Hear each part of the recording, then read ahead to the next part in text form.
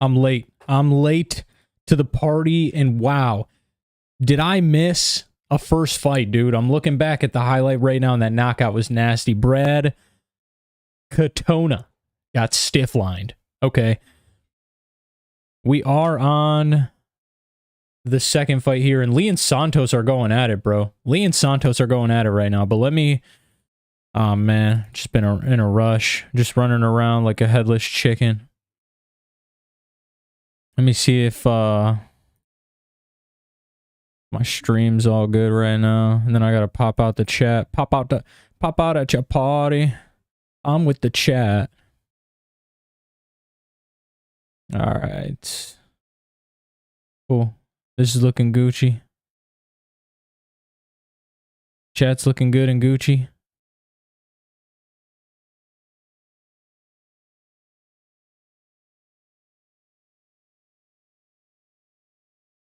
Alright, do I have all my fight predictions down there? Do I have all my fight predictions down there? Let's see.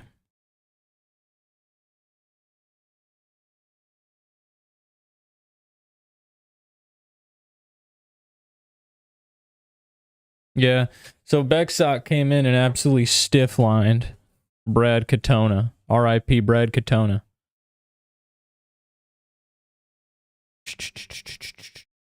But now we got Daniel Santos going at it with Jiang Lee. Jiang Lee. I'm not gonna do a fight clock for this card. I usually do fight clocks, but fight clocks are kind of overrated.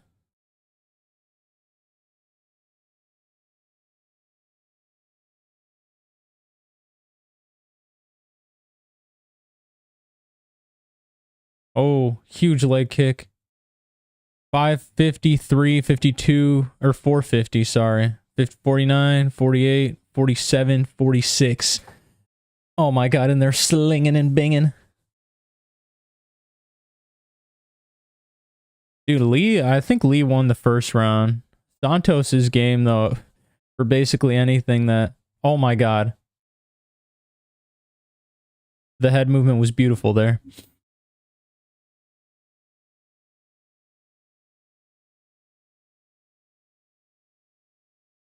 Alright, let's see here. Wow, what a good takedown by Santos.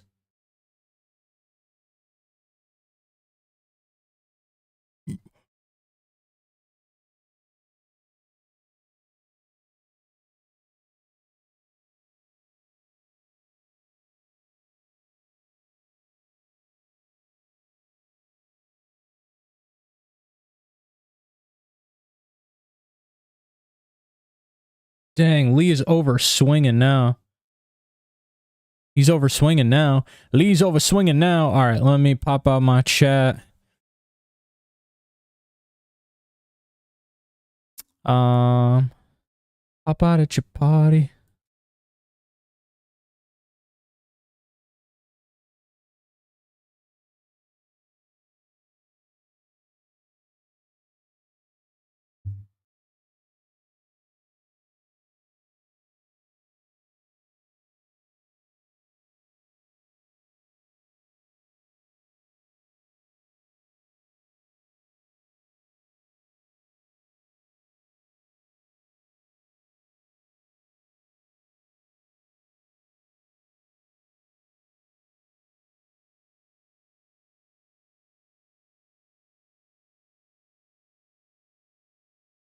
Santos got the good control right now. All right, where's my charger? Lee taking some big deep breaths. Lee taking some big deep breaths.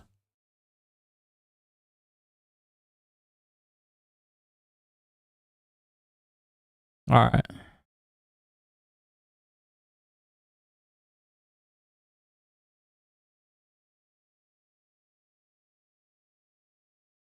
Oh my god.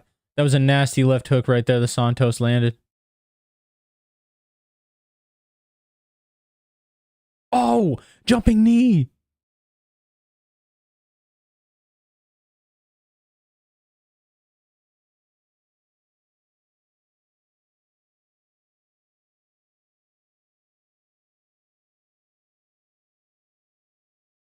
Wow, man. Lee's slacking a little bit, eh? Lee's slacking a little bit, eh?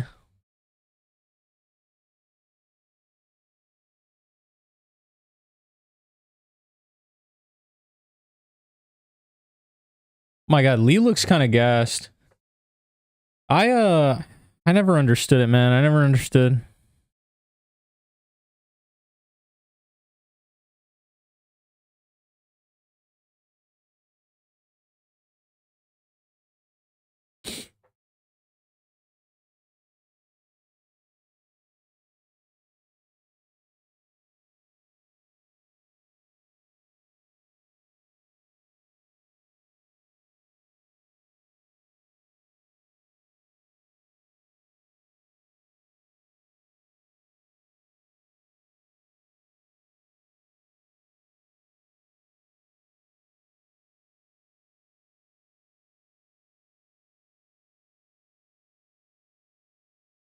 All right.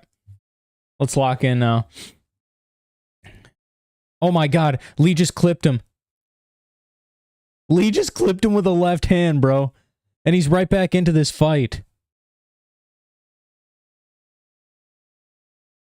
It's 1-1 right now, right? Lee won that first round.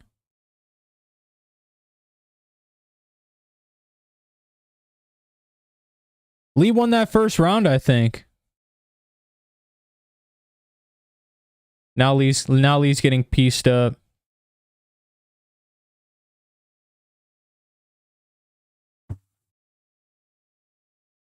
Man, oh man, Danny Willie Cat. Danny Willie Cat, let's get it on.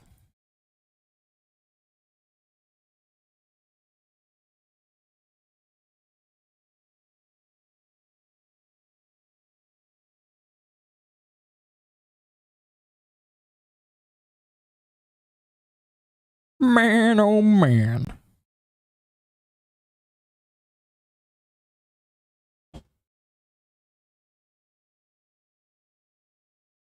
That's still kind of crazy that they only have, what, 10 fights on this card? That's nuts, man. That's kind of insane. Pay-per-views. Jeez,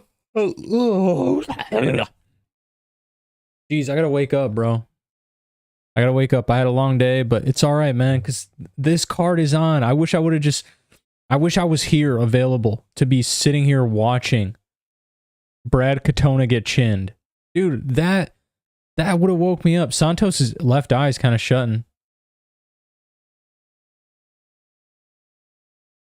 Santos' left eye is kind of shutting.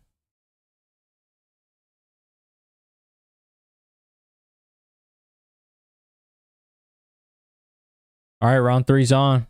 They dap up in the middle there. Hug it out. Y'all gonna kiss too?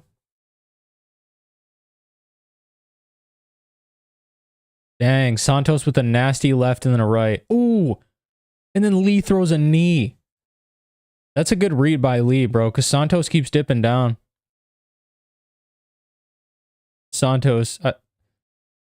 This is 1-1. This is 1-1.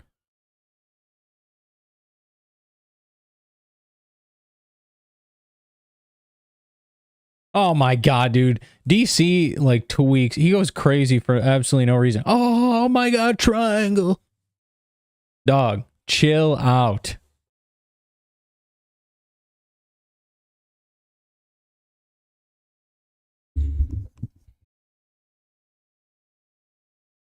Three career wins for Lee via armbar. But, he doesn't have any. He doesn't have any in the recent years, apparently. Yeah, Santos milking this round away. Oh, milking the round away. Gotta go, cause I gotta take care of business today. Gotta go. All right, Lee needs to show some urgency, dog. He's literally just like laying here. Like, give up your elbow, or give up your back. Start building up the base. There you go. There you go. Lee's right back up, and then Santos throws him down. Santos just throws him down. Lee's going to shake him off. Lee's going to shake him off.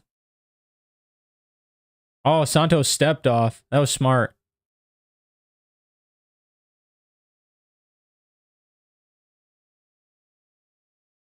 Oh.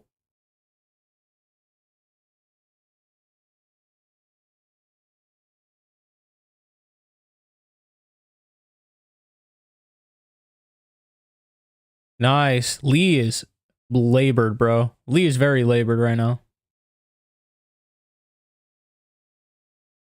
Oh. Santos keeps clipping him with that left hand. Lee's got a good jab, but that's about it. Santos on his way to a victory right now.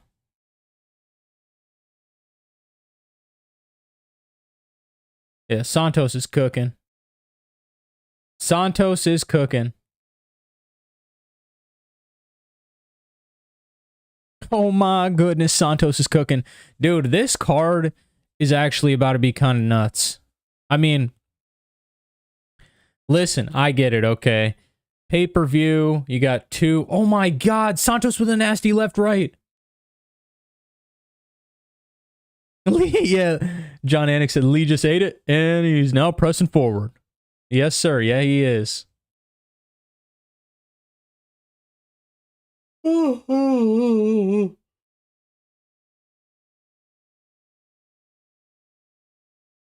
Lee's got good body shots, but I mean, dude, it's a little too late right now.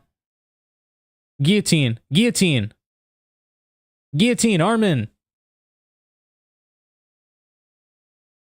I thought Lee was about to slip in an ninja choke or something. Oh, that was a nasty takedown. That was a nasty takedown by Daniel Santos. He like tripped Lee by doing a freaking 360. Yeah, Santos just milking this fight away. I mean, Lee was close, dude. Lee had it. Lee was close, but he gassed.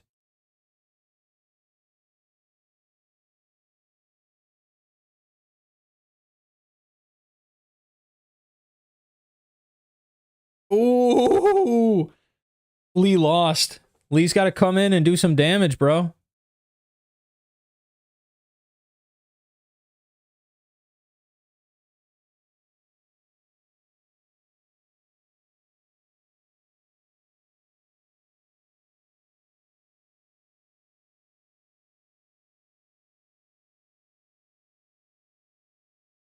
Oh my God. That was a good head kick by Santos. Lee's like waving him on. He's like, I mean, bro, come get him. Come get him, dog.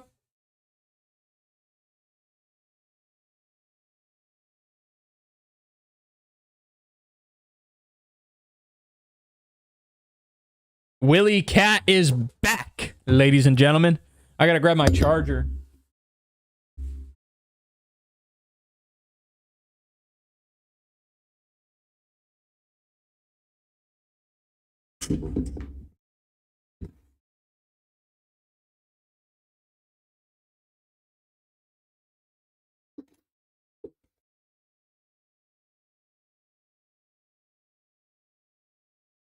Make sure I don't hit anything on the way. On the way over. On the way over. Pull over. She got me in the back in a Range Rover. Man, that was solid work from our boy Santos.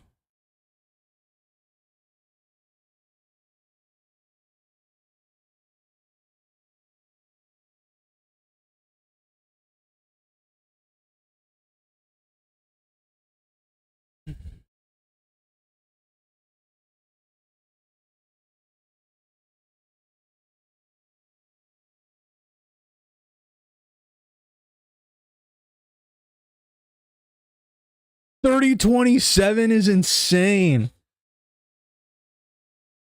What if they gave it to Lee? $30.27 Lee. That'd be fun. I would start tweaking. I would be geeking and tweaking.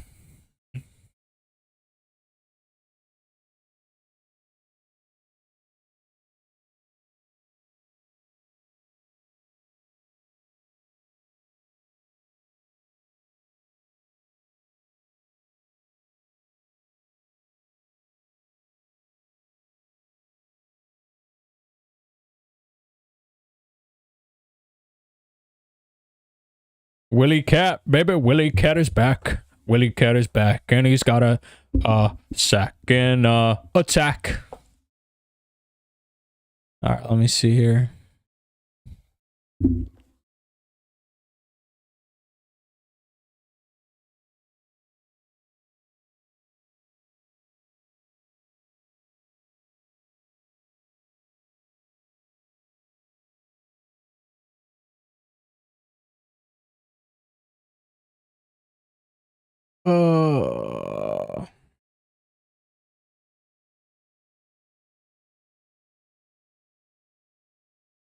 I'm live for UFC 315 right now. Come chill and chat UFC. Let's go.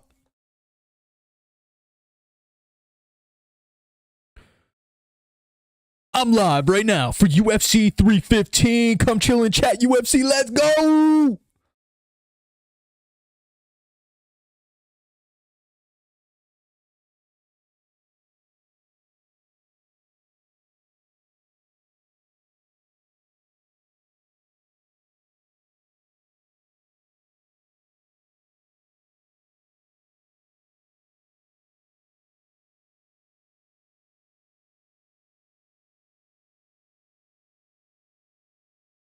BJJ's first marquee event. All right, I got to record that, unfortunately, one more time, but this is the last time, I swear. Marc-Andre Barriault.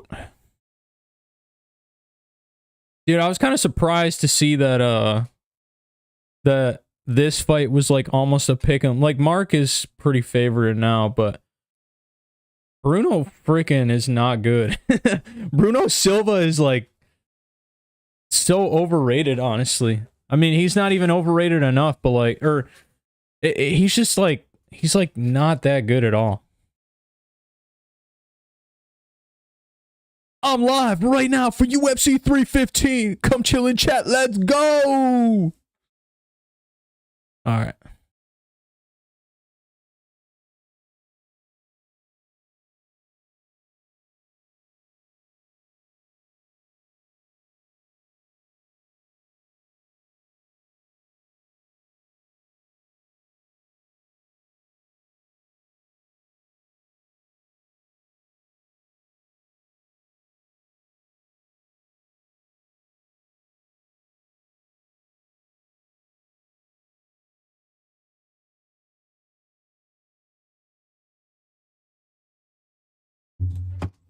Yanni just jinxed JDM. Yanni just jinxed JDM, bro. And listen, I'm all for JDM, but dude, I need to see Islam and Ilya. What is this? They said June 27th through the 28th.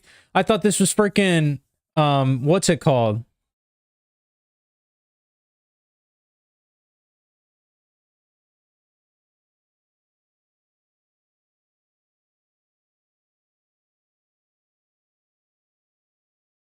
Yeah.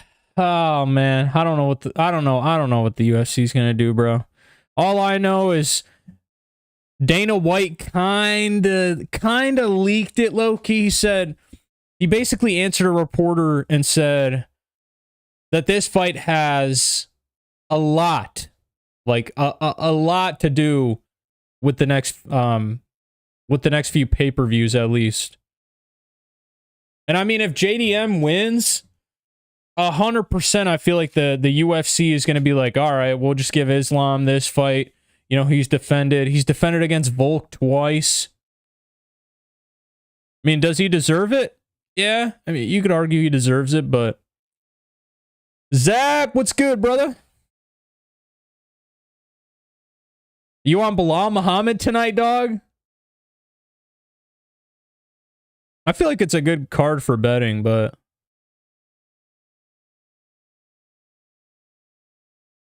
I feel like there's going to be a lot of weird stuff that happens too, for sure. Why do I feel like instead of Belal winning by decision, this dude's going to win by like round 1 TKO or something?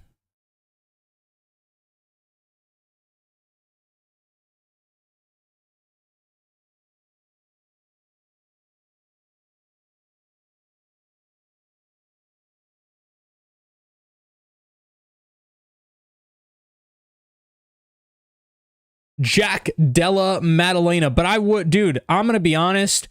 I would absolutely love for JDM to win this tonight, dude. JDM, I feel like, would be a good champ. He would be an active champ, too. Yeah, dude, I like JDM a lot. The only thing I hate about JDM is he's so conserved and just to himself, and he's not, I don't know if I like that out of a UFC champion. Like, Belal's kind of cringy when he, yaps and talks shit and this and that, but at least he's talking. At least he's, bringing some sort of... JDM's just chilling there like, yeah, I mean, I'm on a 7-0 fight win streak. I'll probably finish Belal Muhammad. You know what I mean? I'm chilling. Yeah, that would be sick. That would be sick. If JDM can actually... And I saw Belal said he was going to, stand with him. There's no way. Belal is going to be reaching probably within... I give him 2 minutes. I think he feels a little bit of JDM's power after JDM lands a few times, and Belal's instantly going to jump in. The only thing that concerns me is how easily he was able to do what he did to Leon Edwards, and I get it. You know what I mean? Leon Edwards and JDM, they're not the same. JDM's definitely a lot more vicious. But, dude, I don't know. When I compare their takedown defense, I think Leon is above JDM, dude.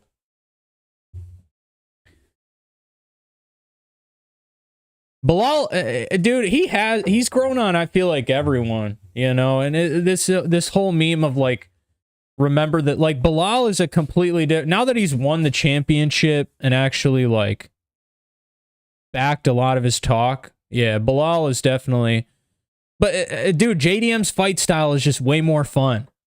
JDM is just, he's more live for a crazy finish, and that's what we need in the UFC, man. But Belal's dominant.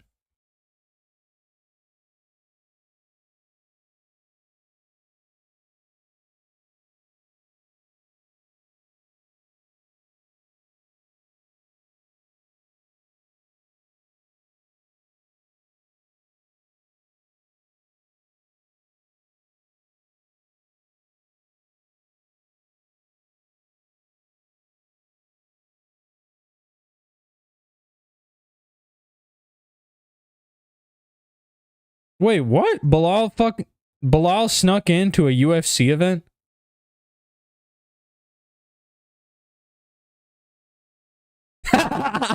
He shot a takedown on an empty canvas.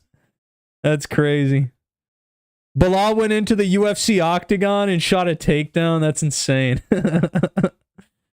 That's the most Belal thing I've heard, bro.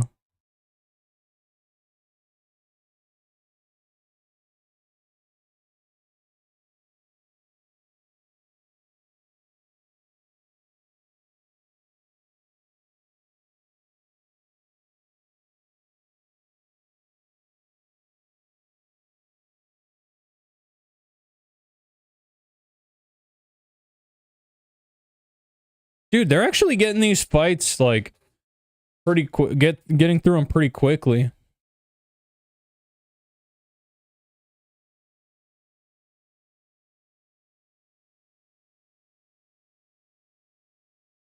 Have we had a Canadian fight yet?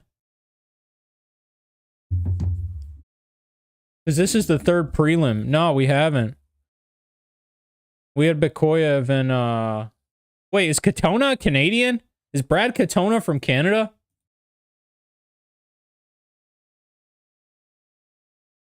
Oh, yeah, he is.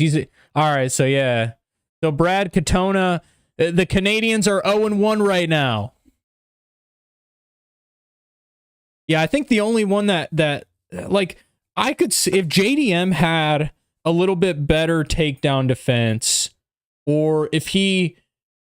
I don't know if you saw the one clip, Zach, of JDM going and submitting. Why am I drawing a blank on his name? Jones. Why am I drawing a blank? Craig, did you see that he submitted Craig Jones? That's pretty impressive. I'm not gonna lie. Even if it's you know, just rolling around. But then a lot of people were like, "Oh yeah, they scripted that to make it seem like JDM has a ground." Why? I don't know why they would script something like that, but maybe, I don't know. The fighters could be doing some weird stuff sometimes to make it seem like they're doing something. I don't know. We'll see. I got Belal though. I got Belal winning tonight. I want Belal to win tonight. Bilal's grown on me a little bit, but also for the sake of seeing quite literally one of the greatest mixed martial arts fights we potentially would. Dude, I thought Arman Sarukian and Islam Makhachev was at a level where it was going to be an all-timer. Ilia Topuria versus Islam Makhachev is quite literally going to be an all-timer. That's a fight that's going to get passed down from generation to generation. I'm going to be yapping about it to my grandkids, okay?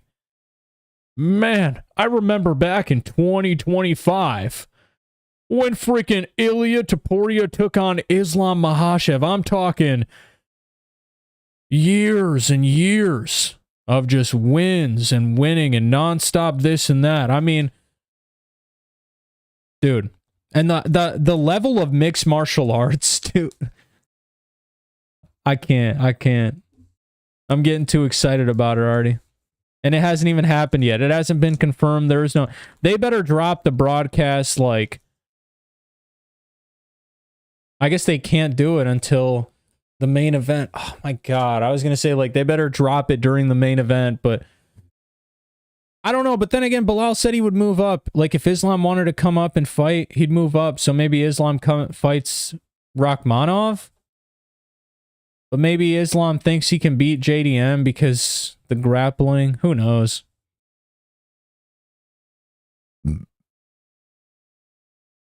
Regardless, though, we do get a banger fight in Charles Oliveira and Ilia Topuria. And that's a really good fight, too. I mean, that's like one of those generational fights, too. Is it as generational as Islam Makhachev? I don't think so. I don't even think it's going to be close, but it's going to be as entertaining, if not more entertaining, with Do Bronx. Marc-Andre Barriault versus Bruno Silva. This is going to be interesting. And Bruno Silva missed weight. What the heck? I didn't even know that. I thought everyone made weight. He's got to forfeit 20% of his purse.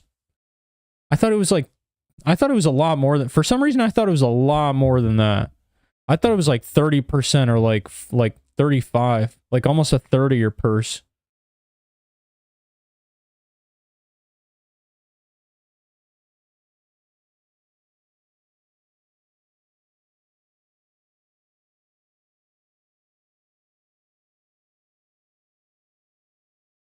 Silva.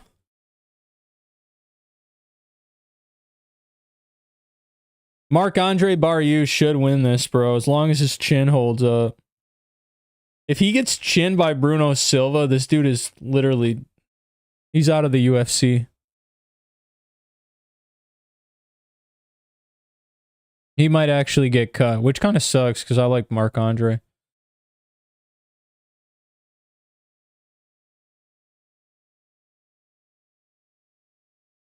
Powerball Barriault. Dude, that guy looks crazy. With the blue body paint. That was insane.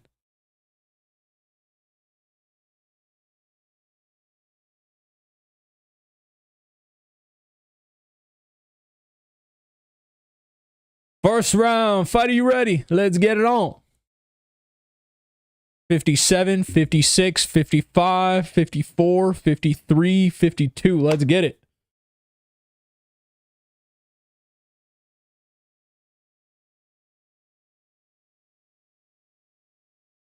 Oh my God, he cracked him already.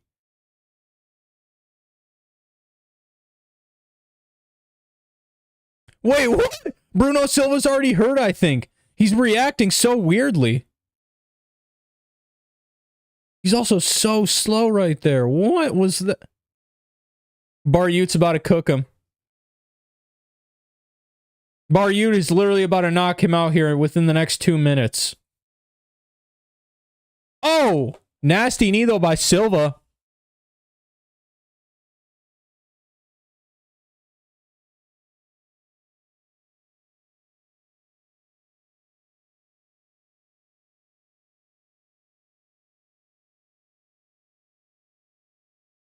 Oh! Ah, Silva rushed it. Silva rushed it. I have no idea what was even what was he even thinking in that moment right there. Oh my god, that was a nasty elbow by Marc. Another. Oh, it's over. It's over. He just knocked him out. He just stiff-lined him, bro. He just stiff-lined him with an elbow that close, dog.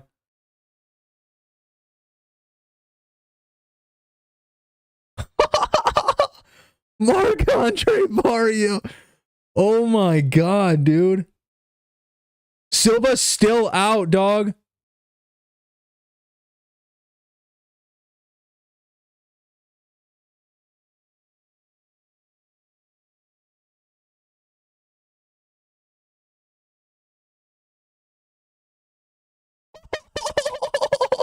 Oh my god, bro. Barriault is... Wow, dude. He's back. He's back.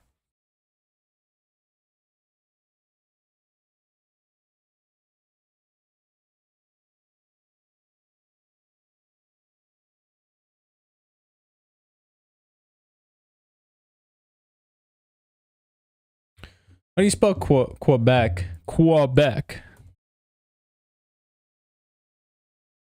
UB.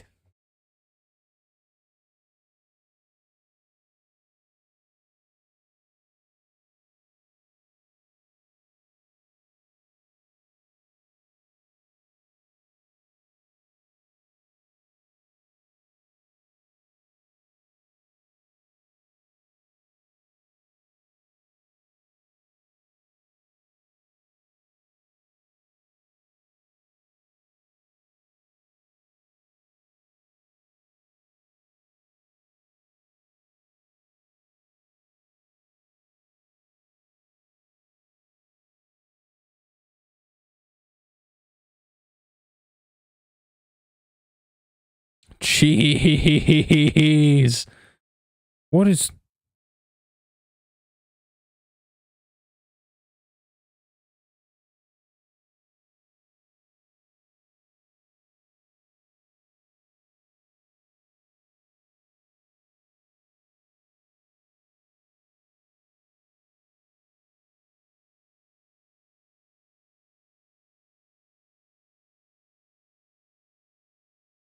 Bruno Silva just got dud. Like, that's career ending right there.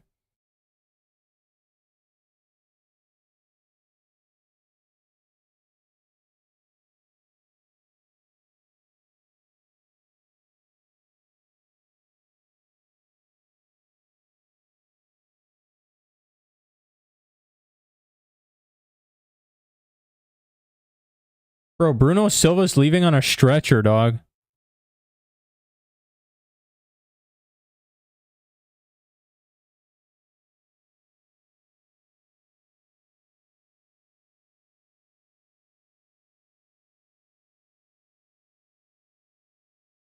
Holy crap, dude. Silva's leaving on a freaking stretcher.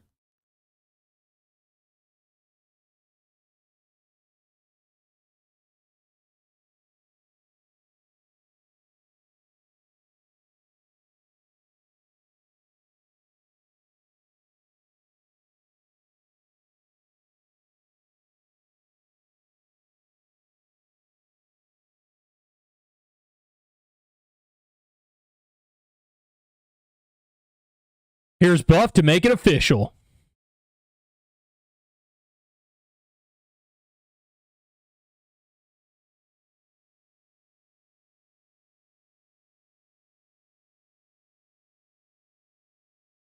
Barriault!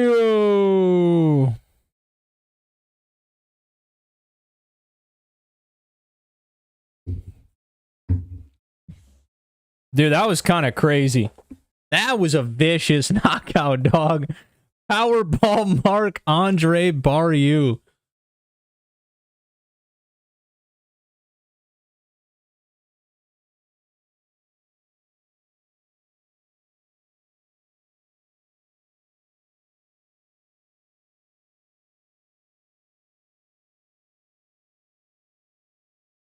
Has Mark really been unlucky the past few fights?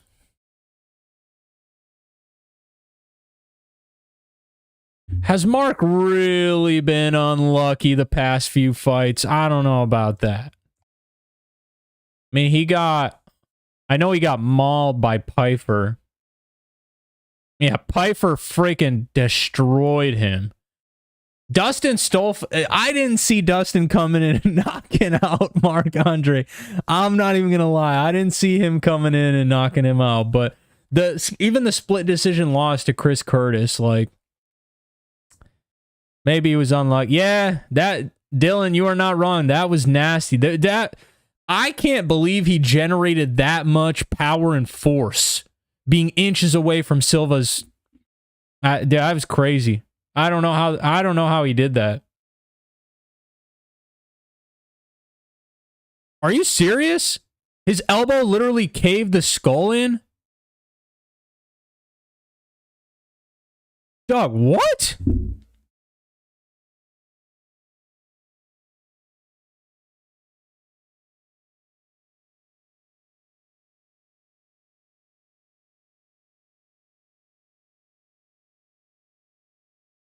Oh my god, dude. He's being taken out on a stretcher, bro.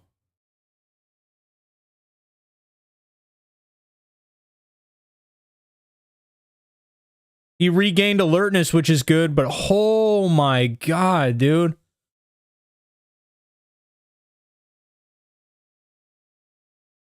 That's scary, bro. I don't know if it happened, but it looked like it did. Dude, you could be right. I didn't see like that. You know, I didn't see specifically like anything that would have looked like his head was caving in, but dude, I mean, the way he was out, I could believe it for sure. That power, how did he generate that much power literally being like this close? I don't know. Silva's got to retire though. Bruno Silva, dude, it's just not it for him anymore.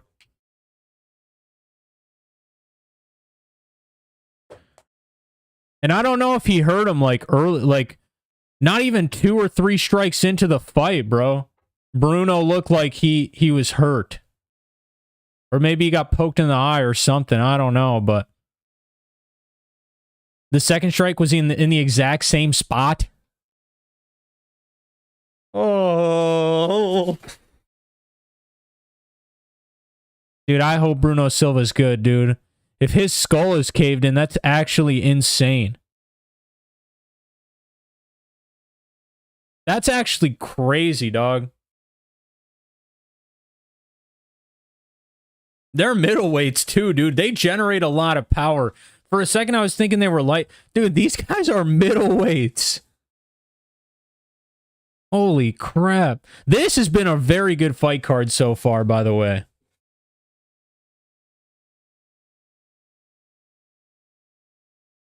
I wonder if they have, like, a replay on X or anything.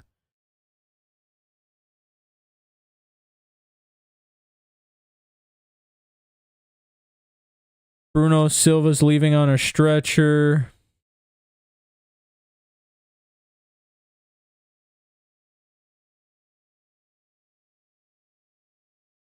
Oh my god, dude.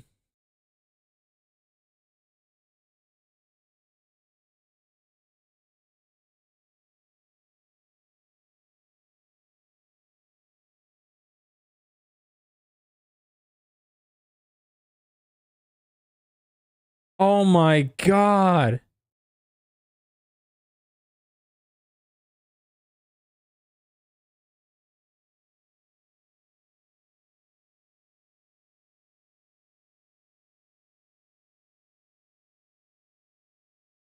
Dude, the dumb ref literally got in the way on the second strike that I'm trying to look at right now. Oh my goodness, dude. He dropped like a fly, bro. Yep. Well, we know who's getting cut and who's staying in the UFC. His skull probably is like cracked or something, man. I feel like this is one of those injuries where like you never come back. I mean, Bruno Silva hasn't been the same, dog. He hasn't been as good as he used to, but now with something like this, with an injury like this, bro.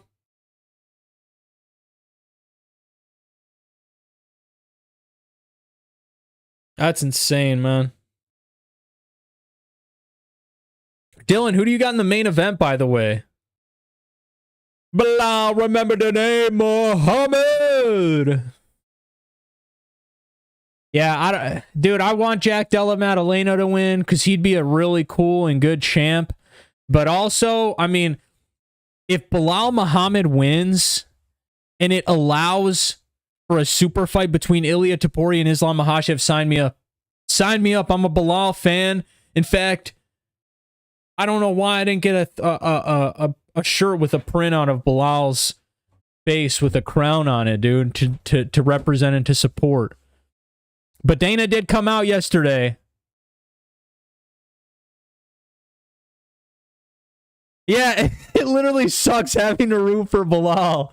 You're absolutely right. I want JDM to win too, but dude, if you're telling me that if JDM wins, Islam Makhachev is absolutely 110% moving up, and there's no chance that we'll ever get to see him versus Ilia, that it upsets me a little bit. But also, I'm like, well, then Ilia's gonna fight Charles Oliveira, which is also going to be a great fight, and then you got Islam Makhachev versus Jack Della Maddalena. But I don't know if JDM can even do it, dude. Like, I look at JDM as obviously a way better striker than, you know, the guys that Belal's face, but this would be Belal's most redeeming moment. It honestly will be. And yeah, dude, you're right. The magnitude of this fight is actually insane. Like, if we do get Islam Makhachev versus Ilia Topuria, 100%. I don't think anything's ever gonna, you know, reach the pinnacle level of McGregor versus Khabib, but because I don't think anyone's like ever gonna be as disrespectful as McGregor was. Ilia, I feel like, would be the type of dude to go in there and be like, yeah, you know, Islam, you know, I respect him. He's a good guy, religious, this, that, whatever. Has kids, has a family, loves them, protects them. But yeah, his jiu-jitsu is dog shit. His striking is mediocre. And I'm going to expose him. I'm going to knock him out.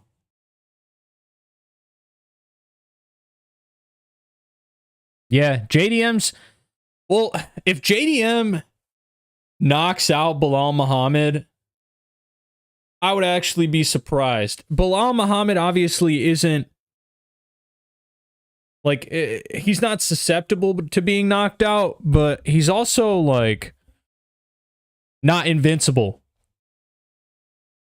And JDM has insane power. Insane power.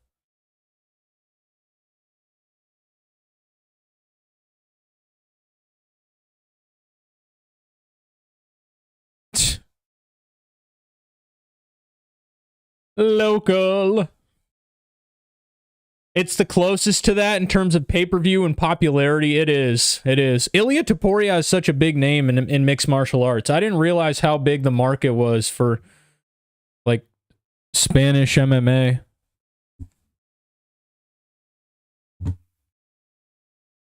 Georgian.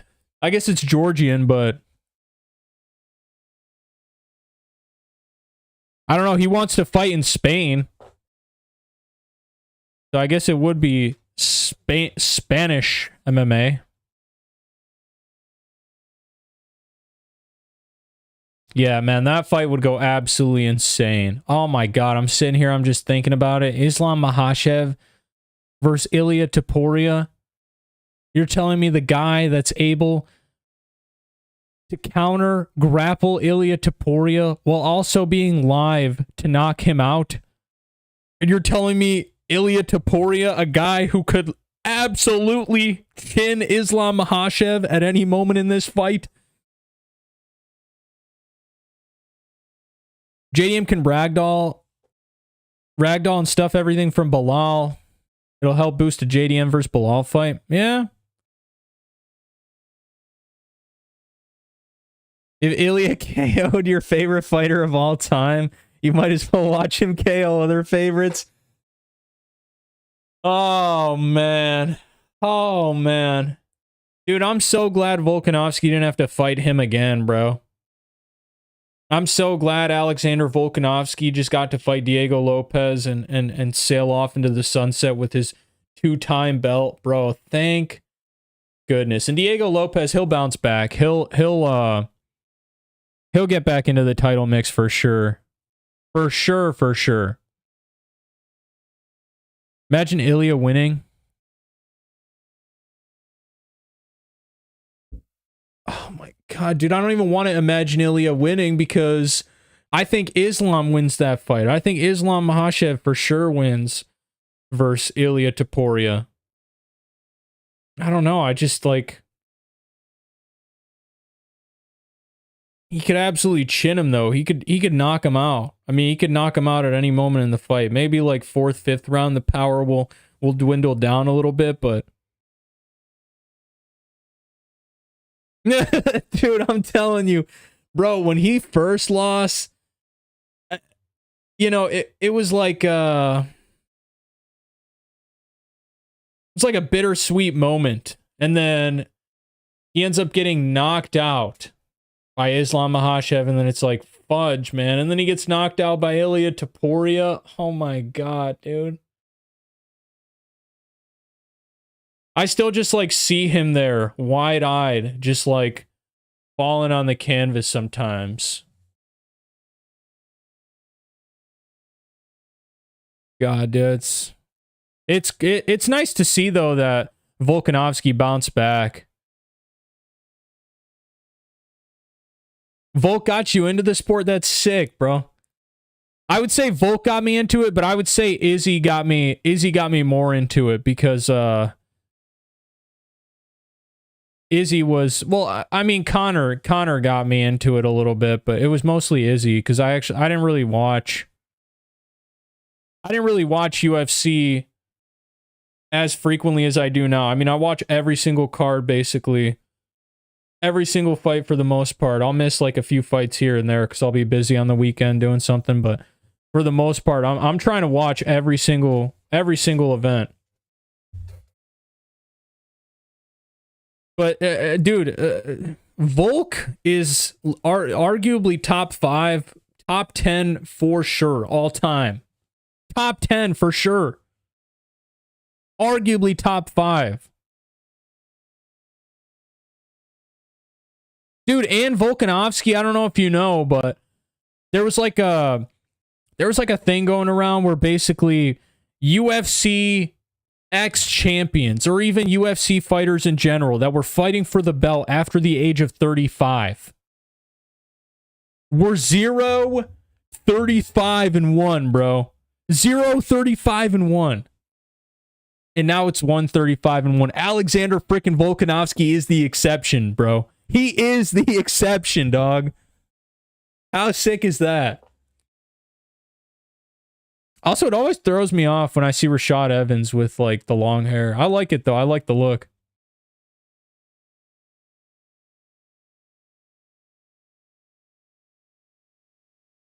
Mike Malott versus Charles Radtke. Let's go, dude.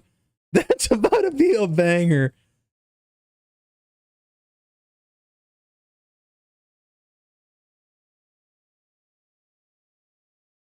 Dude. When I saw that stat, I was originally picking Volkanovski to win, and then I saw that and I was like, dude, he can't be the exception, bro. He can't. Like, I get it. Volkanovski is so good. I mean, this guy is levels. above. And unless you have like the capability to knock him out in a round or two, he's beating you.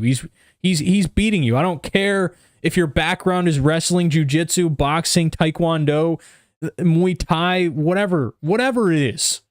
Alexander Volkanovski is exposing you.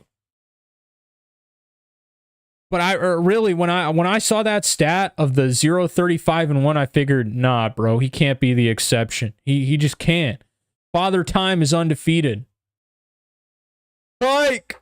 Father Time ain't undefeated anymore. Volkanovski is the exception.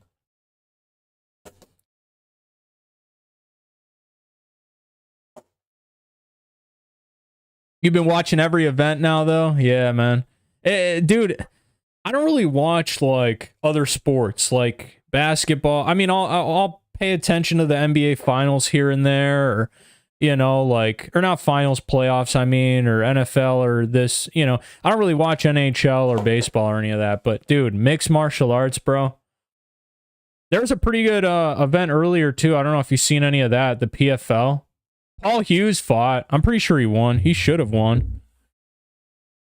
There's absolutely no way Paul Hughes lost.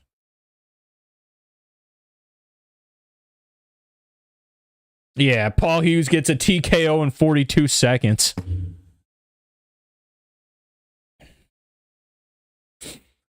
I was stat watching that, and I knew he'd be the first one to defend that stat. Bro, my heart rate on fight night as he came out to the best entrance ever. And then he almost got KO'd. Dude, I don't know if you remember, but that specific point in that fight where I don't know if, like, his eye just got hit a weird way or if he got poked in the eye. But when Alexander Volkanovski started, like, covering his eye and, like, it almost seemed like he was about to, like, not quit, but like get screwed over with some eye BS. You know what I mean? Maybe he got poked and the referee just being dumb didn't see it, but he persevered, baby. That's what goats do. Bah! Sorry, I just meant to say Volk, but the goat noise came out. Oh my god, I'm so freaking hyped for this, dude. He called out Nurmagomedov.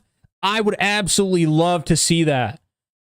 I do think Paul Hughes very narrowly lost that fight, but that was a really good fight by Usman and Paul. They have to do that, dude. If they don't do Paul Hughes versus Usman Nurmagomedov again, they're dumb. It's the biggest fumble by the PFL. Paul Hughes is going to be the one to put PFL on the map. But yeah, Volkanovski, the way he persevered, the fact that he was literally about to lose eyesight, and then he just said, "Screw it, I'm gonna turn on my UFC featherweight champion powers." Who won here from Egypt? Can't know who won, Belal or Maddalena. Dude, Belal won. Unanimous decision. Nah, I'm just kidding. They haven't fought yet. It's still prelims. It's about to be the fourth fight of the card, so the early prelims just got done. So now the regular prelims are about to start. But it's been a good card so far. But if you're asking me who I think wins,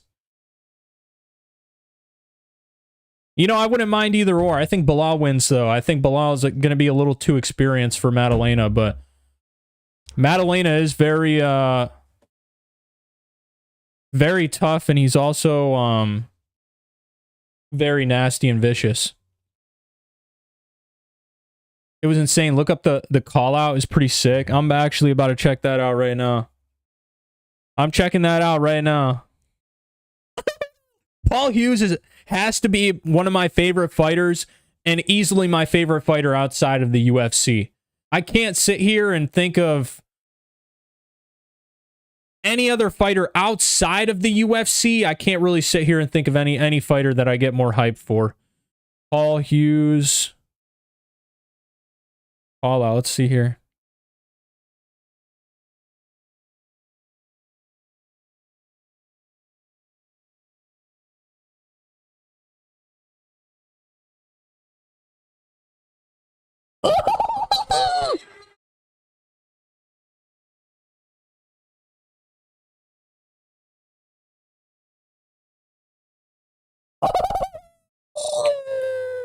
You're dead, buddy.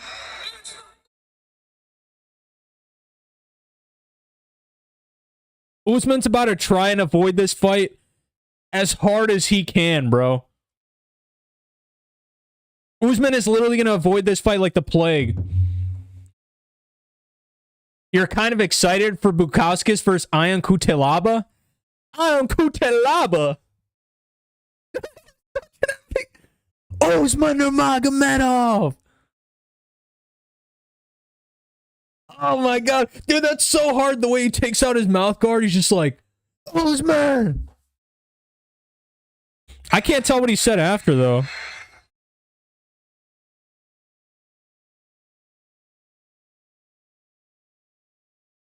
He said you can run, you can try and fight any other man you want, but you're dead.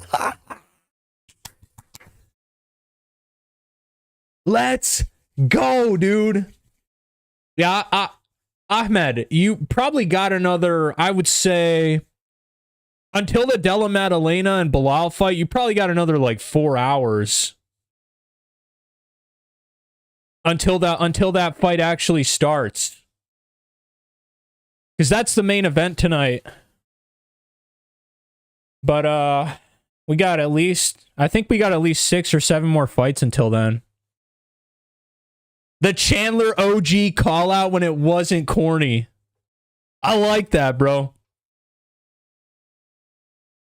I like that. I hope the PFL doesn't protect Usman, because I really do think Paul Hughes beats him this second time around. Paul Hughes is very, very good at adjusting for his fights, bro. His IQ is insanely high. His fight IQ is off the charts. Conor McGregor! I want you!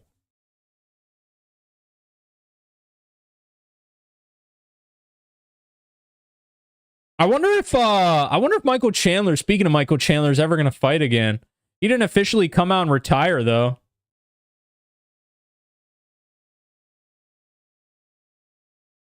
Oh, crap. I gotta go.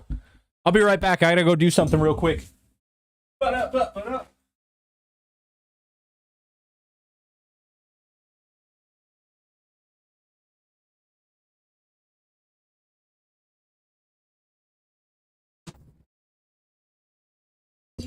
Alright, we good.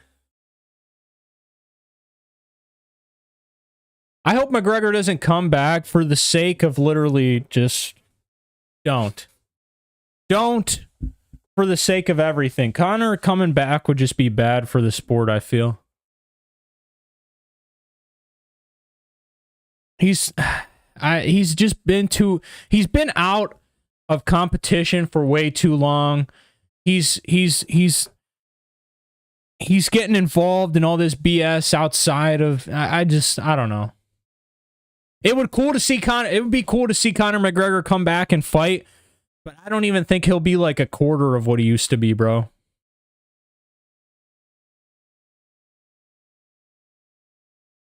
Paul Hughes in 2, though. I absolutely agree. Paul Hughes in 3.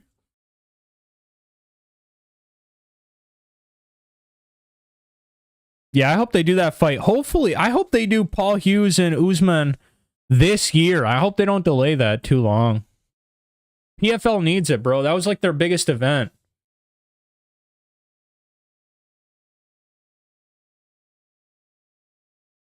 Oh, it's 3 a.m. Oh my god, dude.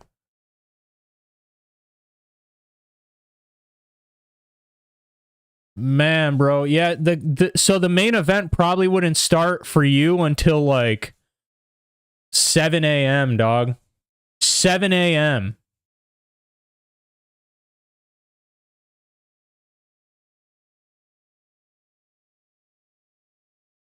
Maybe even longer, dude. Because now that I'm thinking about it, we have 2 women's fights on, and one of them's a 5-rounder. Hey, Ivan Erslan, let's go! Nah, he's probably about to get cooked. Navajo Stirling should smoke Ivan.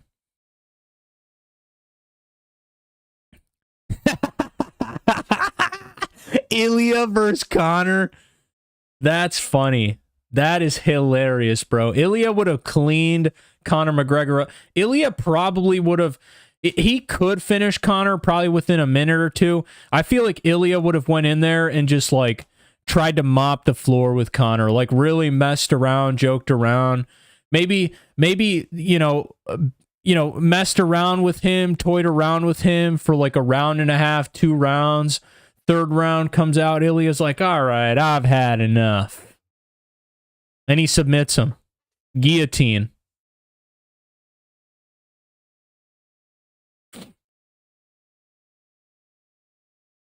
I remember when Michael Chandler and Conor McGregor was like basically scheduled for International Fight Week last year. You remember that?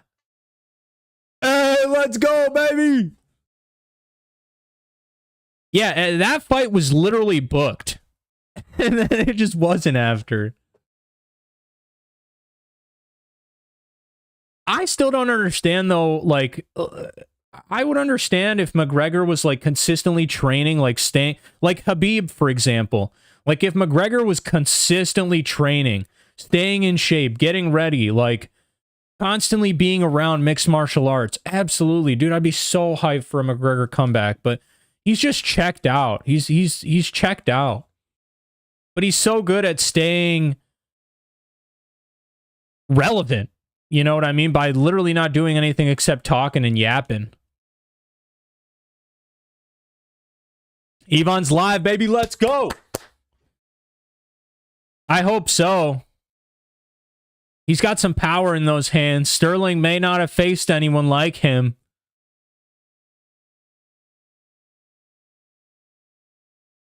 Ooh. Stirling, you got to respect that power, buddy.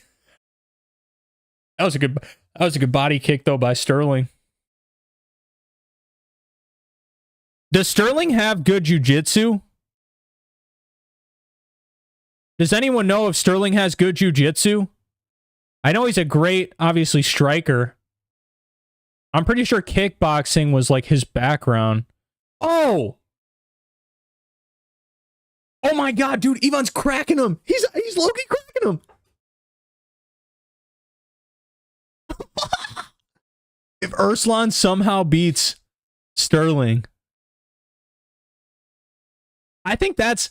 Dude, Dylan, I'm not even going to lie to you. I think that is all Conor does at this point now. Like, he literally just wants to stall Michael Chandler and troll him for as long as he can. I think that's been his goal for quite some time now. Bro never wanted to come back. Bro just wanted to be a troll and stall Michael Chandler's career.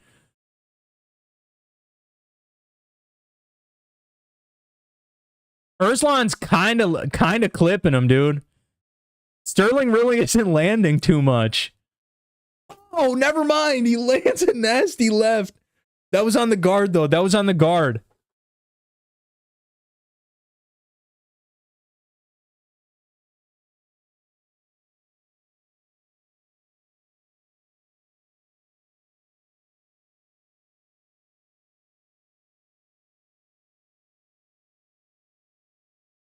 Conor McGregor just posted a training video?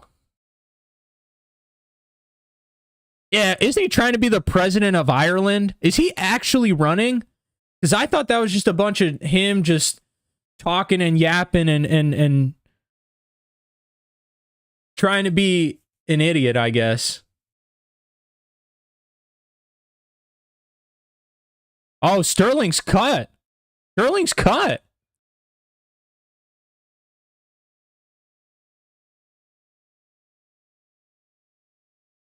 How does a guy like Conor even make it on the ballot, bro? How does a guy like Conor McGregor even make it on the ballot? Connor does everything but trains to come back to mixed martial arts. Yeah, literally. Connor is doing everything besides fighting. You're absolutely right.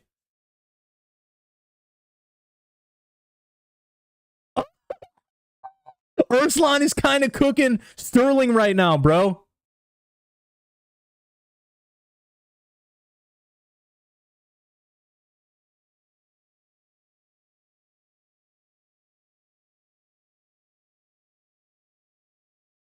Erslan's very, very good. He's like very defensively sound. He's keeping his guard exactly where he needs to keep it. Like, Stirling can't land anything, and when he does, it's on the guard. Oh my god, dude, that's a nasty right hand. Erslan is looking phenomenal. Navajo might gas, too. Oh, he clips him with the right hand again.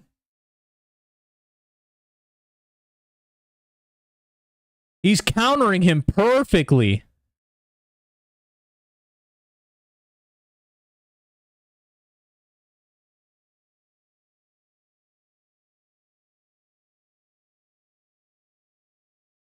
Stirling's landed more significant strikes? What? What is John Anik yapping about? There's no way.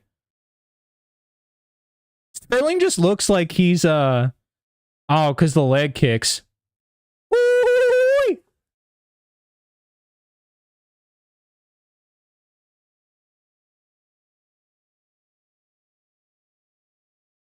Oh my god. Now they're swinging. Now they're swinging.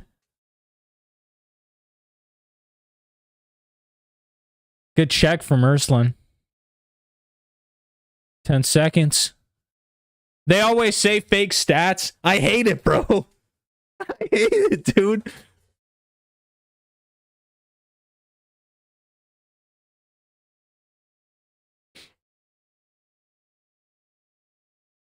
Yeah, there's no way Erslan only landed 11. That's actually crazy. There's no way.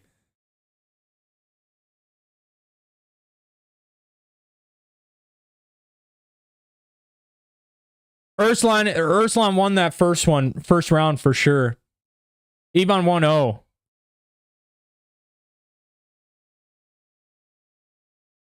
Yeah, Stirling got a nasty cut underneath that left eye. It was a little smaller, but Ivan's opened it up a little bit. Okay, okay. I think Navajo's doubting himself a little bit right now. I think Navajo is doubting himself a little bit.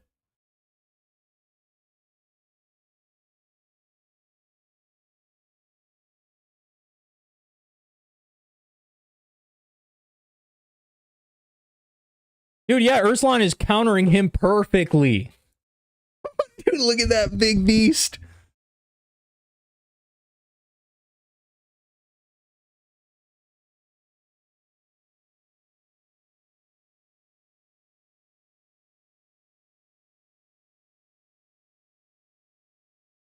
Oh, Bruno's alert and he's back. Bruno's good. Erslan going in for a takedown. He's got his back now. Well, not got his back, but... Oh, man. Bruno Silva's got neck pain. That's not good, bro.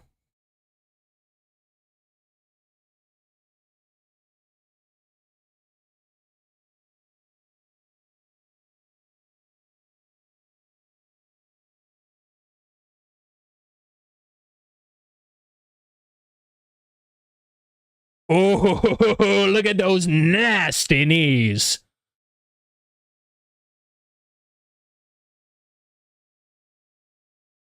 Boo. Boo. Oh, my God. Stirling gets him down. Uh-oh.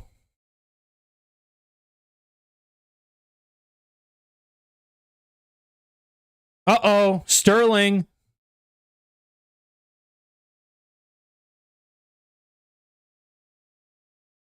Oh my God, bro. And he just takes him down with ease, dog. He can't keep him down, though.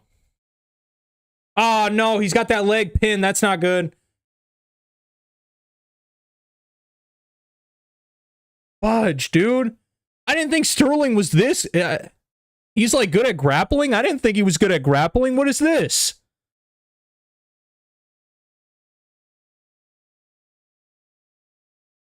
Oh, my God, dude. What is Erslan doing? Come on, brother. You were initiating the grappling, dog. Why was he initiating the grappling? What the Dude, he was literally... Oh! He reversed him.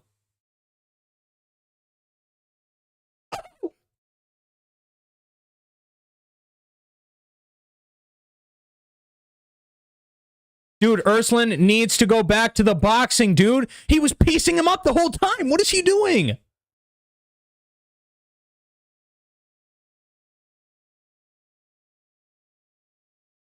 He's looking to walk to a decision this fast.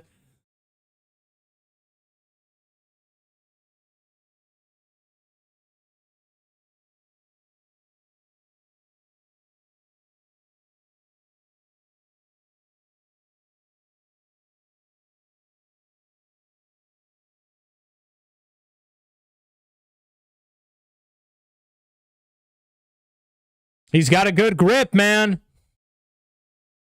He's got a good grip.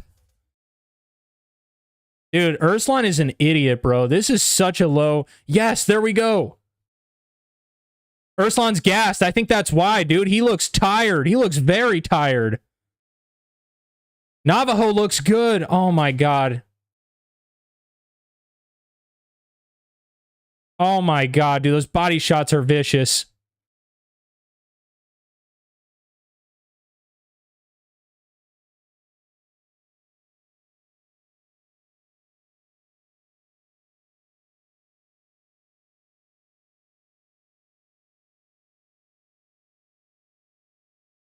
Erslan is literally just relying on that right hand.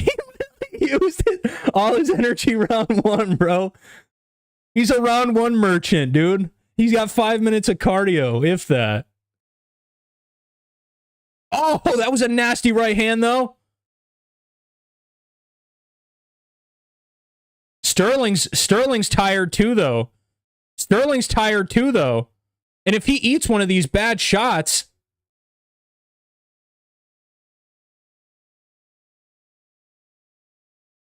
Looking like Shamil.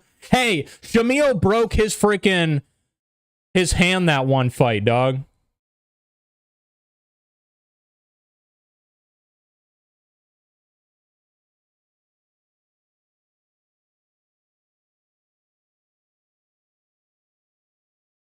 Wow, this is such an underwhelming performance from Navajo. I really thought this guy was like the next up-and-coming light heavyweight, dude.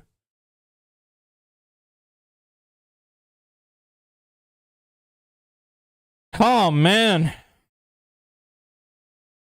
What is it, 1-1? The blob cannot be disrespected. Man, Shamil's only loss is his broken hand, dog. Shamil Gaziev is really him. Shamil's Himothy. Gaziev? You mean Ghazi Goat? You mean Ghazi Goat? Yeah. Yeah. Shamil is as long as Tom Aspinall is getting... As long as Tom Aspinall is getting blue balled by John Jones, yeah, Shamil Gaziev is live for a heavyweight title. How crazy would a Tom Aspinall versus Ghazi Goat fight go, though? Stirling gonna edge out a decision because of 2 minutes. 2-minute mic over here. Yeah, I think Stirling he looks more fresh in this third round. I mean, if Erslan can land like a big shot or two, a big meaty hook. There it is. That big right hook.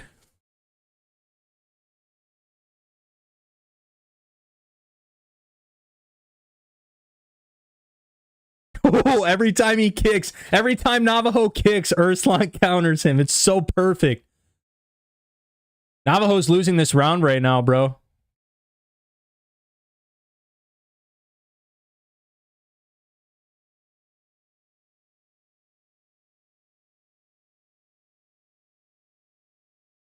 Ooh! That was a nasty left, though, by Stirling.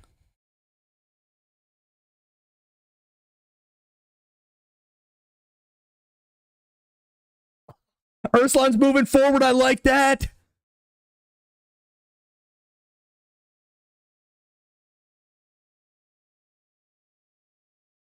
Oh! Oh, they clipped each other. That was a good right hand from Erslan. Stirling's gassing, bro. Stirling is weighing heavy right now. Nice clinch knee from Stirling. Oh! Oh my God, he clipped him.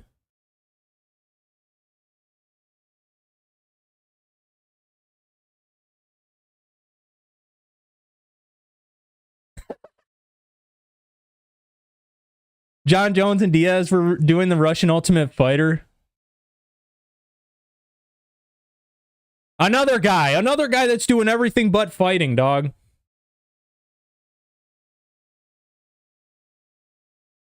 Dude, Erslan needs to start just throwing more.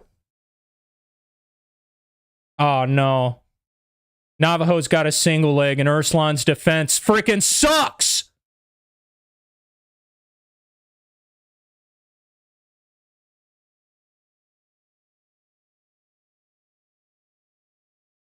Dude, rain down elbows right now. What is Erslan doing?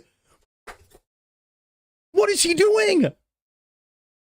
Oh my God. He's actually dumb, bro. What is he doing?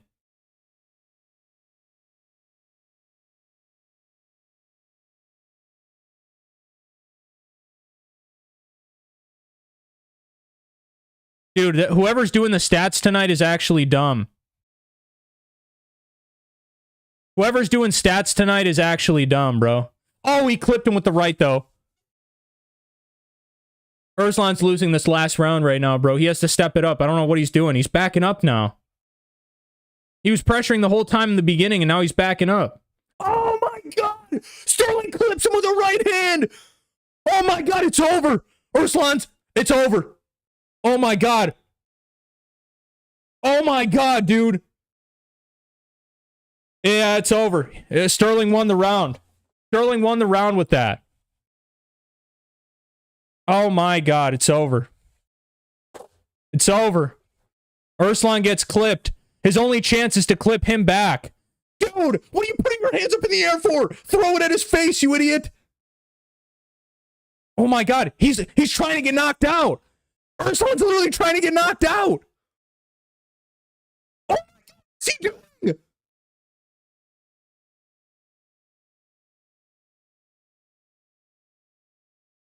Oh my God, dude! Erslan freaking choked it! Erslan choked it, dog! He literally had the fight. All he had to do was keep moving forward.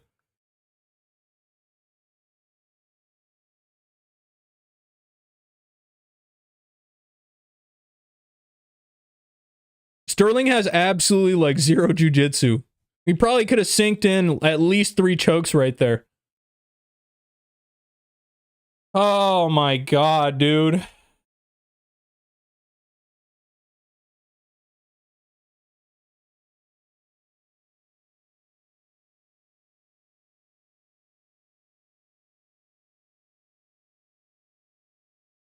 Jeez, man. What was that? Erslan literally gets clipped. What does he do? You freaking dummy, bro. Are you serious? Dog, he had the fight in literally his hands, bro.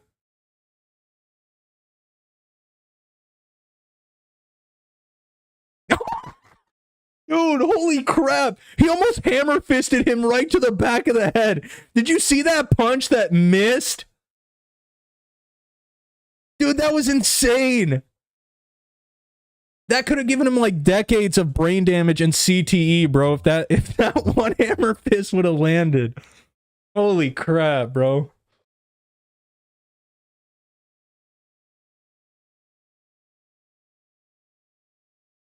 Bro, what is going on right now?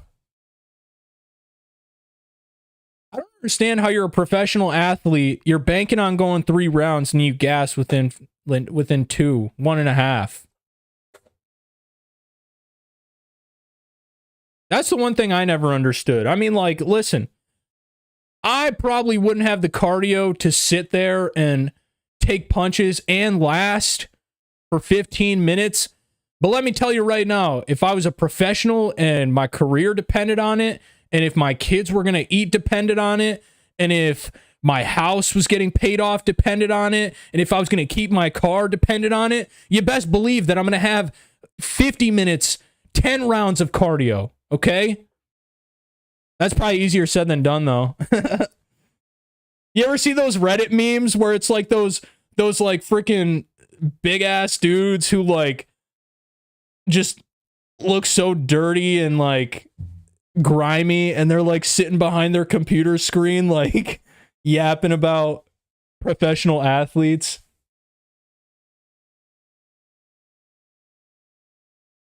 What if they gave this fight to Ivan? Ivan?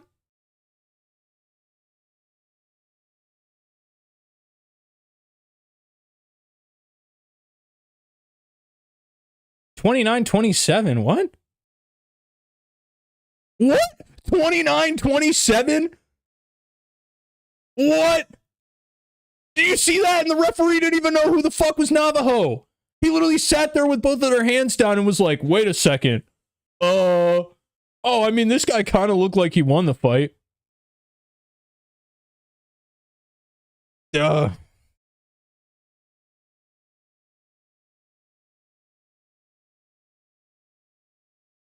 That's crazy. Navajo Stirling comes through, though.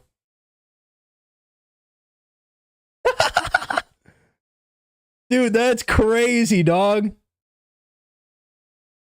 He literally tried to kill him, bro. He literally tried to kill him. He knocked out the little IQ that he had out of him. Bro. Yep, there it goes. There it goes.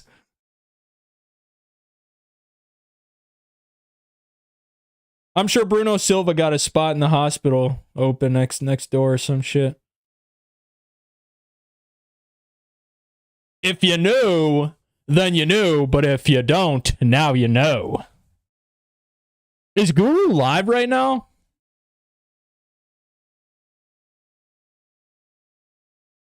Guru doesn't go live until like until the main card. I don't even know if he'll go live for tonight's card, bro. I don't even know if Guru's gonna go live for tonight's card just because of like how much he despises the fact that the UFC put two women's MMA fights on the pay-per-view. And there's also not a lot of name value, you know, on the prelims either, I feel, but I mean, dude, Shevchenko and Manon, Fiorot, I honestly don't think that's going to be even that bad of a fight. But it is WMMA, you know what I mean? You just have to bank on that going 25 minutes, and a majority of it isn't really going to be crazy. But I do like the fact that Manon Fiorot is like a striker, so it's not like it's going to be a... Maybe Shevchenko is going to hug fest him. He's going to go live for the main event, and all the fights are going to be boring since prelims are crazy. Yeah, that's actually how it works, unfortunately. When the prelims are fire, when the prelims are so good, To be fair, though, BSD is a guaranteed finish, right? It's just a matter of what kind of point. Like, is he going to pick a knockout or is he going to do it via submission? But BSD is a guaranteed finish. Jose Aldo and Aiemann Zahabi, I don't know. I mean, Aiemann Zahabi could literally just take the Mario Bautista approach to that fight. Let's hope he doesn't. But this is going to be a freaking banger, though. Modestas Bukauskas versus Ian Cutelaba. Bukauskas probably gets him out of there in the first round. Bukauskas is probably going to get him out of there in the first round. You got Modestas by KO. You got Modestas by KO. Oh, Guru just went live? I'm literally on his page right now. Oh, yeah. What the fuck? That's so crazy. He missed all the good fights, dog. Guru literally missed the good fights, the finishes. I mean, at least he's going to be watching this one.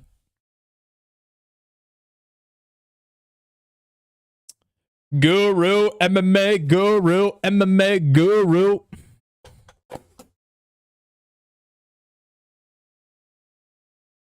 Who did MMA Guru have for the main event? I didn't watch his prediction video, but I'm actually curious. I feel like he would instantly go toward JDM, but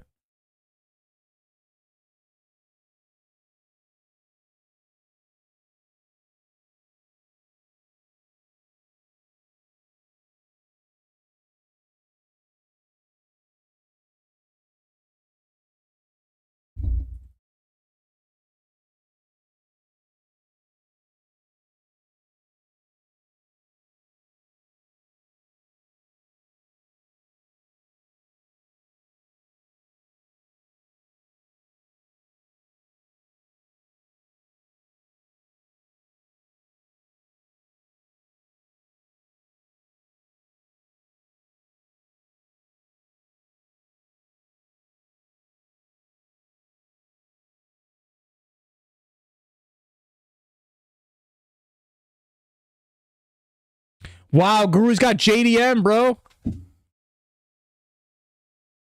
MMA Guru's got JDM to win this fight. I will say MMA Guru is kind of when it comes to the picks, bro, MMA Guru really is like, I would have thought this dude would be one of the best like pickers in the community. Yeah, I don't know.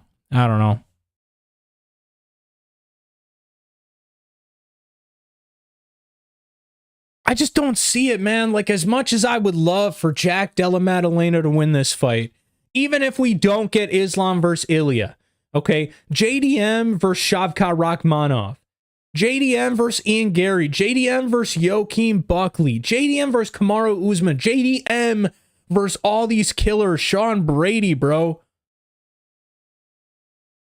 JDM is is a way more fun fight for all of these guys as opposed to Belal, but I don't know. I just don't see JDM like going in there. Yeah, he's vicious. Yeah, he's got power. But Belal is like, he's just a machine, bro. Belal is like Merab Dvalishvili, essentially. Like, he just has unlimited cardio. His survival instincts are amazing.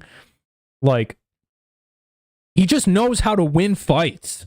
Like, he doesn't know how to put on crazy performances, but that's what JDM knows how to do. I don't know. The good news is, though, whoever wins tonight's main event, like, there is no loser. There is no loser in the fans' eyes and the fans' perspective. We truly do win with whoever wins tonight's fight. Belal wins, we get Islam versus Ilya. JDM wins, we get Islam versus JDM. We get Ilya versus Charles Oliveira. Bro. Dog. He said he's going on instinct now because of him regretting.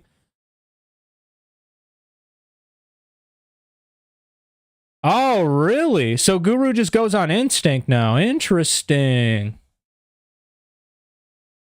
Interesting. I kind of hate watching old fights too, because especially when you're a young guy like JDM who's always improving and getting significantly better with each fight.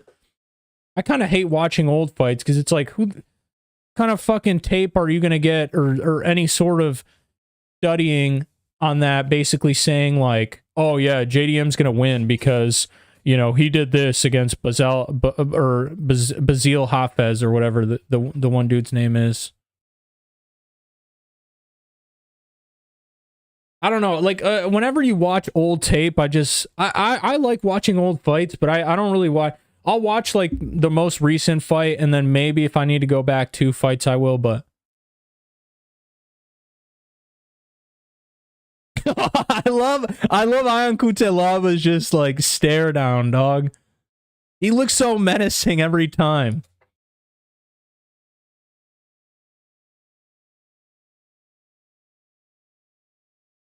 Yeah,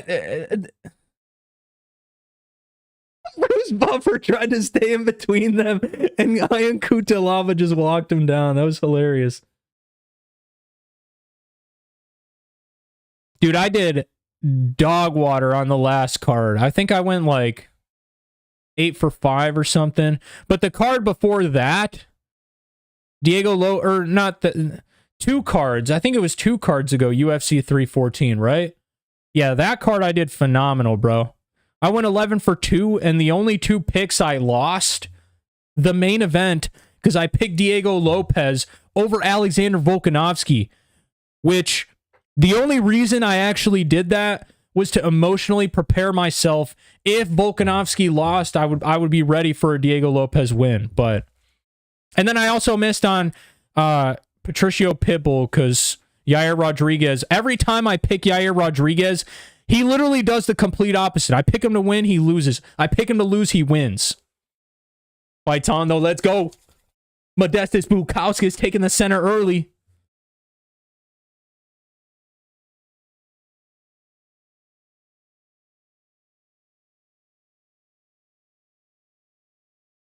Yeah, dude, I originally had Volkanovski, and then I was like, dude, the stats of UFC champions above the age of 35, like they've never won. Diego Lopez is hungry. Like he has the finishing capability. Like he's able to chin Volk the exact same way Ilia Topuria did. But thankfully, I was completely wrong on that pick. Ion Cutelaba needs to take this fight to the ground, bro.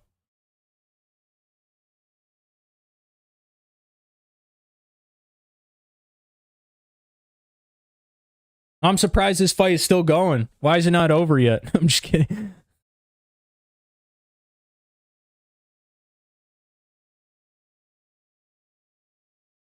Yeah, I'm so glad Volkanovski won that fight, bro.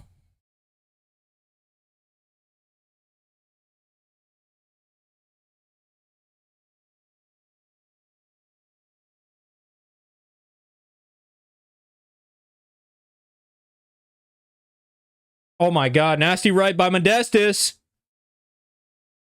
Cutelaba's chin has gotten way better over the past couple fights.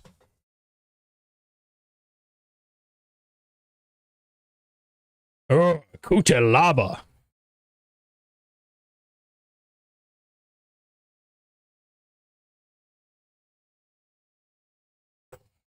Cutelaba is on. Is he on a?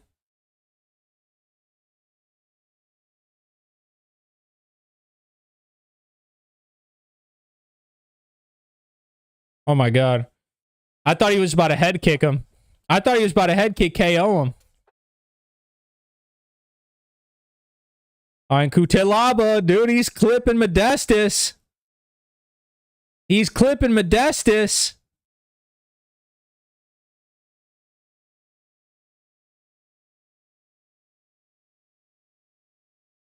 Reyes, Ige, Verna, Hooper, Elkins. You basically picked a perfect card.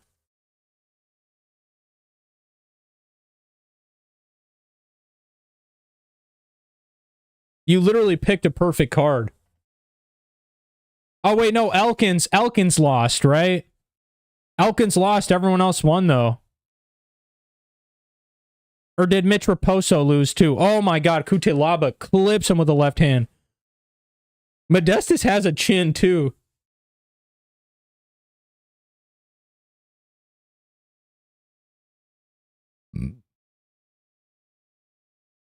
That was a nasty leg kick. Barely. Hey, it still counts, though.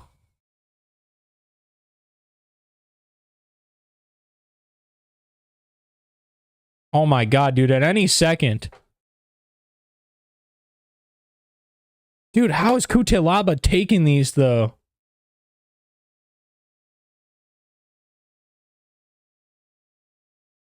Yeah, Elkins got freaking murked by Julian Erosa. It was Julian Erosa, right, that beat him?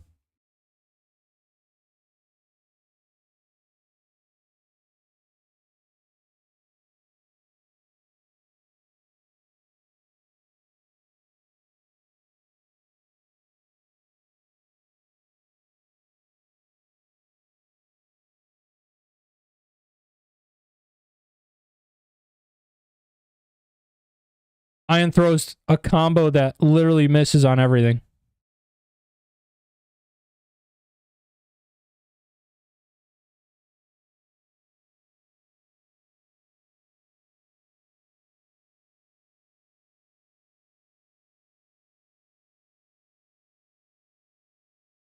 You didn't do your tape study for this card?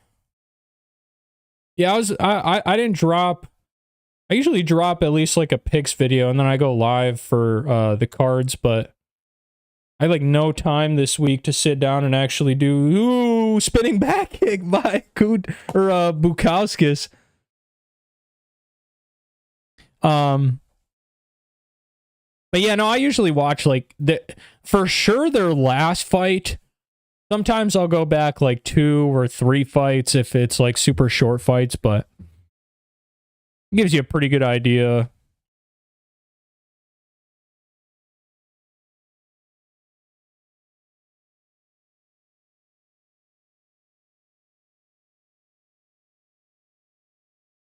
Who do you got in the Dylan, who do you have in the Jose Aldo and the Aiemann Zahabi fight?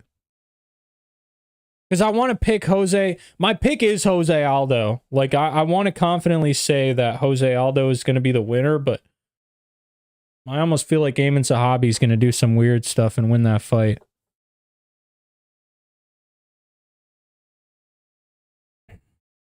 Yeah, bro, give me all your picks for the rest of the fights.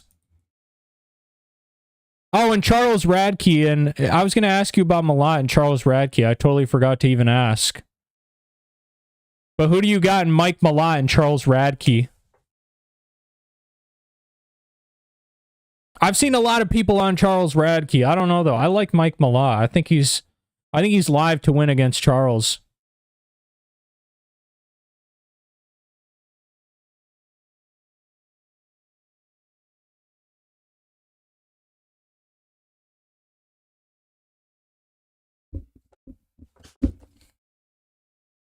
I don't even know who won that first round. Oh my God. Spinning back elbow on Modestas Bukauskas, and Ian Cutelaba falls off the impact. That elbow hit Modestas so hard, it literally sent Ian Cutelaba to the ground. The recoil.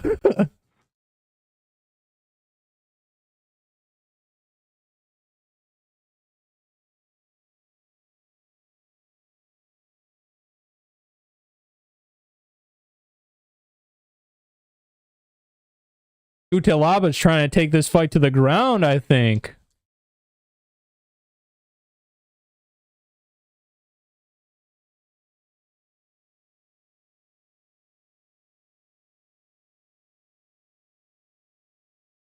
Cutelaba. Those knees are nasty.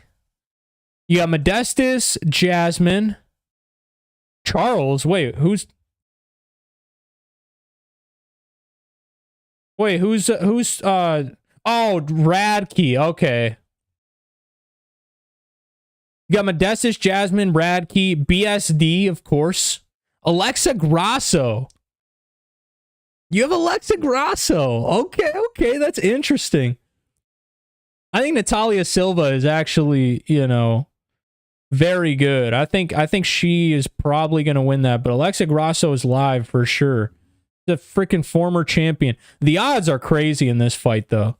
The fact that Alexa is almost a 2-1 underdog is insane. José, Valentina, and Belal. Fair. Warning, I never pick female fights. You can't, bro. Whenever you pick a female fight, I think I was talking about it on my last live stream. You literally can't. Like, whenever you're picking a female fight, you have to throw out all of the logic that you're gonna, dude. Why is Ian Cutelaba throwing those kicks, dude? He's being the IQ is insanely low right now. What is Cutelaba doing? But yeah, no, when you're picking women's fights, you literally have to go against logic. Like, you have to sit there and think to yourself, and you can't look at the odds either. You can't sit there and be like, oh, well, she's a minus 600. That's not how WMMA works. In fact, the bigger the favorite, the more likely they are to get, whatever, fraud checked, whatever the case may be, upset, whatever. But I really do think that every WMMA fight is a 50-50, and then it's just a matter of who ends up taking advantage of it. You really can't, unless it's like the only two WMMA fights that I can sit here and confidently say and pick are when Zhang Weili fights. When Zhang Weili fights, I can 100% sit here and absolutely guarantee, almost guarantee, that Zhang Weili is going to win. And then I'm a little, I like to be confident in Valentina Shevchenko just because she's been one of the most consistent WMMA fighters ever. So those two are like the exceptions.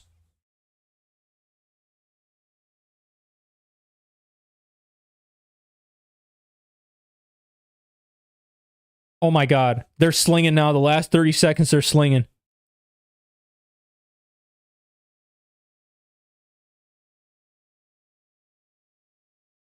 I don't know why Cutelaba is like... I mean, he had a little bit of an advantage in the grappling when he had it up against the cage, and then he let it go, and then... I don't understand. What? Cutelaba's outstriking Bukauskas by that much? 9-21 and 8-21? And Bukauskas lands late right before the round is over. Holy crap.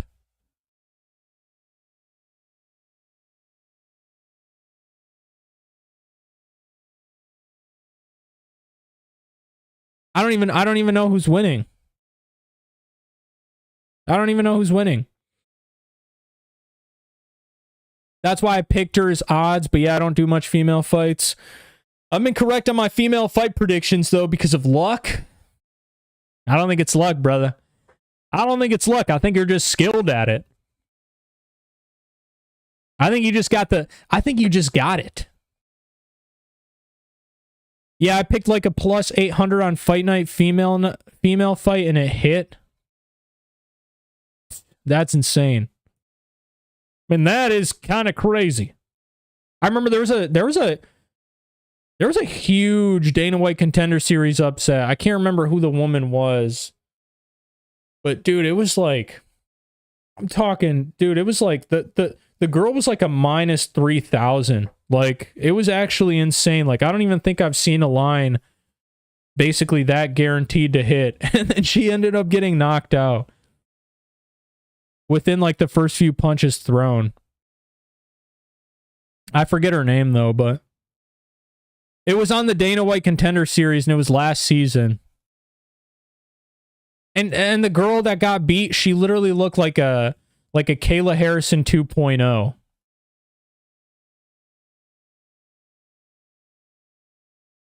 I don't think Malott is a good pick, but I'm picking Charles. It's sort of a Hail Mary because he's serious. He's seriously such a 50-50 fighter. Interesting.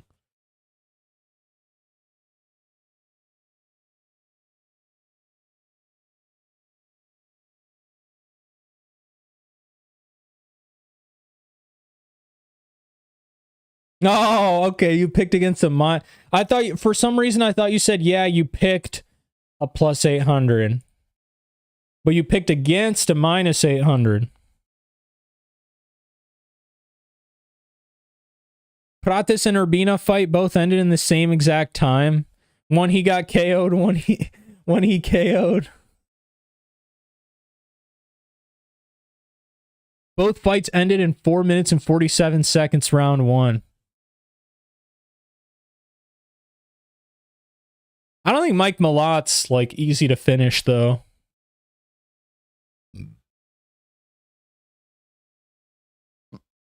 Gilbert Urbina's been knocked out, I think, no?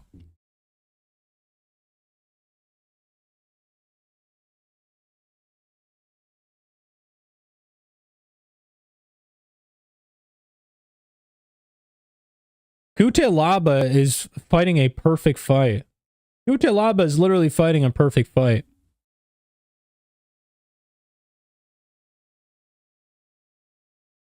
Bukauskas is landing the bigger shots, though. I'm not going to lie.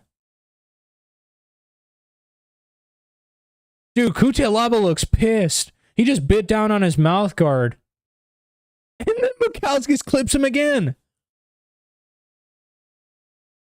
was like a plus 940 for the female fight I picked. See, those are the type of things where it's like, is it worth the sprinkle? Because, I mean, I don't know. But it's mixed martial arts, so anything could happen. I think if anyone is like a minus 1,000 or more, it's so unjustified. I remember Peyton Talbot is like the most recent one in recent memory that I can think of. You remember when he fought Ronnie Barcelos? And he just got beat? And Peyton Talbot was like a minus like 1,500 or something insane, bro. He was like the biggest favorite of the year, basically.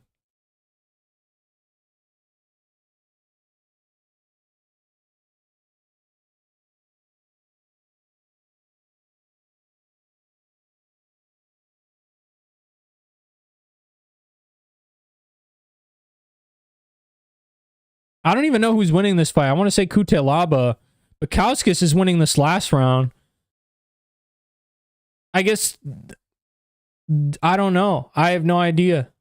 I mean, the first round's probably Iron, but it's close. The second round's probably Bukauskas, but it's close. And then who wins this third round? I don't know, but it's close.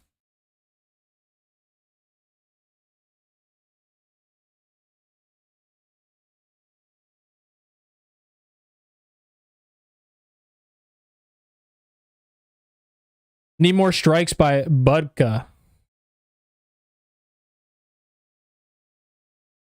Bukauskas. Bukauskas. Man. What a freaking fight. I mean, this hugging is insane. It's so intense. Look at this clinch work. Oh, Bukauskas threw him to the side.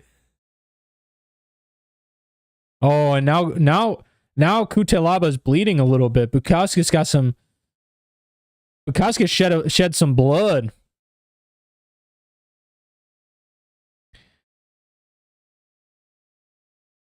Dude, I swear, I know I said for female fighters, the bigger the favorite, the more you should avoid the fight, but I swear it's like that for any case scenario, even male fights.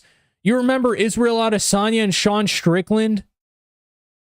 UFC championship fight. Sean Strickland was like a plus 700 or something, or 600. Something insane like that. And he just went in and mauled. He didn't maul, but he beat Izzy, and he dropped him too. That first round was insane.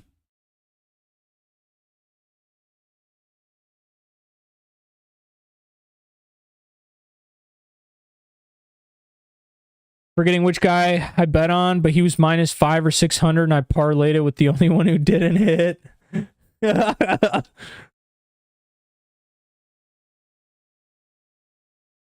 Yeah, dude. When Sean and Izzy fought, I remember like, and I'm not even gonna lie, dude. Anyone who was picking Sean, I was just like, okay, bro, these people are like, they're banking on a miracle. Because literally, in order for Sean Strickland to come in and beat Israel Adesanya, he either needs to turn into a wrestler overnight or not beat him, I guess. Those were literally the only two options.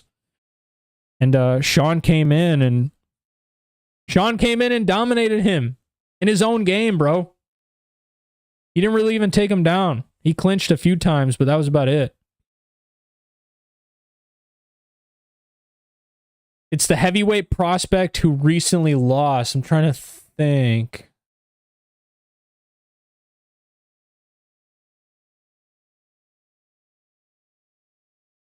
I don't know. I can't, off the top of my head, I can't really. Was it like a fight night?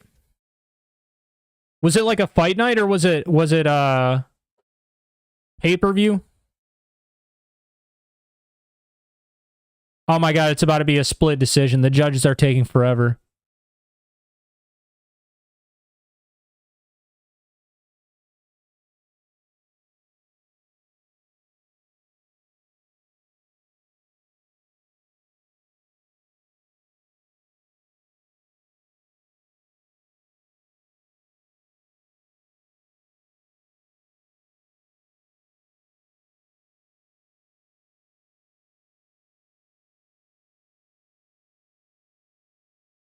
$30-27 Cutelaba? What? 30-27 Bukauskas?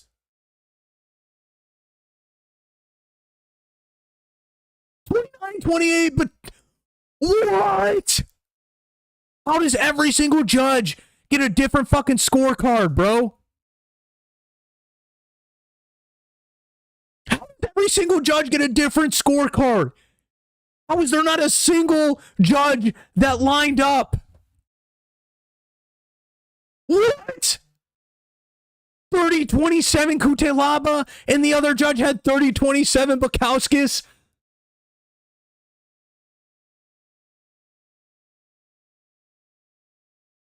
Bro, what the f...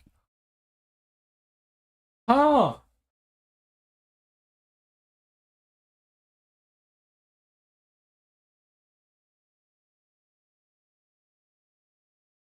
Dog, what?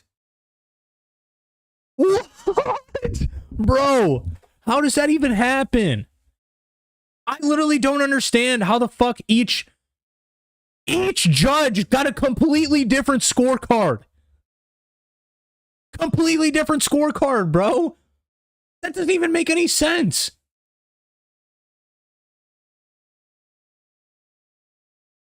Oh my god, dude. The fuck is going on, bro? This is what I hate about UFC judging. There's literally never any sort of consistency. There's never any sort of like, oh yeah, we all collectively agree that Bukauskas won the third. Dog, how the fuck could 3 judges? This isn't like 20 judges that we're talking about that just have to collectively sit. They're all watching the exact same fight.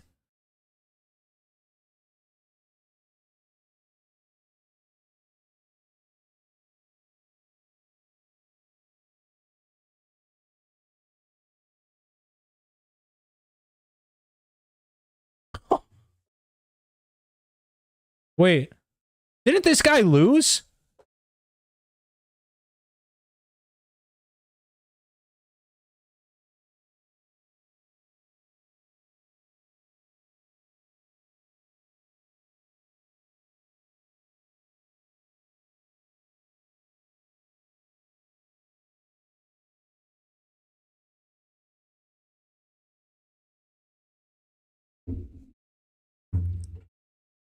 What?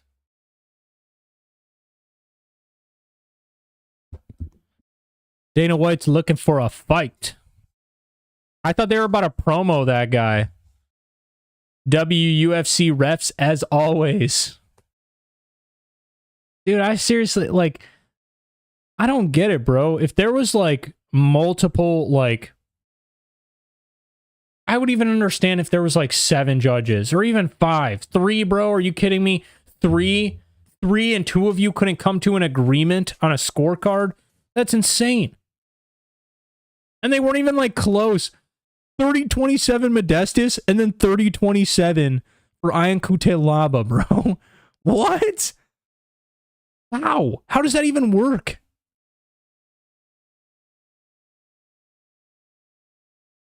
Jasmine Jasudavicius. Jasmine ain't messing around. You finally remembered who the guy that you faded?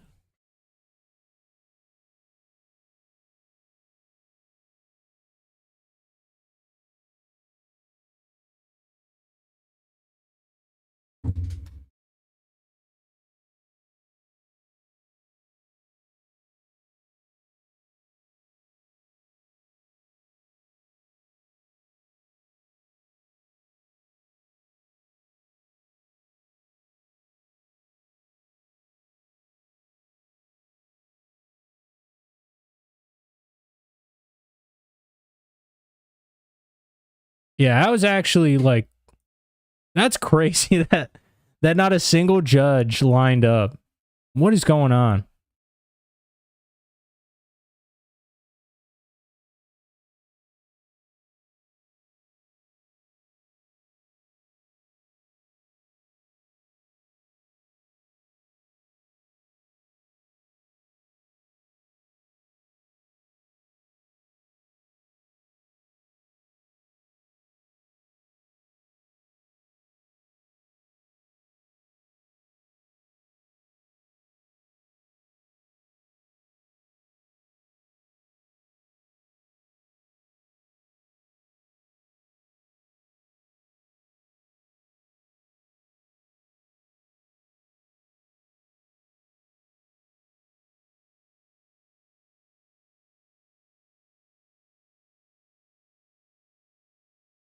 All right, cool.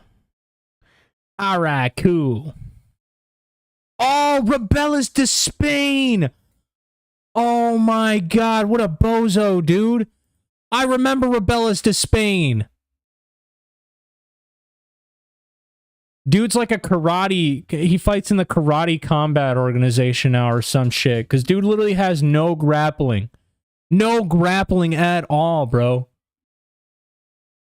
Who the fuck out-grappled him, dog? It was like some random bozo that literally had like nothing but clinches and then somehow out-grappled him. Bro, no way.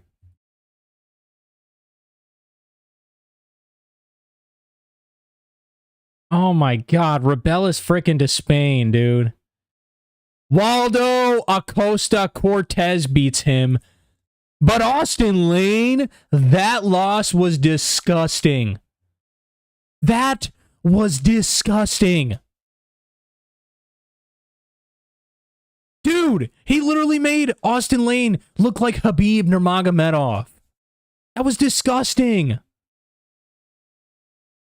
3 for 8 on takedowns with 9 minutes of fucking control time. That's gross. That's so nasty.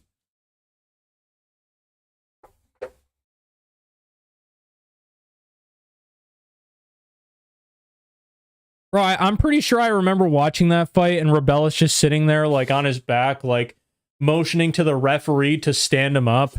Dog, get up, bro. Get up. Rebellas to Spain's. I had him in parlays too, bro. You weren't the only one. I'm sure 99% of the world had that dude in a parlay. 6'7", the knockout power. Too bad buddy didn't know how to get up. This is the issue. He didn't know how to get up.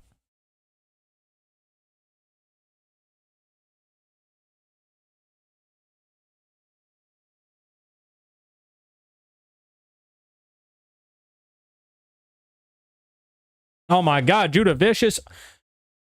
Jasudavicius and Andrade. I gotta go pee.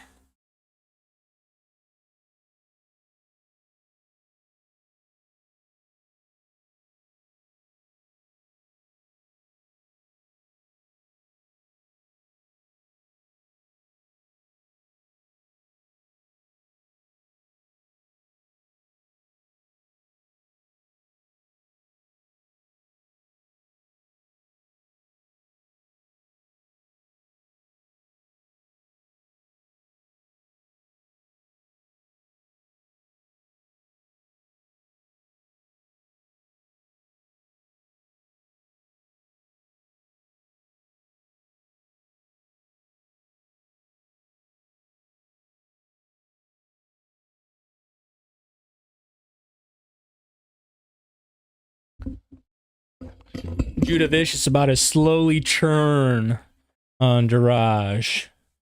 Slowly churn her like some butter.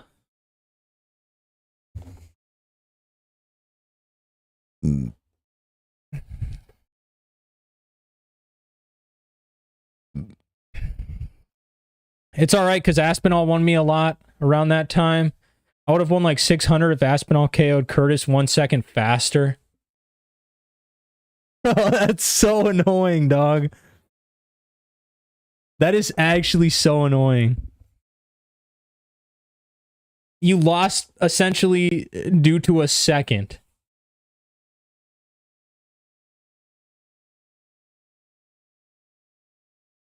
Yeah, I usually just be putting in parlays for the event.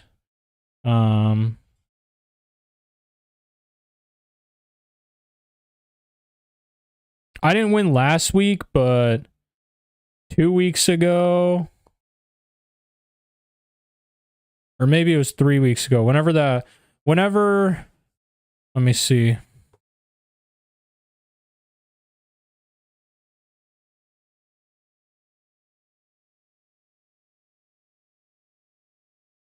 Oh no, it was 314, bro. That's the last time I got a dub. UFC 314.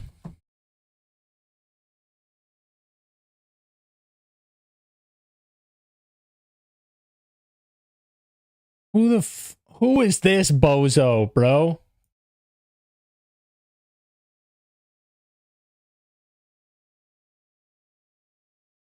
I haven't bet lately. I was up a lot though.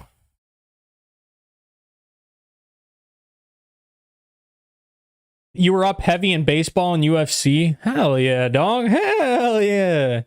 Whenever the bookies lose and have to pay out, it's always a good day. It's always a good day when the bookies have to pay.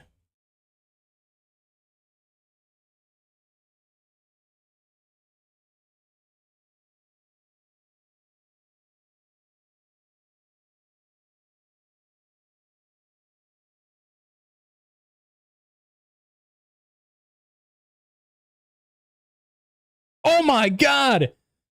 Jasmine Jasudavicius takes her down with a huge takedown.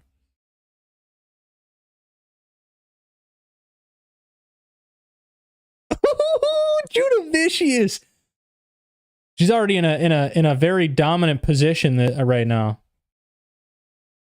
Andrade has her one hand though, so she can't really rain down damage. There we go.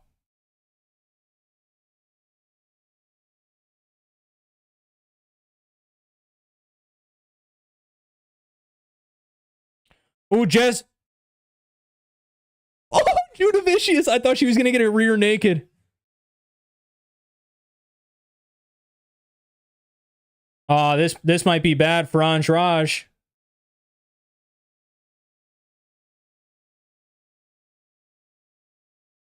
She's about to flatten her out. She's about to flatten her out. It's over.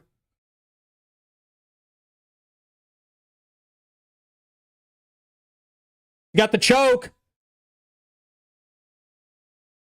Oh, Andrade tapped. Jasmine Jasudavicius got the first round submission. Wow, dude.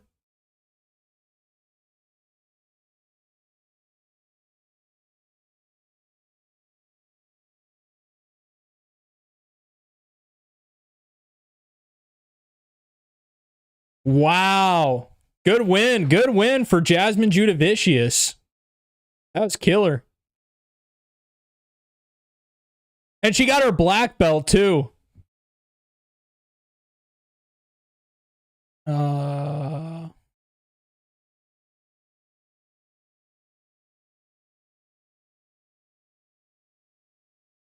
You were up like 3K? Dude, that's nuts, bro.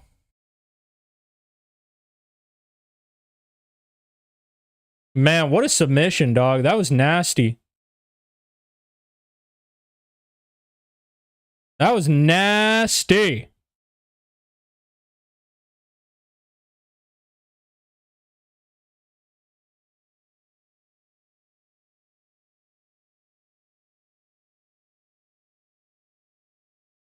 Jasmine Jasudavicius got her black belt.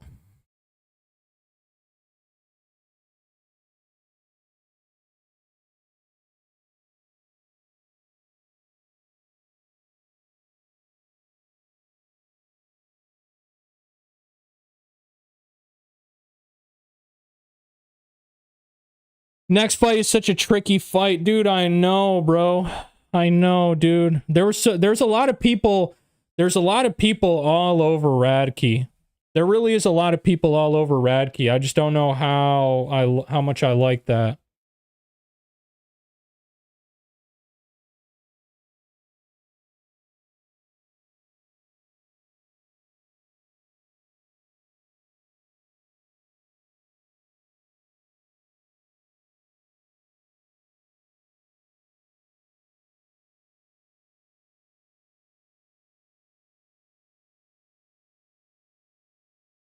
Um.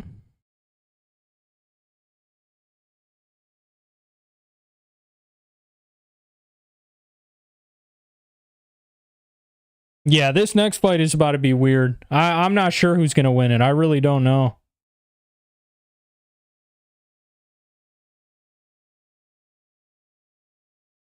Charles Radtke is more dangerous, though. Charles Radtke has more finishing ability, bro. I think Charles Radtke is more prone to getting a finish.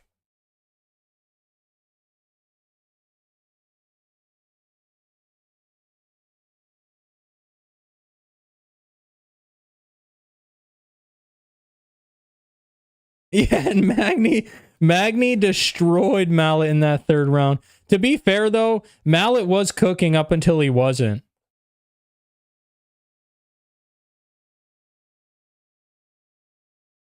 Like Mike Malott. But I don't think that'll happen. I think Mike Mallett's got his... I think Mike Mallett's got it down.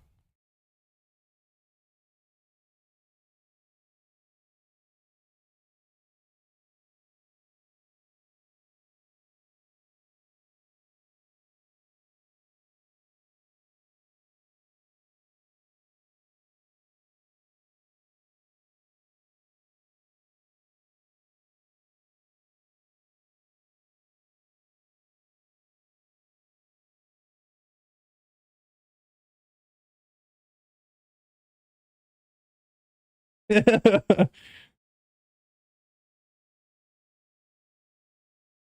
either Mike Malott gets smoked or he does well and he goes on a good run. Yeah, I think Mike Mallett's a little overrated. That's why I like Charles Radtke to win it.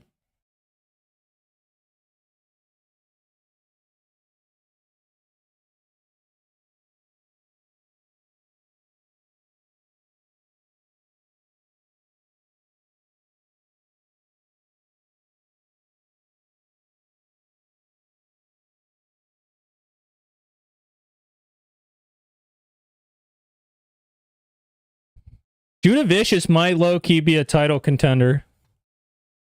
Jasmine Jasudavicius might be a title contender.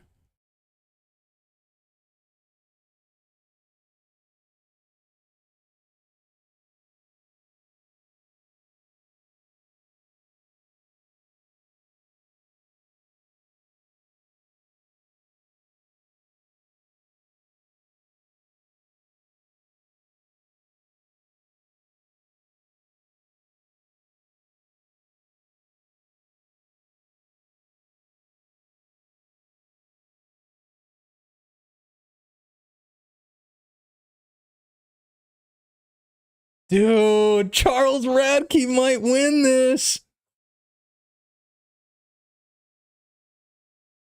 Radtke is such a weird guy. Charles Radtke trains with Belal, doesn't he?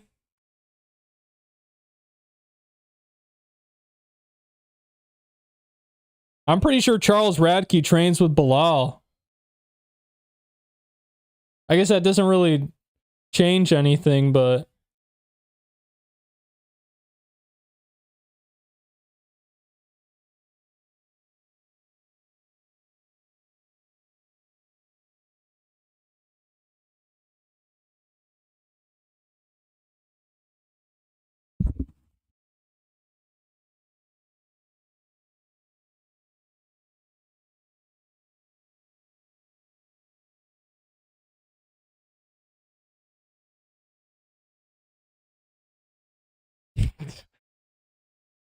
Dude, BSD is gonna cook that. Why is this even on the main card, bro? Why is this even on the main card?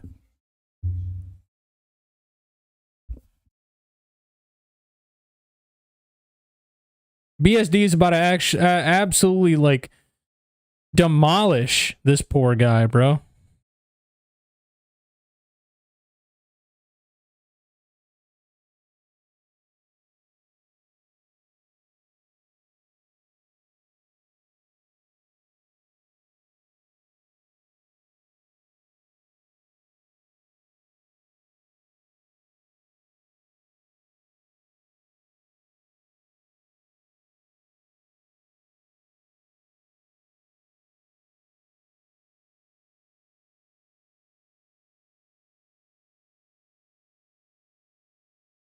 Boy, you still can't believe it's Charles Radtke is 5'9".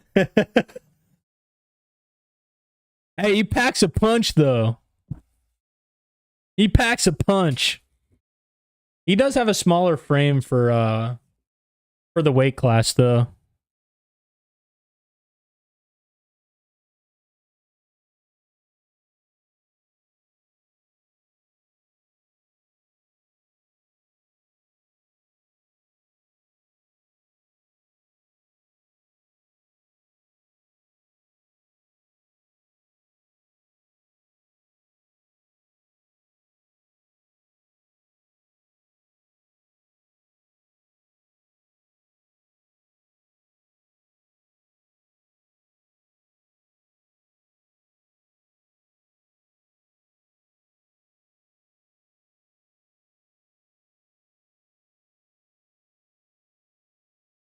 Charles Radtke. Radtke. You think BSD knocks out Kyle, or you think he submits him? Because BSD is going to finish Kyle, right?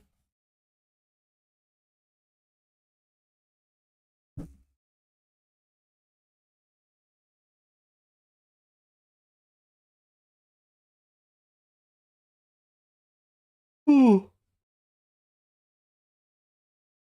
Belal's team about to be 2-0. I like it.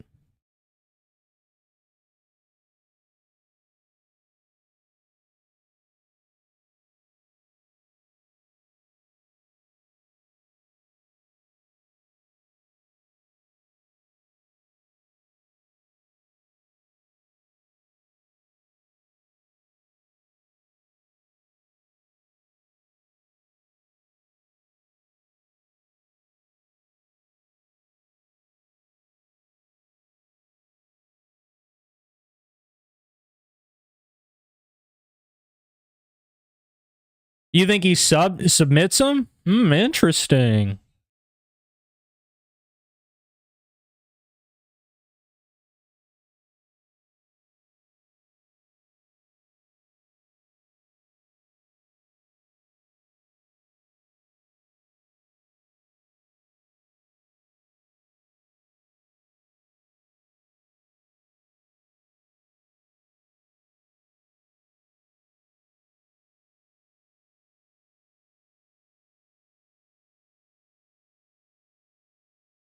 I just love that there's something positive finally if Belal wins. Oh, man. Belal will bring a lot of joy if he wins tonight. Belal will bring a lot of joy.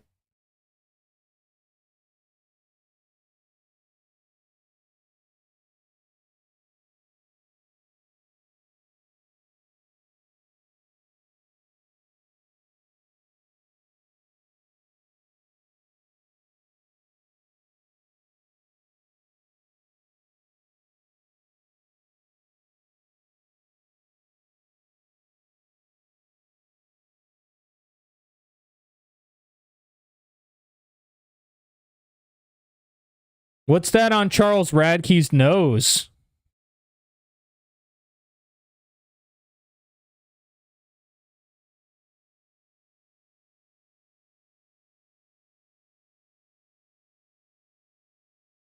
I just don't know who approved that fight in the first. I'll remember the name if he wins tonight. Remember the name. Remember the name.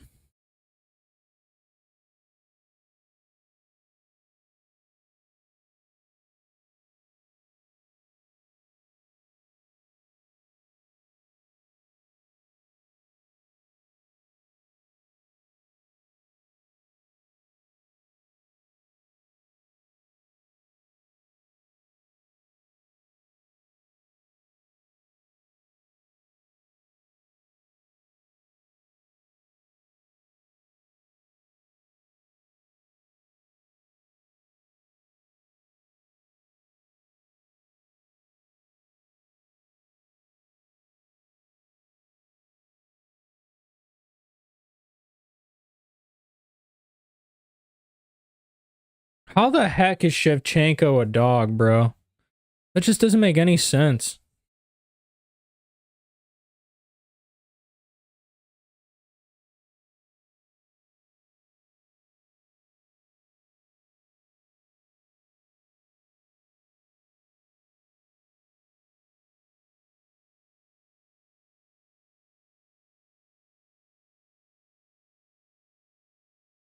How is Shevchenko a dog, bro?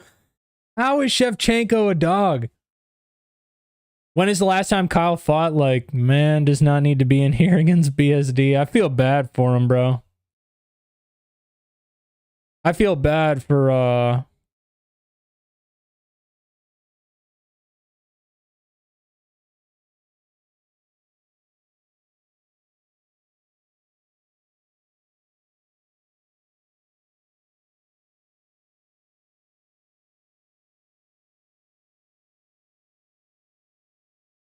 remember the name.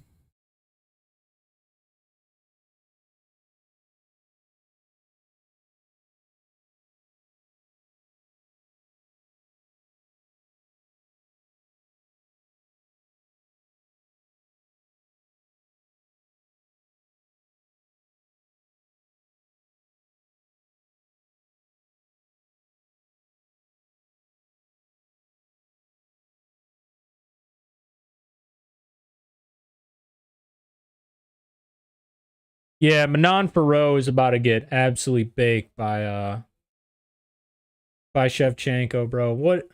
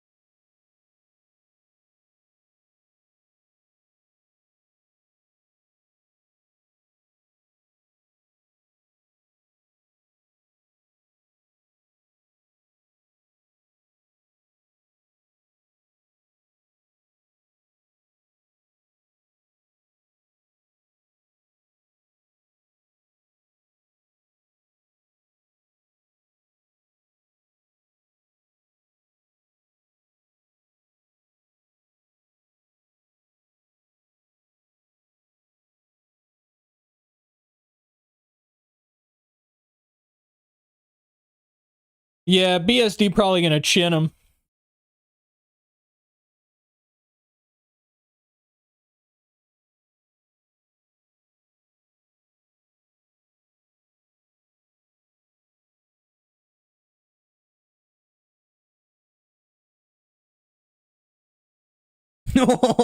Mike Malott's kind of nasty, dude. Mike Malott's kind of nasty.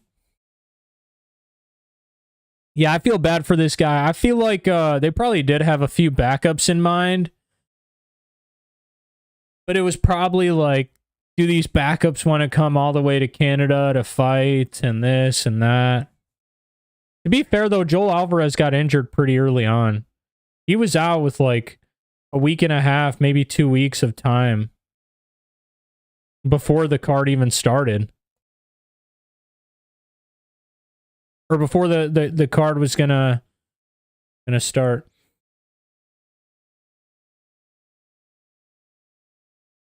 Easiest way is to just take him down. Yeah.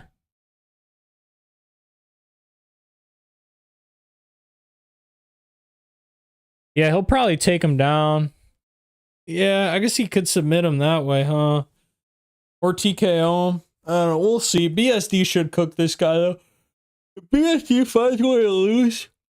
If BSD finds a way to lose, like, I would actually feel for BSD. It seems like BSD, all he really has is, like, fighting. Like, this guy either has to make fighting work, or... Who knows?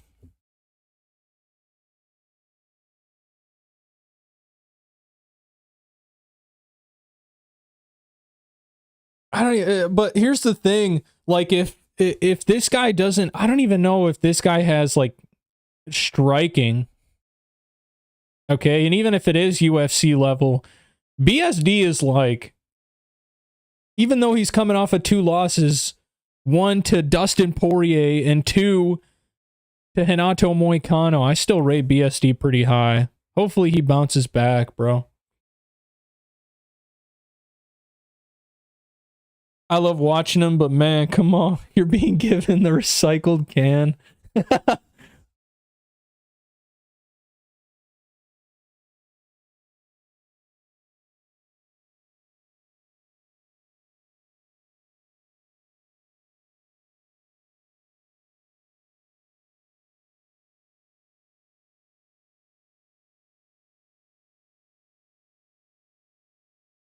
Yeah, if BSD loses, you might as well just cut him right away and then sign Kyle. But there's absolutely no shot. There's no chance. BSD is going in there and doing exactly what he needs to do.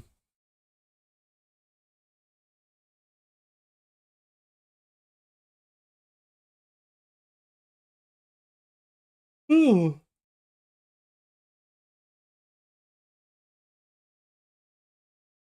This guy doesn't have any striking? Are you serious? And even less grappling? Oh, man. He's basically in there as a placeholder. They probably would have taken the BSD fight off the card too had was it not a main event or part of the pay-per-view. They probably scrambled to keep it just because it was part of the pay-per-view.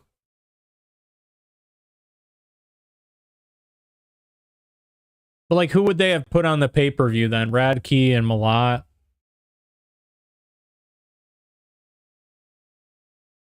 There's not really anyone to approach with that slot at that point.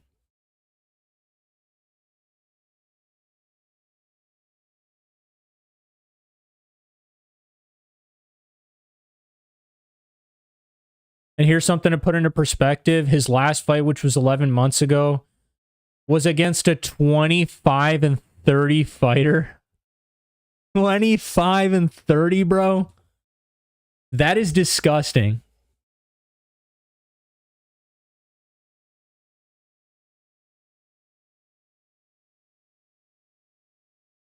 He's 109 pound for pound, so he isn't terrible, but he isn't great. Wait, what? He's 109th on the pound for pound list. How do you even look that low on a pound for pound list?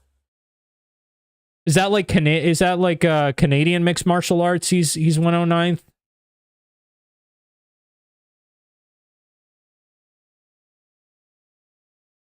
His striking isn't bad, but I made it seem like there's no. It's UFC level.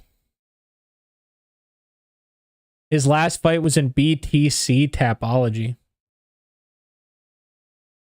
Oh, you're talking about okay. You're talking about the Tapology rankings. Oh my god, I'm so hyped for this. Charles Radtke and Mike Malott, are you kidding me?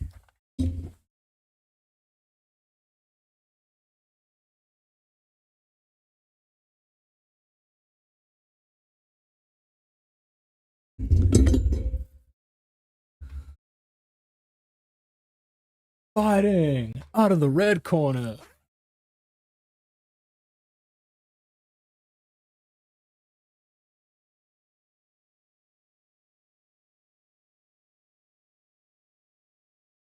Oh man, this is about to be a banger fight. He's 15th in Canada. Get the fuck out of here. 15th? The 15th best in Canada? Is that 15th best lightweight? Because Canada doesn't have that many good Canada doesn't have that many good lightweights. I mean, Mike Malott. We're talking Mike Malott.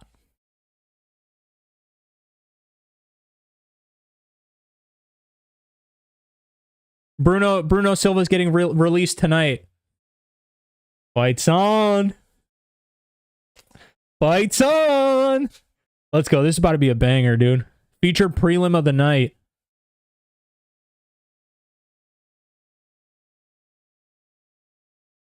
Radtke looks a lot quicker right now than Malott.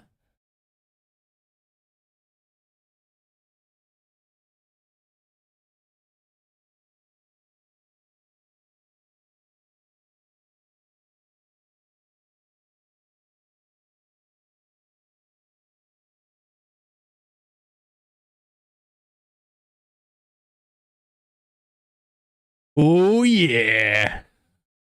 Radtke W. Let's see it, baby. Radtke's got good pressure right now on Malott.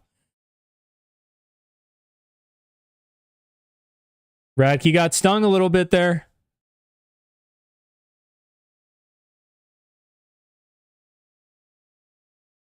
I think Radtke might have to finish this fight, no? It's in Canada. These judges are going to favor Mike Malott.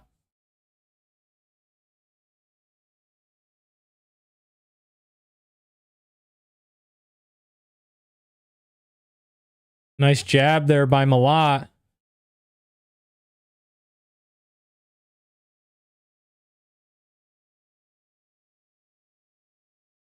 Just worried about that Malott timing. Yeah, Radtke definitely, if he wins, it's probably going to be via finish.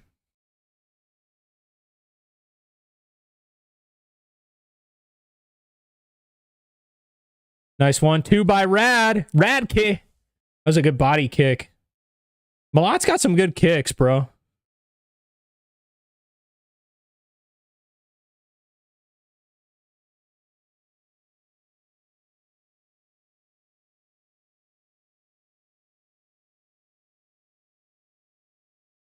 Oh, man. Oh! Nasty 1-2 by Mike Malott, and then he gets him with a nasty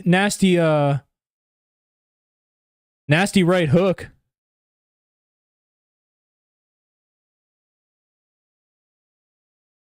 You got to knock Radtke out with body shots, the way Prates did with that knee. Shut him down completely. Radtke seems like he's about to just eat everything Malott throws his way.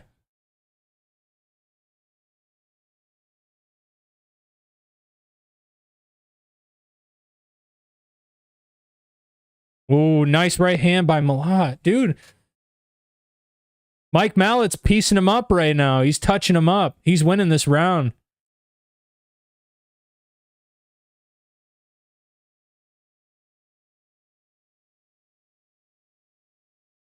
Oh!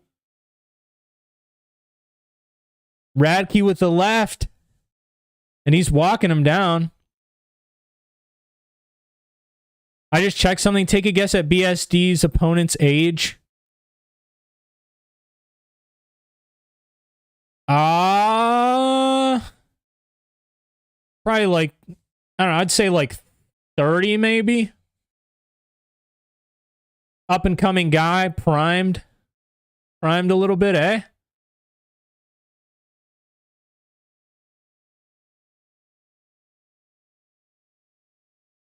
Ooh, head kick by Malott.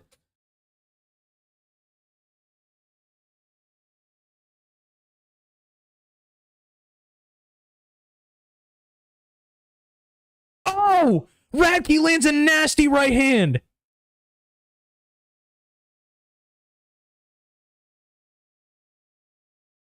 That was a good knee in tight by Malott. 35 years old? You're choking, bro.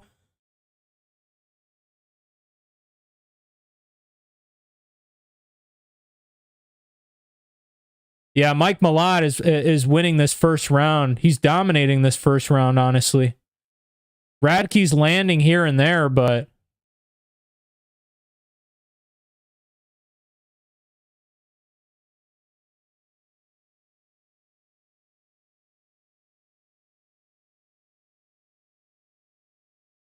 Mallott's nose is bleeding a little bit.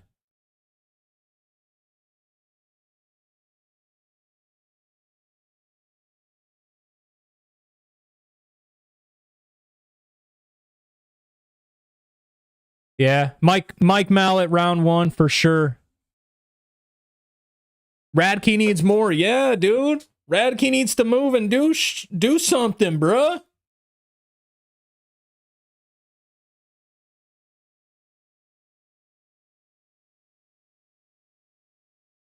Hey, honestly, even if BSD's opponent is being paid basically to take this L, I'm kind of glad BSD is getting like a chill fight, not someone who's probably gonna maul him again.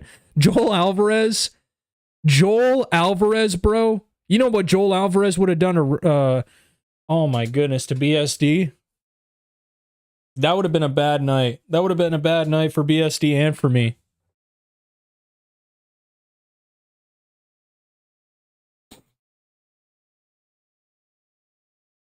He's been fighting since 2008. Oh my god, bro. Where did they find this guy? Yo, where did they find this guy, though? Round two's on, baby. Mike Malott's nose is a little busted up.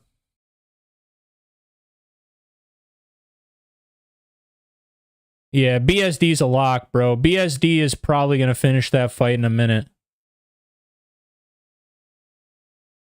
Radtke just got clipped. Oh my god, Radtke's down on the ground. Oh my god, it's over. It's over. Malott knocks him out. Malott just TKO'd Radtke, bro. Holy crap.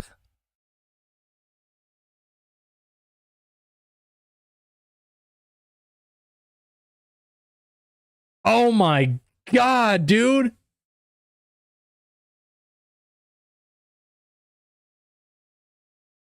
Radtke's overrated.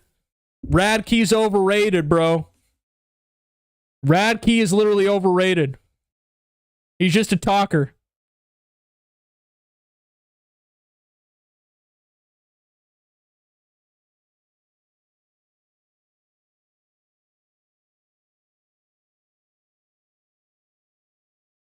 Was that round? That was round one? No, that was round two, right?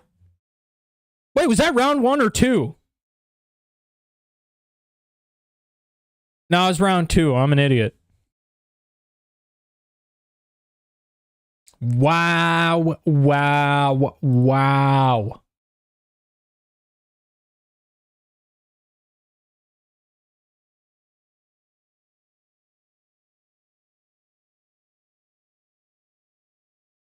Oh, I'm disappointed in Charles. I'm disappointed in Radtke, bro.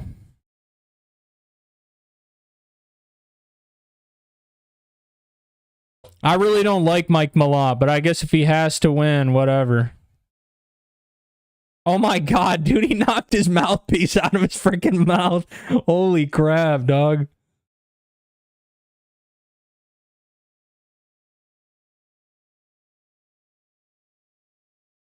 Wow.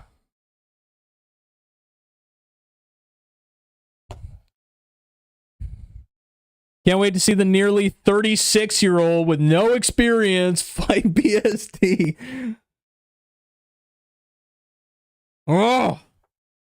Dude, I'm kind of pissed off that Radtke didn't win that, bro.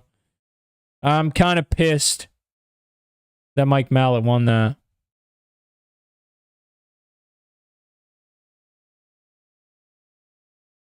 It is what it is, though.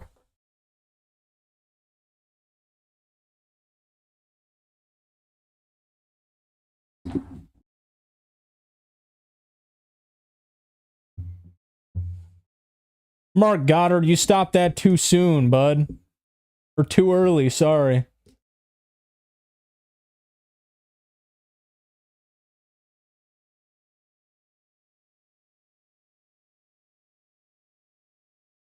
God, I hate Mike Malott, dude.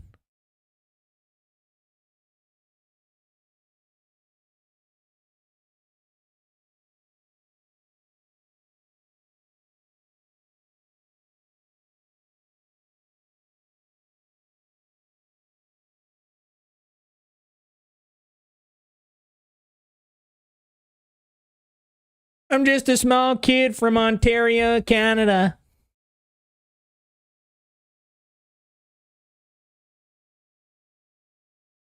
Oh my god, dude, he's glazing the crowd. Are you kidding me? Bro. Get this guy off the mic right now. Yeah, man, at least we get to see BSD get a W, so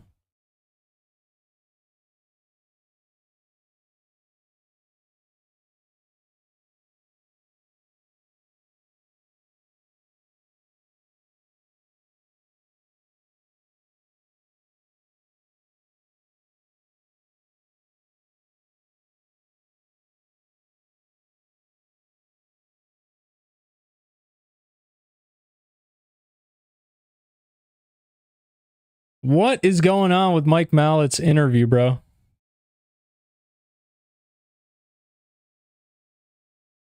Is it Malott or Malott?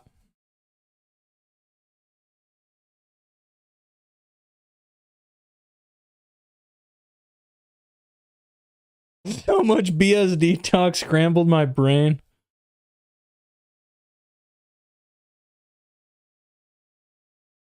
Mark Goddard came in order to see Ilya versus Islam. Mark Goddard's going to stop it early. Belal's going to land a few strikes. Mark Goddard's going to stop it.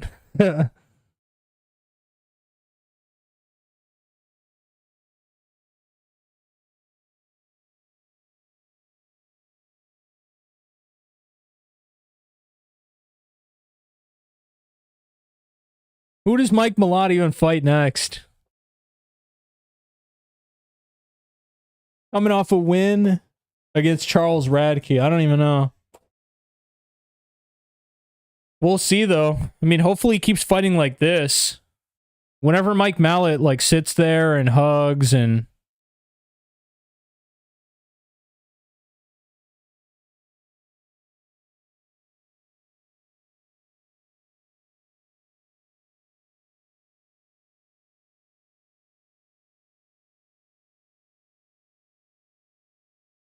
One punch by Belal and it's over, man.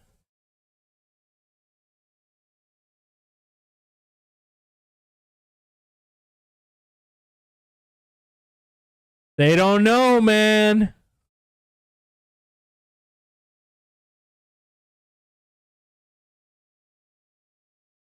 Wait, yeah. Oh, Oban Elliott would be a good fight for Mike Malott.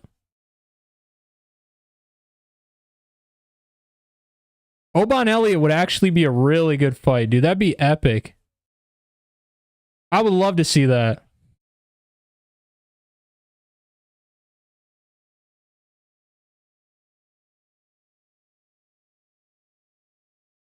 Get over here, Jack.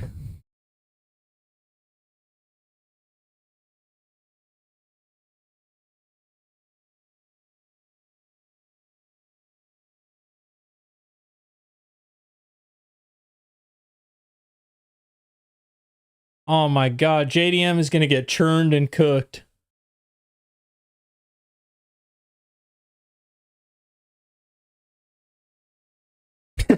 Not that I got a choice. Facts. Facts.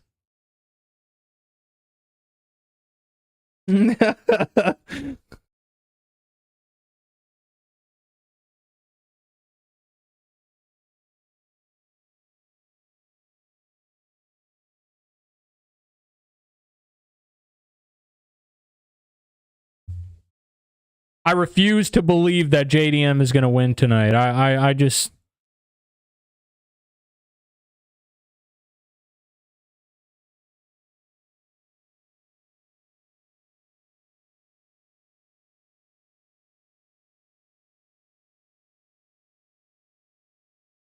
That's it. It's over.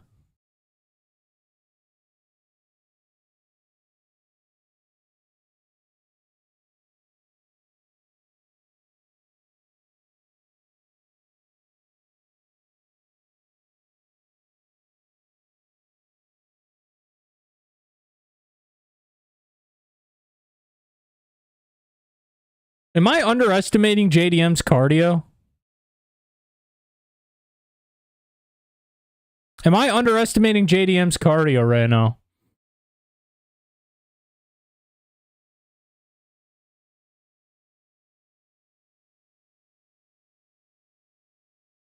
Ilya versus Charles or Ilya versus Islam is next.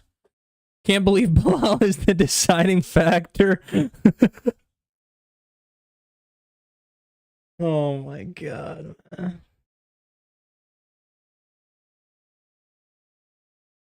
Oh my god. You know what's crazy too is like JDM is live to win this fight at any moment. Like Belal really does have to be perfect for 5 whole rounds.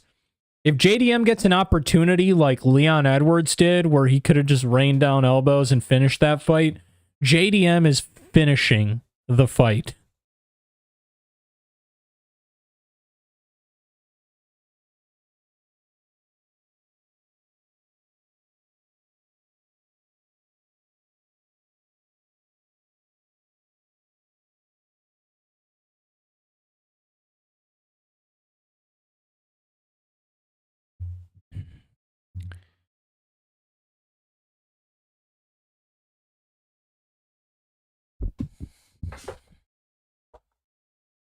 The white hot Aiemann Zahabi.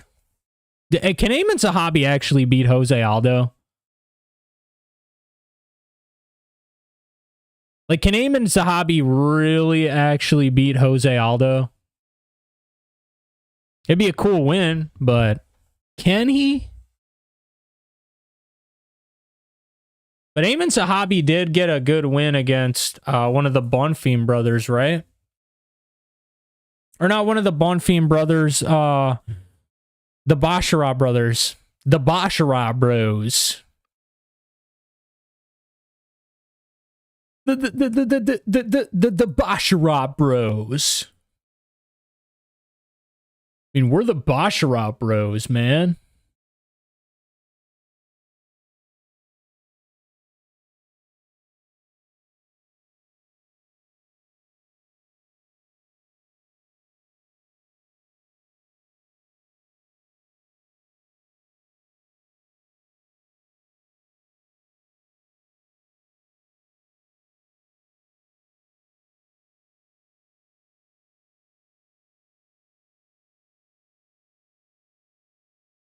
I mean, dude, we're the Basharad bros.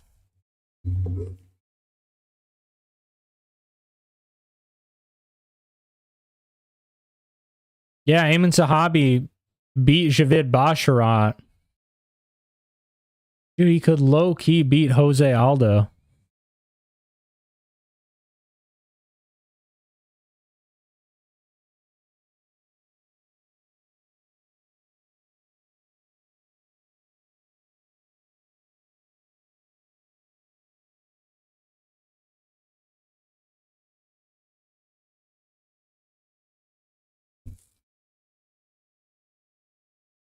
Yeah, he also beat Munoz, bro.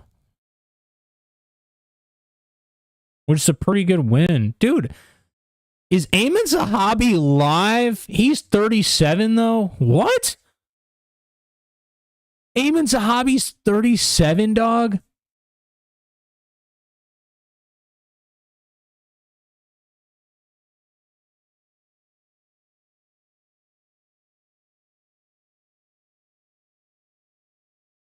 That's so strange. That's gonna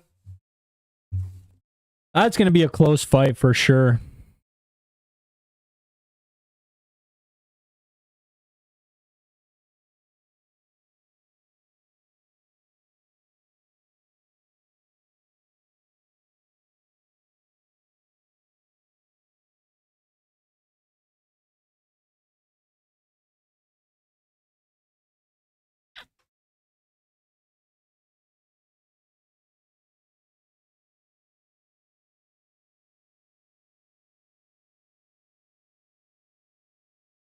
Why does BSD always look like he has like a nasty cut or something that just healed?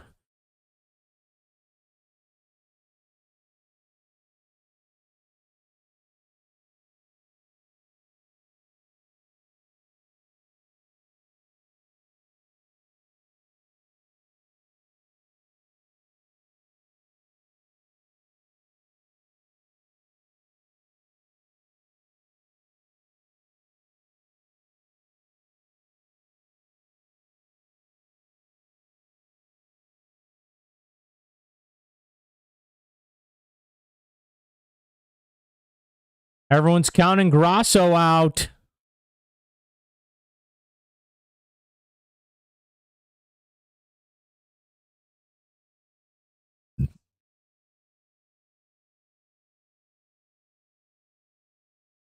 Everyone's counting Alexa Grasso out.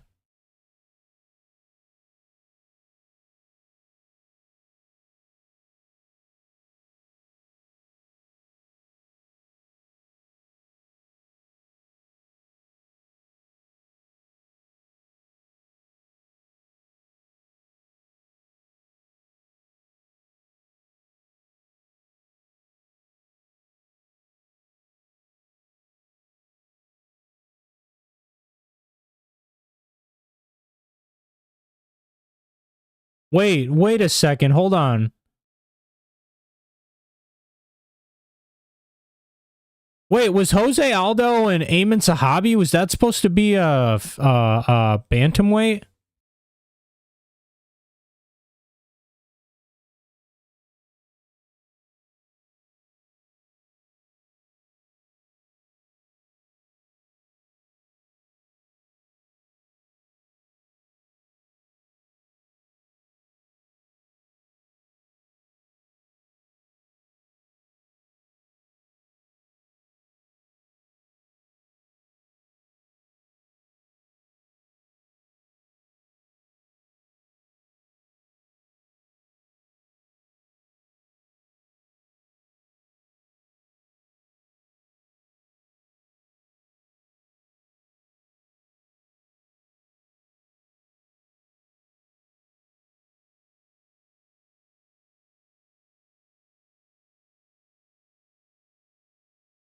What in the crypto career is this?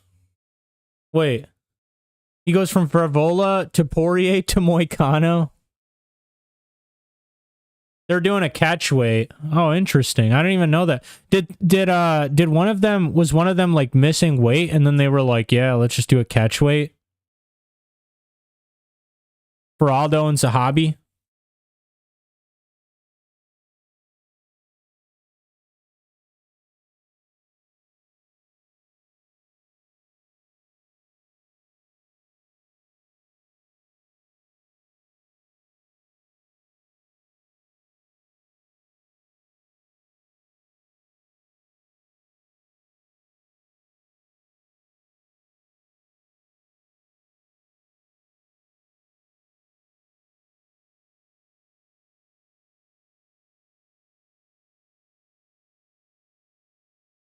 Manon Fiorot.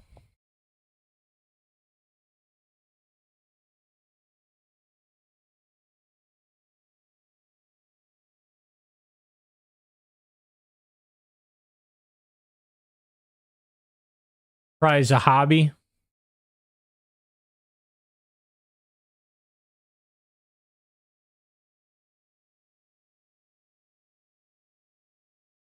Yeah.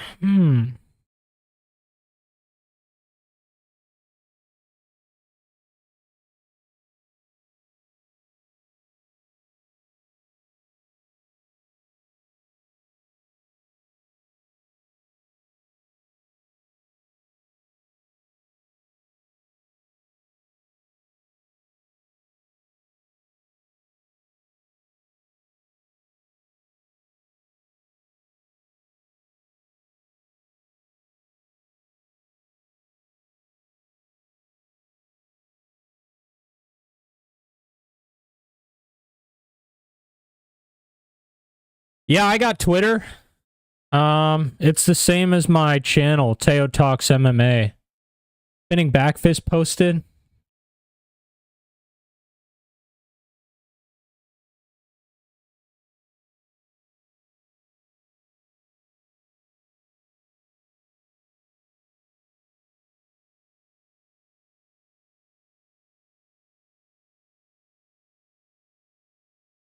Spinning back. Wait, what did they post? Mike Malott. Mike Malott, holy hell.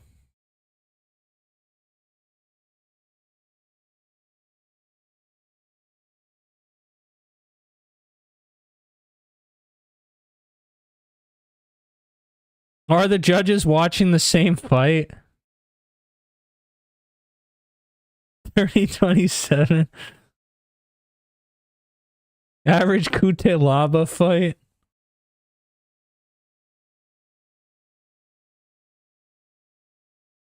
Aldo missed weight heavily by 11 pounds. What?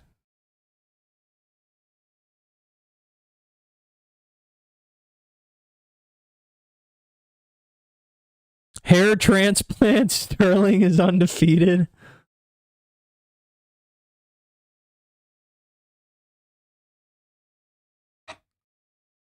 Oh my god, dude, the video they posted of Bruno Silva actually looks like his skull got cracked.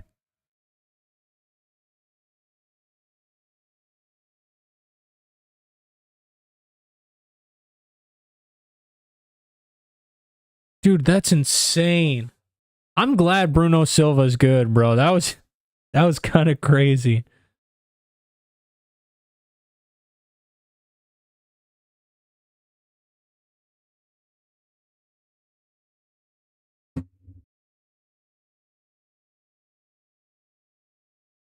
Man, you ain't overthrowing the queen.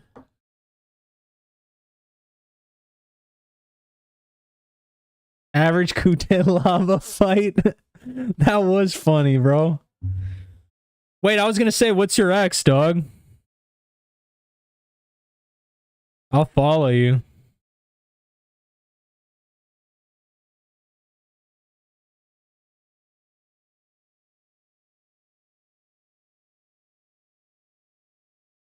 I gotta post more on X. Modestas Bukauskas claims to be baffled by scorecards in his split decision win. Baffled? I mean, listen, bro. I don't know how all three judges got three different. Oh my god, dude. Did you see Dana White post Prepolec? His hands look actually kind of crispy. But look at him throw this knee, bro. Look at this knee that he throws. Watch this knee. What was that? Are you serious? This dude is the one who's supposed to beat BSD? Look at this. What? Bro, what?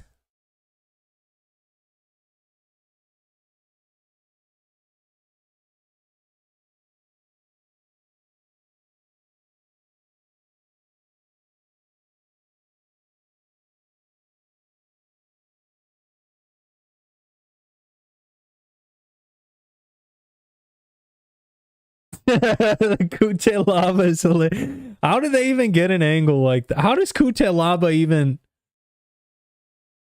I don't even know, man. I don't even know. Cutelaba is that's probably why they are still gonna like keep him and not cut him, even though he's 20-10 or 19-10 or whatever he is.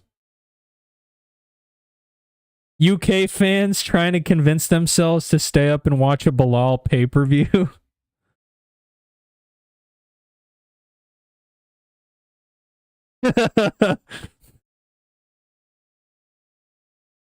Oh man.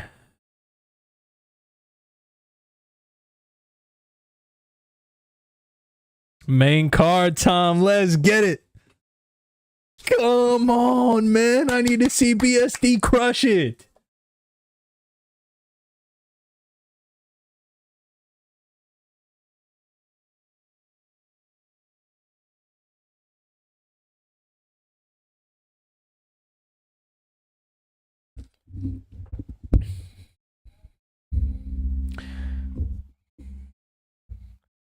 I kind of hate DC as a commentator, but I do like Dominic Cruz. I do like Dominic Cruz. I enjoy DC too, but DC is like, he just goes crazy over the smallest stuff. Like, he over-exaggerates so much stuff. It's like...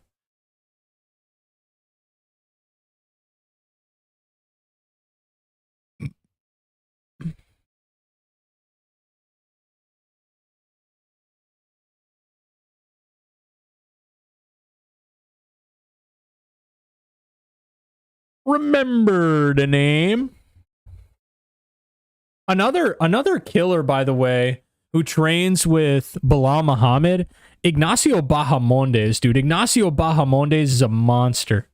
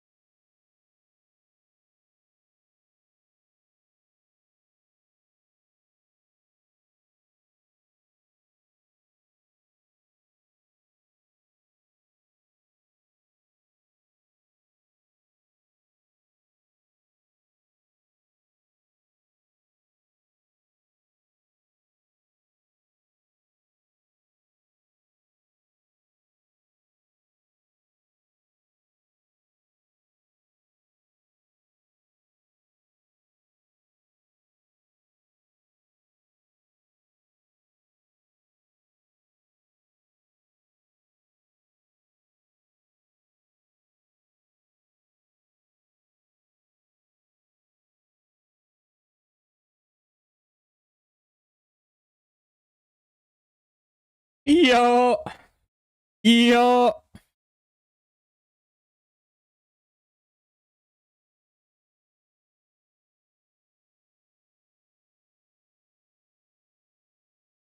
Yeah, Ignacio Bahamondes is a killer, bro. He's one of my favorite up-and-comers. I really do think he's going to be a UFC champion one day.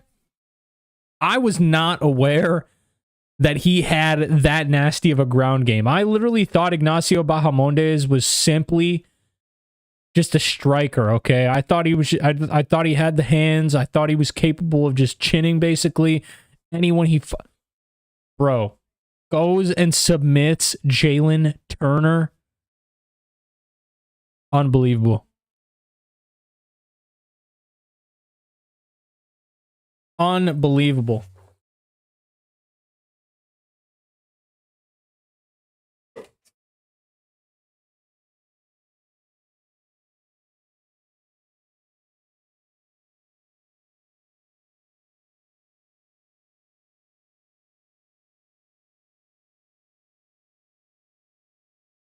I want to see Ignacio Bahamondes fight like Joel Alvarez. If Joel Alvarez can't get a... I know he's injured, but if he doesn't get a quick turnaround fight... I don't know. I don't even know what Joel Alvarez is injured with. Why did he even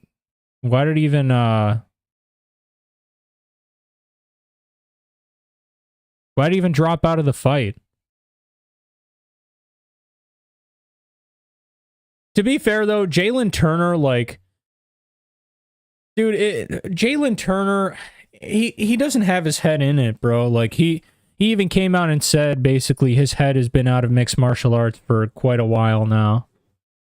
And when your heart and head aren't fully in the game, dude, you are not going to have success.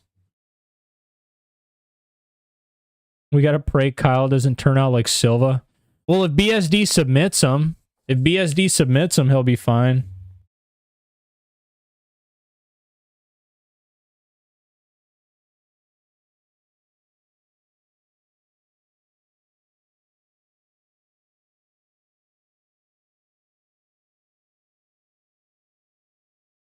Oh, he was out for a hand injury. Interesting.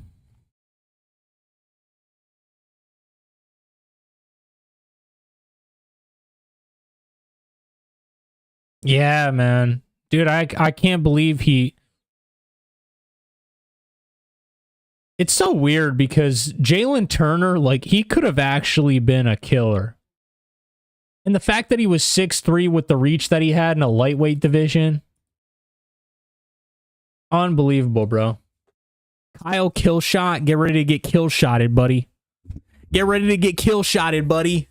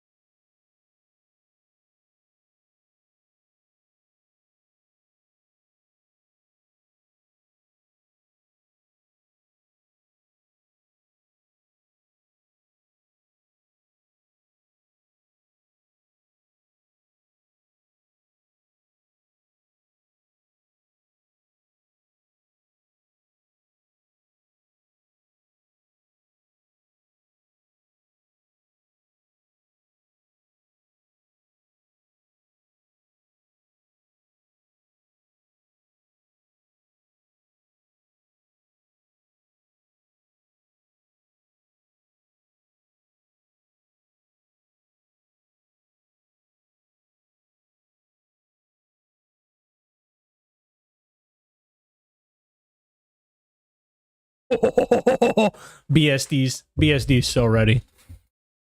He's about to chin this dude to Mars. BSD is actually about to chin this guy to Mars, bro. Bro is about to introduce him to another dimension.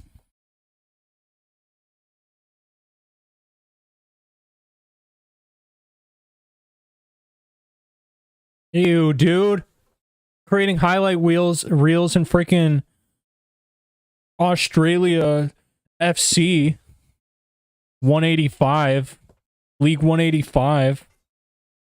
Or, sorry, Canada FC. Sorry, not Australia. I don't know why I said Australia.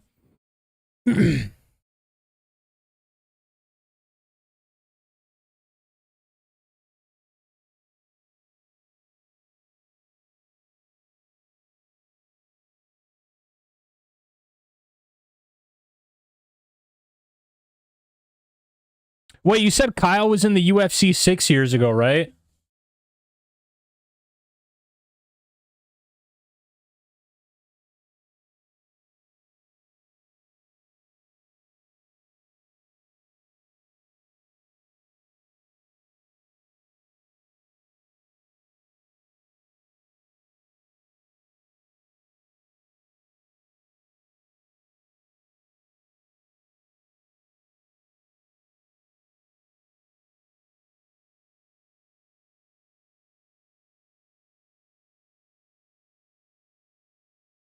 Last fight in the UFC was 6 years ago. Yeah.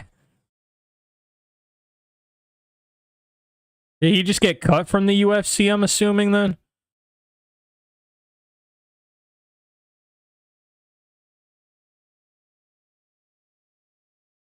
Bro, he doesn't even have a UFC win.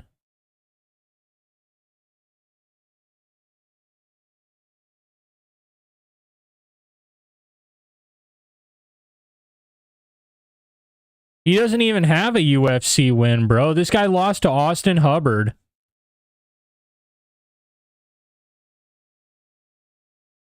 He lost to Austin Hubbard and the Nordine Taleb, whoever that is.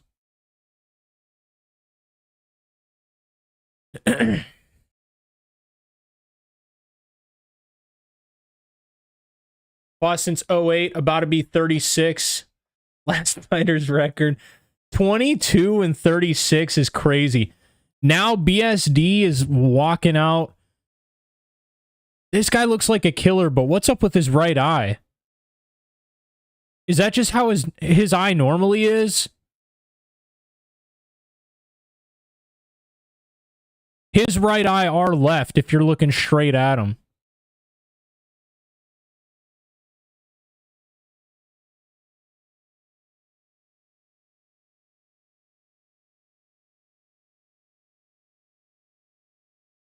Dude, he did no preparation. Are you hearing this? He did no preparation for Renato Moicano. Are you kidding me, dog? Dog.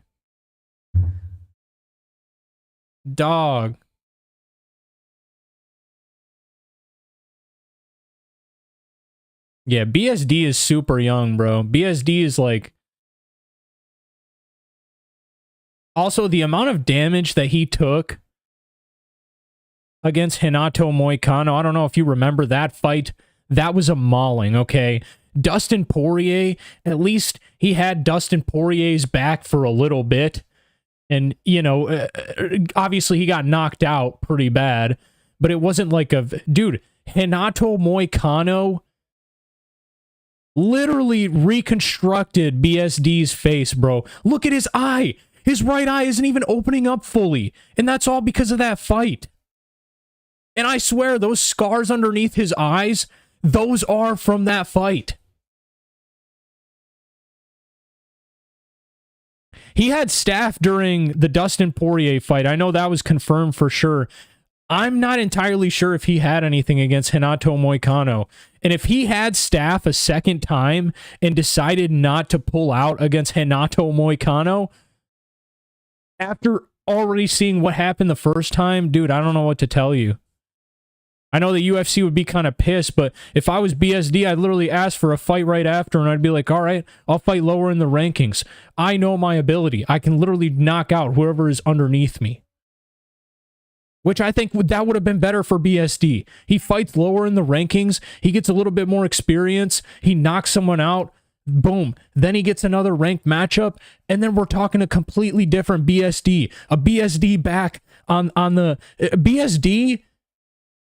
Dude, he better win this fight in the first round via vicious KO. Okay, I don't even want to see a puny submission unless it's like a crazy armbar. I want to see him just jump up like Demetrius Johnson did an armbar. This guy.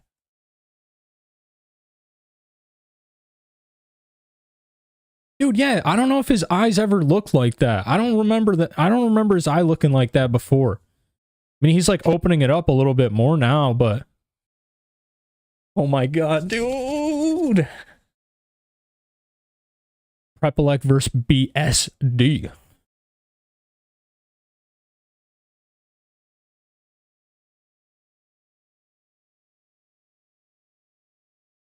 Dude, if he loses to Kyle, bro, BSD might actually get cut. It's not might. Dude, if he loses to Kyle, if BSD loses to Kyle, he's getting cut. He's literally getting cut. Or he'll probably retire on the spot if he loses. There's no way. There's absolutely no way. Dude, the odds are in his favor. The age gap is in his favor. The ranking, he's a ranked fighter in the UFC. Facing a dude who wasn't even in the UFC and is stepping up on short notice because this is the only opportunity he's ever going to get back into the UFC. So obviously he's going to take a long shot.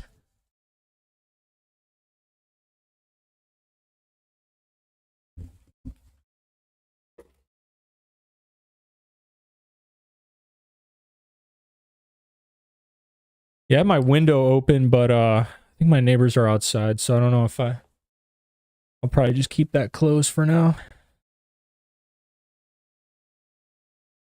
Yep. Immediately, bro.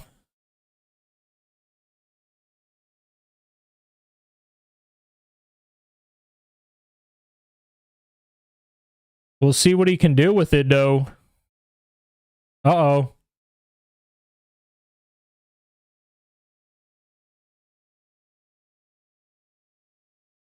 3 takedowns. Guy's never fought in a competitive fight. He might give him an arm triangle right here.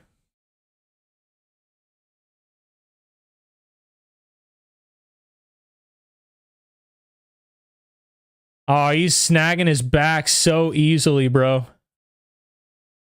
Prepolec's just about to give up his back right here.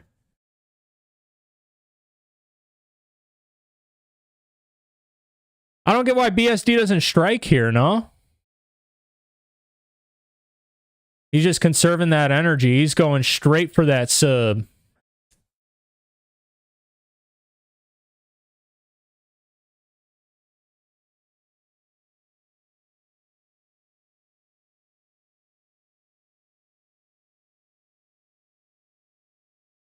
Dude.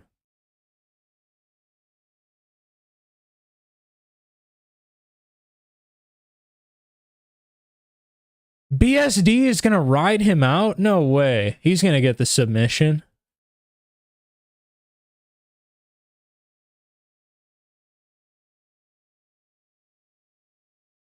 Dude. BSD's trying to Chimaev his way. BSD's trying to Chimaev his way to a victory. He is. He just gave the back. Oh, no. Never mind. I mean, he doesn't know. He doesn't really know what to do, but...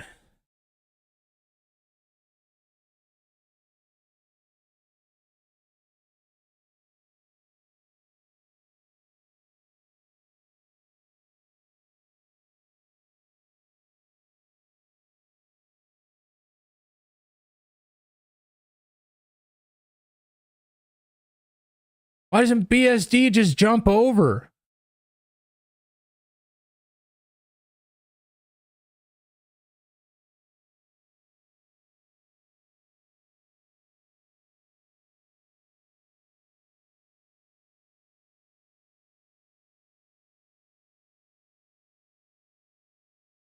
Oh my God, these are nasty elbows by Benoît.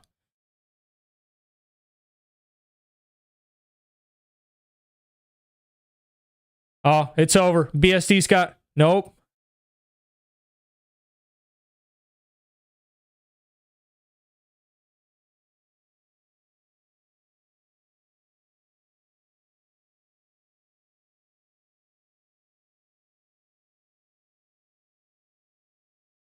Now he's got it. Oh! Prepolec's up. What? BSD's got him on the back. Oh, he's about to take his back right here in the middle.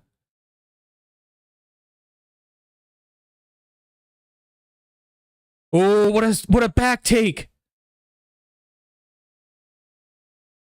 Dude, BSD's so crafty on the ground, dude. Look at him just throwing Prepolec around.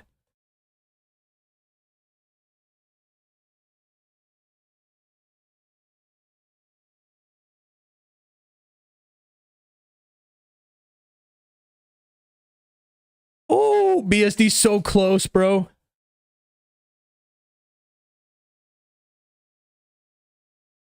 Dude, BSD's just got to take top mount right now and rain down elbows, dog.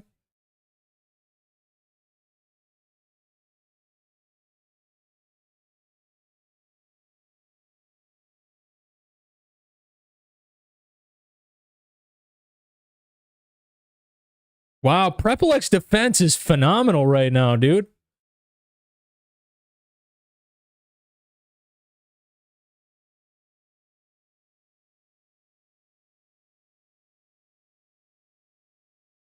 Oh, Benoît's about to score. Oh. Oh my God, man. Here, this might be it.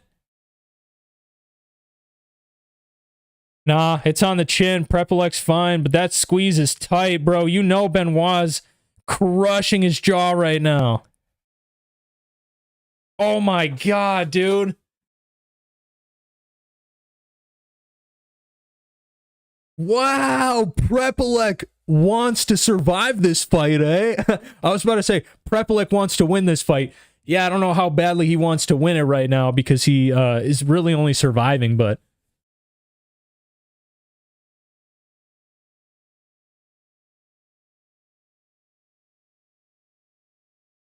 Uh-oh. What's gonna happen here? There's no way Prepolec has the cardio.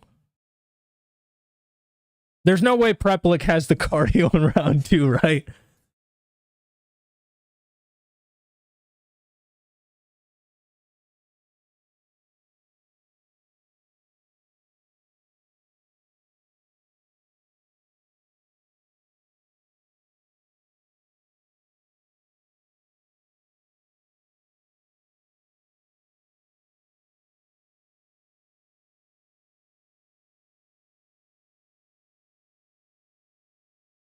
All right, man. Let's see. Let's see. Yeah, he really hasn't shown like anything, like any sort of danger or presented any BSD with anything. Oh my God.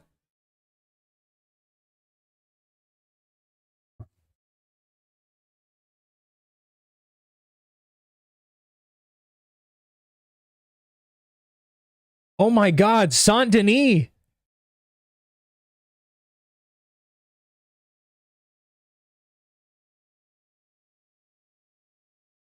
Oh my God, dude. Oh my God, dude. Oh, BSD cracked him. Oh, he just poked him in the eye. Dude, BSD just stood there and went like this. Like,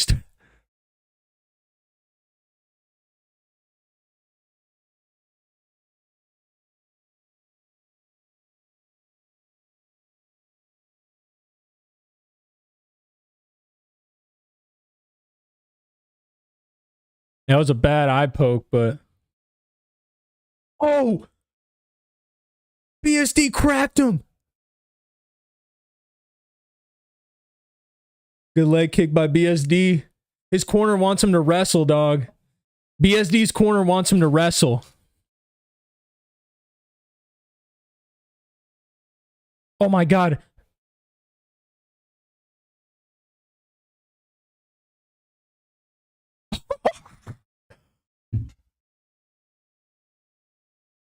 He is brawling with this dude. Oh, big elbow by Saint Denis. Nice knee and an uppercut. Oh, another huge elbow. Huge elbows. Oh my God, no way.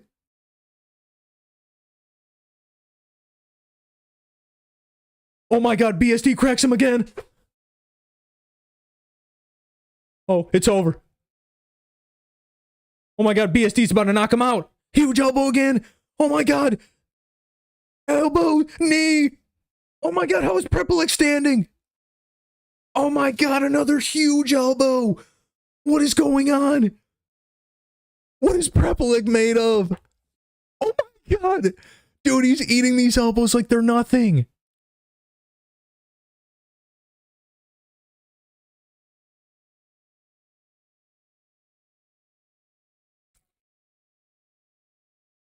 Saint Denis takes him down. Arm triangle. Yep, it's over. It's over.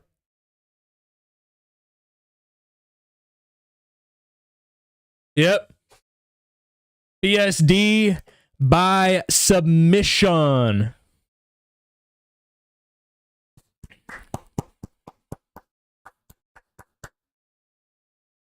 Dude, he cracked that much.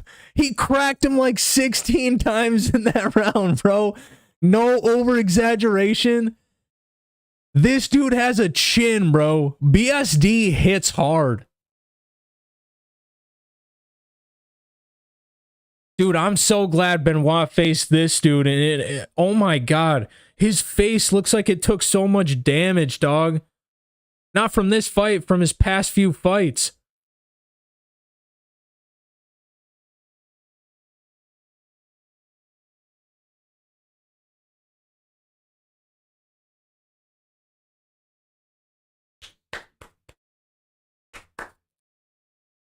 Yo, give Prepolec another one-fight contract. I want to see this guy fight someone else, bro. That's not ranked. That's like, you know.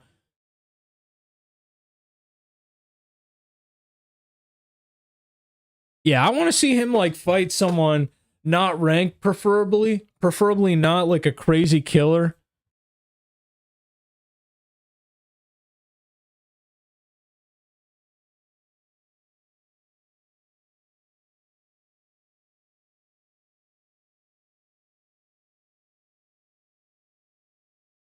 God, dude, BSD is back, bro. BSD is back.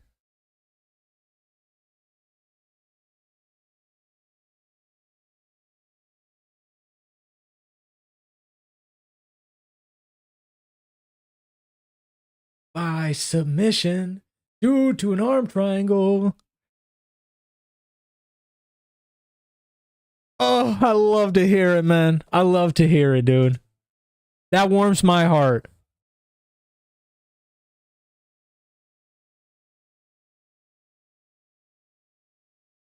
Hey, I'm going to be 125% honest with you right now. Joel Alvarez would have cooked BSD. I am so glad that he did not have to fight Joel Alvarez.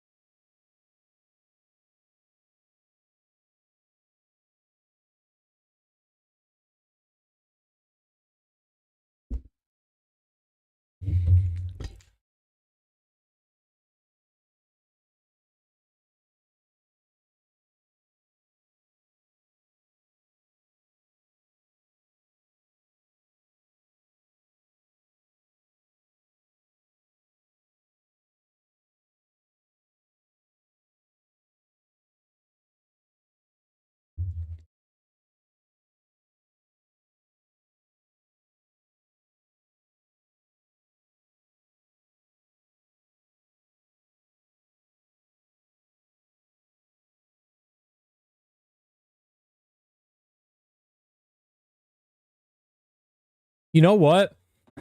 Benoît might literally go down as one of the biggest what ifs in all of UFC history.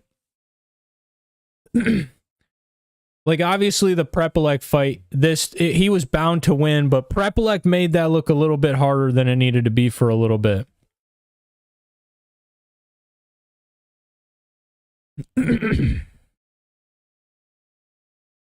I'm glad that BSD finished him, though.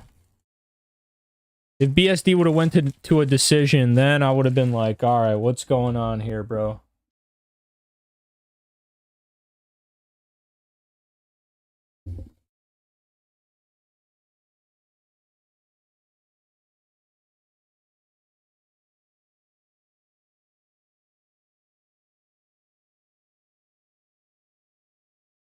Rob Font.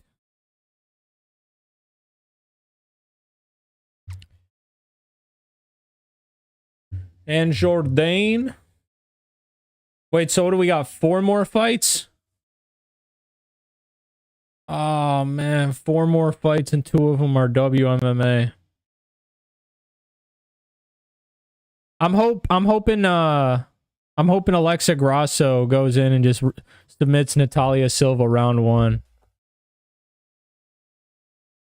I'm hoping Grasso just goes in and submits her round 1, but I think that may be a little bit too much to ask.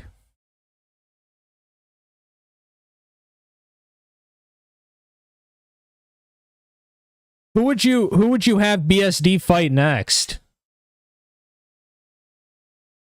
Like, I'm trying to think. I honestly wouldn't mind if BSD defended his number 13 ranking against like an unranked dude. Like, I gotta go and I gotta go and look at the rankings right now, but I mean, I wouldn't want BSD fighting anyone in the top 10 again yet.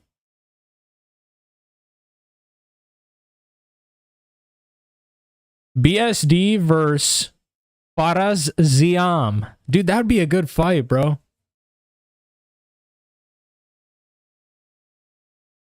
I think BSD versus Faraz Ziam would be a good fight. Don't give him Mauricio Rufy. I don't want to see him fighting Mauricio Rufy. It's got to be someone on a win streak, though, because, I mean, he's not going to be giving up his ranking spot for like a nobody. You know what would be a cool fight, honestly? BSD versus Rafael Fiziev. He just moved up, and he's facing... Wait, Rafael Fiziev is facing Ignacio Bahamondes? Are you kidding?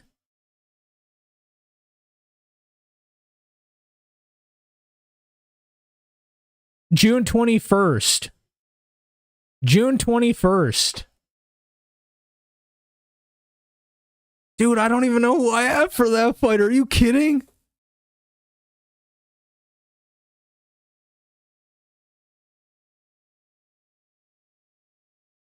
I'm thinking Fiziev. I'm thinking this is way too crazy of a step. Dude, we're talking Fiziev, who's coming off of 2 losses to Justin Gaethje, bro. 2 losses to Justin Gaethje, and I don't even... Dude, I think he would have beat Gamrot. I seriously think Fiziev would have beat Gamrot had he not injured his leg.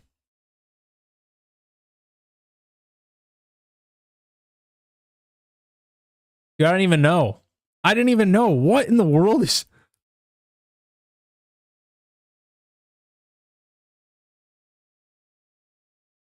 Bro, this is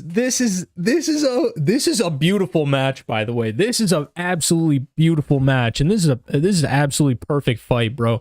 Fiziev versus Bahamondes. This is... The matchmakers went crazy with this one. You know what's crazy is everyone's going to sit here and say, Ignacio Bahamondes, he's 6'3", he's got a 75-inch reach. I don't even think any of that's going to matter against Fiziev, because he's just like good at negating that kind of stuff.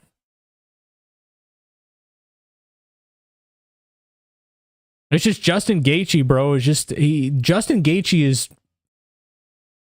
I think Justin Gaethje beats Ignacio Bahamondes. At least the Justin Gaethje that fought Fiziev.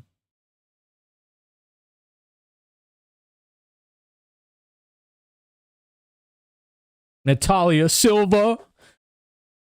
The Justin Gaethje that just fought Fiziev, I think. I rate that one a little bit better. But then again, Fiziev was a lot better too, I feel like, when he fought Justin Gaethje the first time, so that's why it was a closer fight. I don't know. I don't think Ignacio Bahamondes beats a Justin Gaethje. Yeah, dude, Fiziev at this new weight class might actually be nuts. The only thing is he's going to be a little undersized, but his speed, his quickness, his dude, his striking is so good.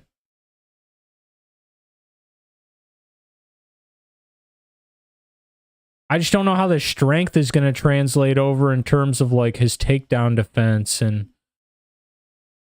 I don't know. I have no idea.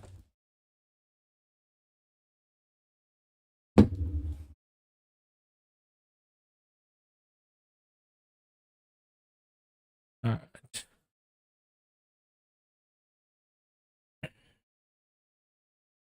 Yeah, that's such a hard matchup. I mean, I want Fiziev to bounce back and win. Because if he loses against Ignacio, oh my god, that'd be 4 losses in a row, bro. That'd be 4 L's in a row.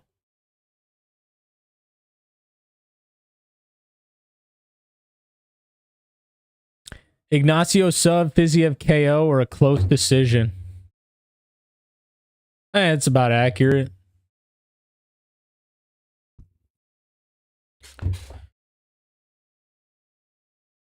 All right, now let's...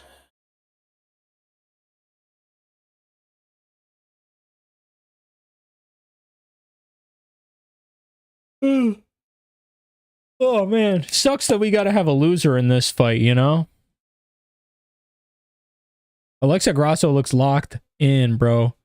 Alexa Grasso looks locked the fuck in.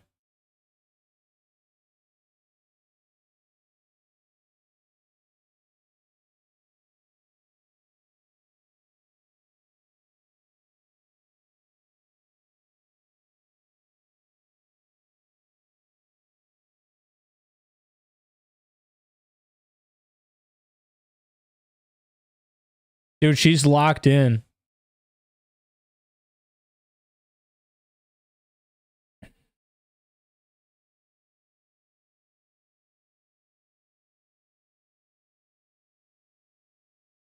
I mean, Bahamondes does have crazy strike. Yeah. Yeah, he does, bro. The KO.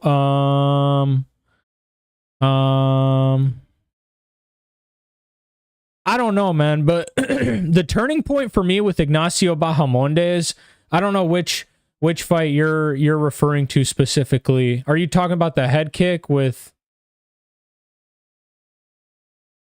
I'm just gonna say though, the fight with Manuel Torres, when he knocked Manuel Torres down and dropped him the way he did, that's when I knew Ignacio Bahamondes was the real deal. And then I figured out shortly after that this dude is actively training with the current welterweight champion of the world, Belal Muhammad.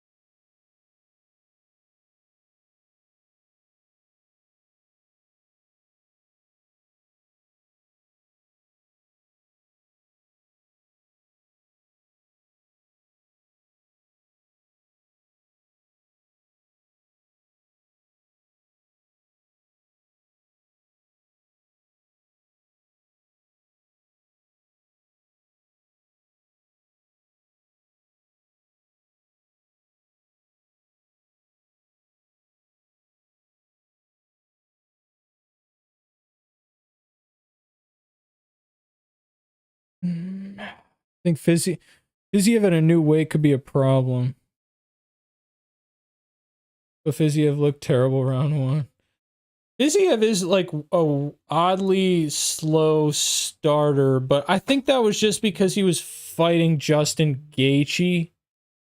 Because most of his fights, I mean, he doesn't pressure fighters as much as he probably should. Because he has such a striking advantage over a lot of people, bro. Especially close in, dude. Like the only other person, and honestly, it's because he's on the card, I can think of him so fast, is like JDM with the close boxing. JDM has phenomenal inside boxing. Phenomenal.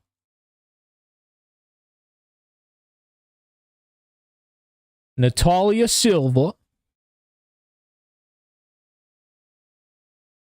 So this is what? Title elimination fight? Whoever wins this gets the next title fight against Shevchenko, right?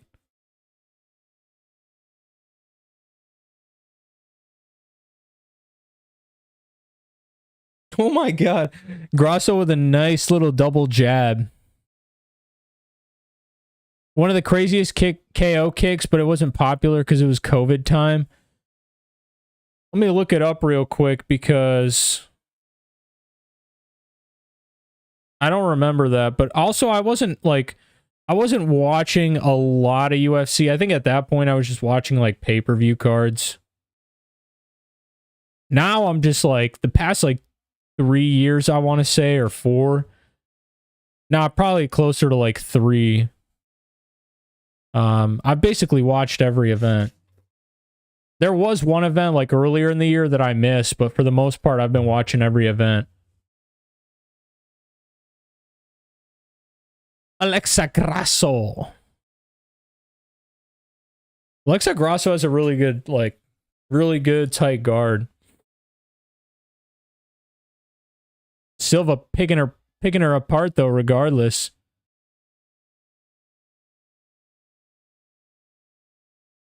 Natalia Silva is good, bro.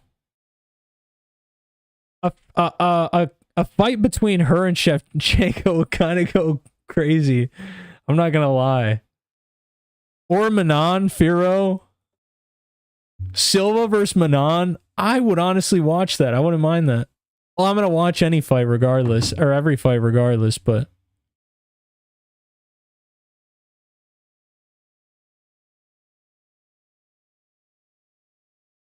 All right, I gotta look up this Bahamondes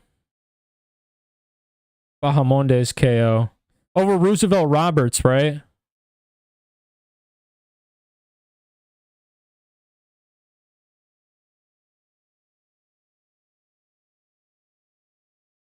All right, let me see this.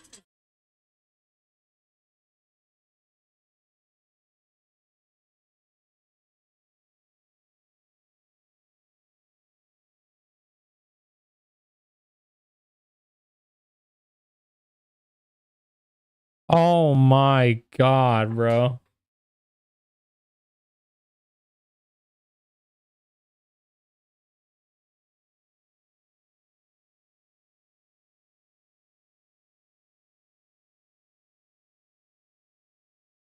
That reminds me of the Mauricio Rufy KO.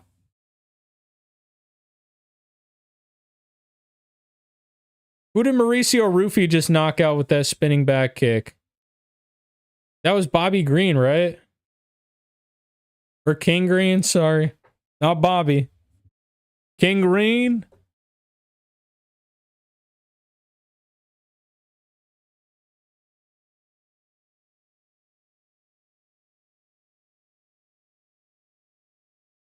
Dude. Yeah, this was vicious, bro. I mean, Roosevelt's out on the ground, like, just... The dude's out.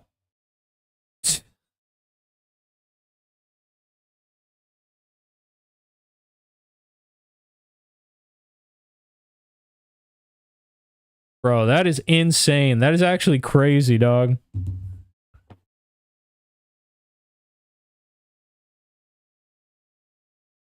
Ignacio Bahamondes is nasty. And he's fighting in like a month and a half. Wait, so is that just a fight night then?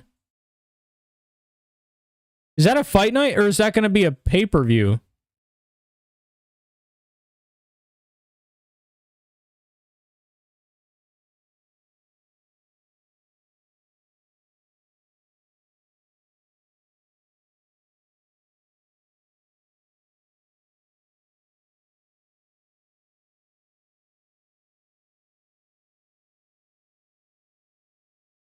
UFC 316's Dvalishvili versus O'Malley. I think Dvalishvili... No, I honestly think that O'Malley's going to come in and knock out Merab. I really do. I really don't think that Merab's going to go in and overwhelm him the way he did that first time around. I think Merab is still going to be dominant in those, you know, those first few rounds, but I think O'Malley I think O'Malley's going to be super live to knock him out. I'm not going to lie.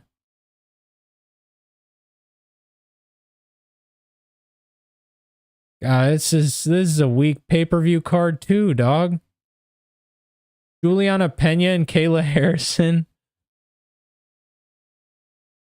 I wish Juliana... I honestly hope Juliana Pena wins just for the shits and giggles.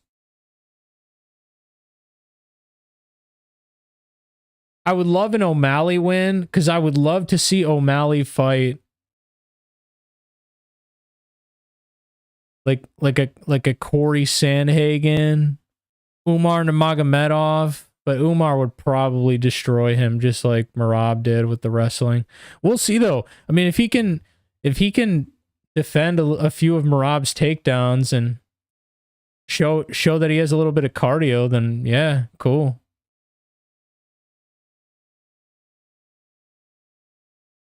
Fight night main event. Co-main. Wow. Wait, hold on a second.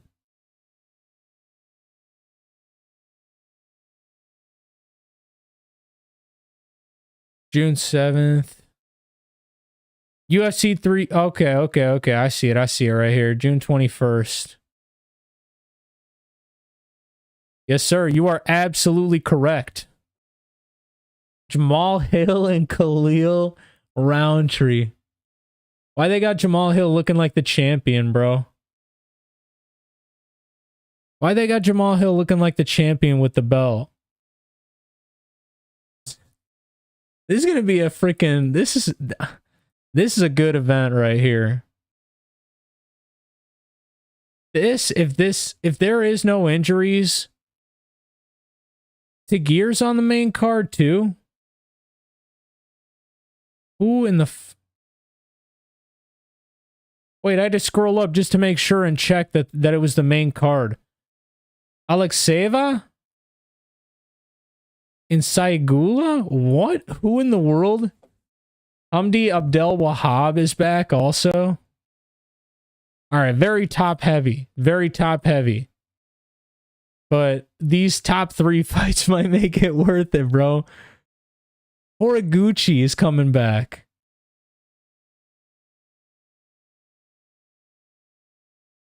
Horiguchi used to be in the UFC, right?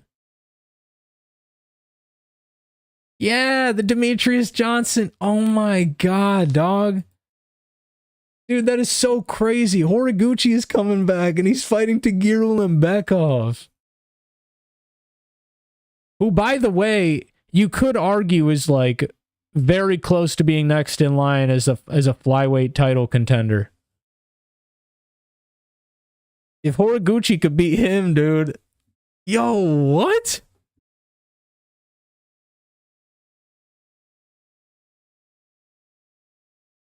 Yeah, I mean there's hey, and Curtis Blades. Yeah, like you said, Curtis Blades and Kuniev are on this card too. So I mean there's some decent there's some decent fights. Wait, what? Nazim Sadikov is on here with Nicholas Moda? Dude, really, bro? That's kind of dirty. They're doing my dog Nazim kind of dirty, bro.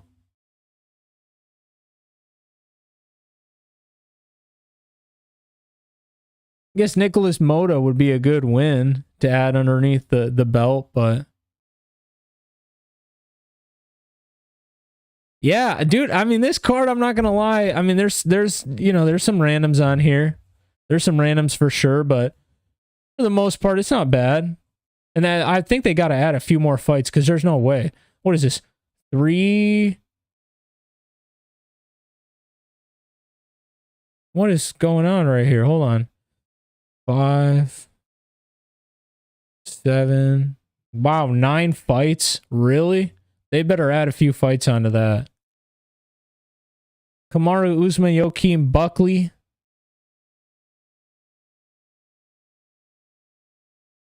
I haven't even been paying attention. Silva's winning, though. I mean, all I'm hearing from the commentary team is Grasso's got to do more. Grasso isn't landing enough. It's close, but the output is close.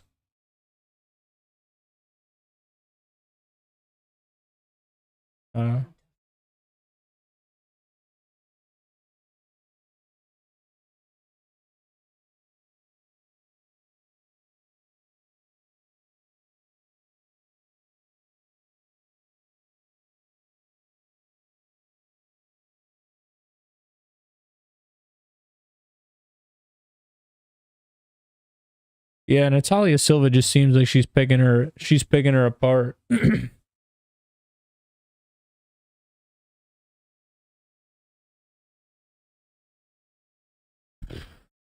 Dude, they just keep feeding Corey Brundage to all these killers, bro.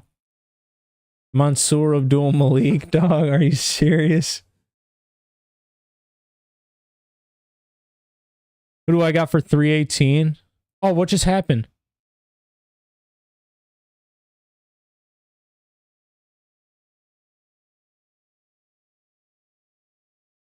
Oh my god, Grasso's cut open bad, dude. Alexa Grasso just got mauled. Oh my god, dude. Natalia Silva's cooking her. For DP and Max. Oh man. Oh man.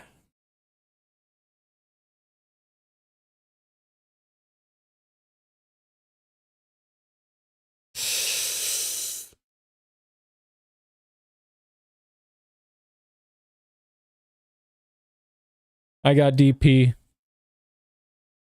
I got DP, dude. I got Dustin Poirier, bro.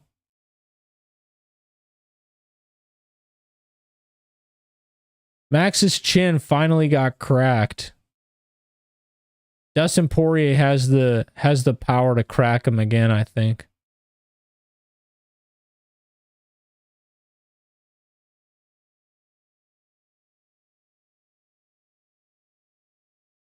Dude, yeah, bro. Silva landed big. Grasso's got to go for the finish, dude. She can't win this fight. She's down 2-0. I haven't even been watching it, but I can just tell.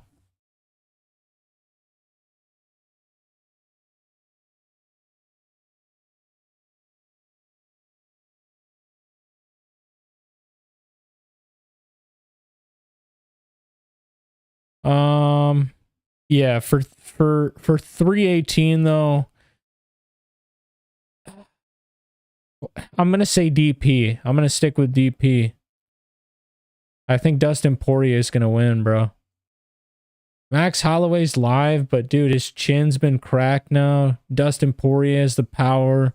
Like you said, he sucks in trilogies. Grasso's got to go. Grasso's got to throw back, dude. She's got to go for broke now. She's got to go for broke now. She might try and go for a sub here.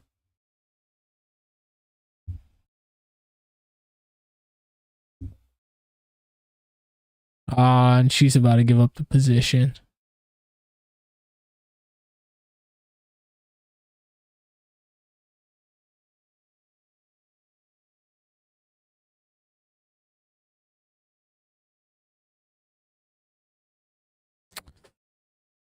Oh, man. UFC 320 is UFC Noche.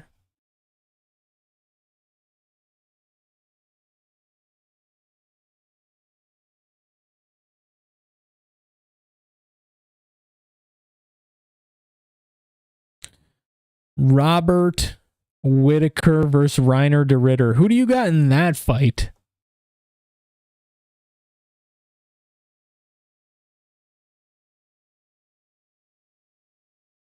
Dude, Natalia Silva's like actually so good.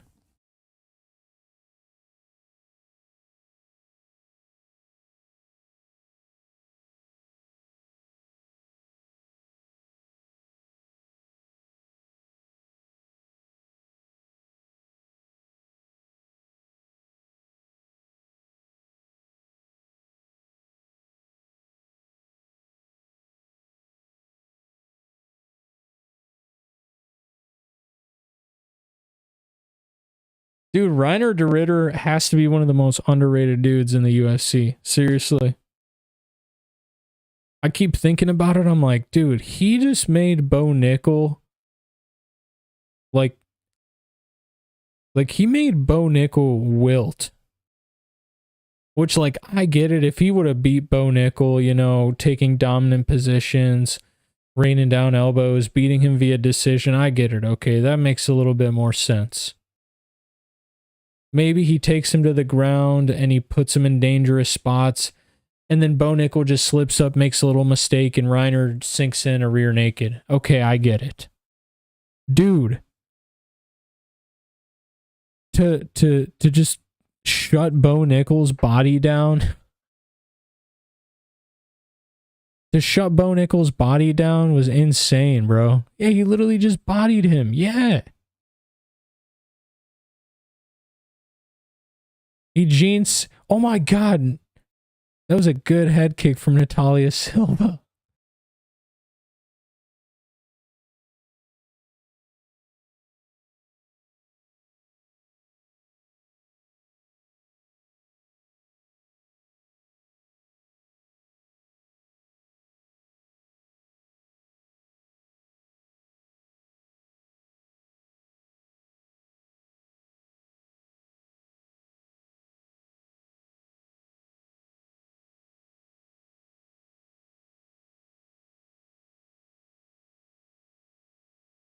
Aldo is up next, bro.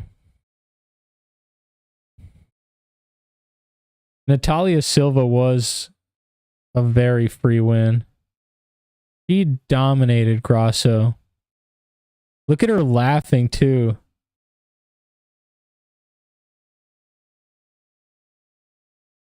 Oh my God, she busted her up, dog. I wasn't really paying attention to this fight, but she busted her up.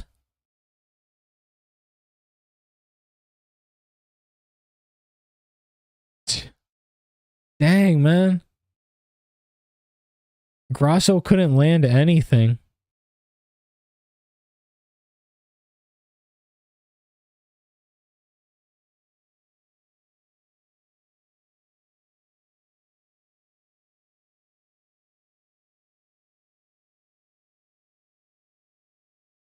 God, dude, if Whitaker loses to Reiner de Ritter, bro, are you serious? I kind of need a Whitaker to win. I'm a big Reaper fan.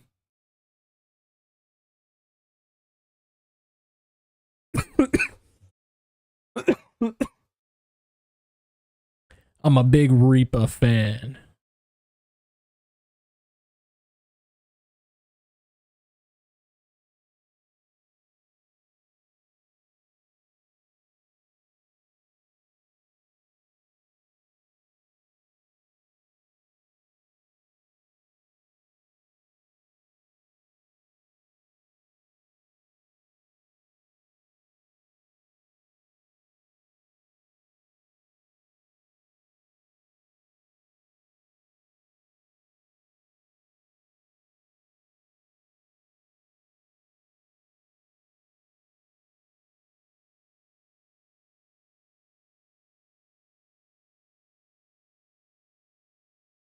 Hey guys. Honestly, probably edge my pick on Robert. I'm glad you say that, but I don't think I'm as confident, bro. I think Reiner de Ritter can get that fight to the ground a lot easier than I'm thinking.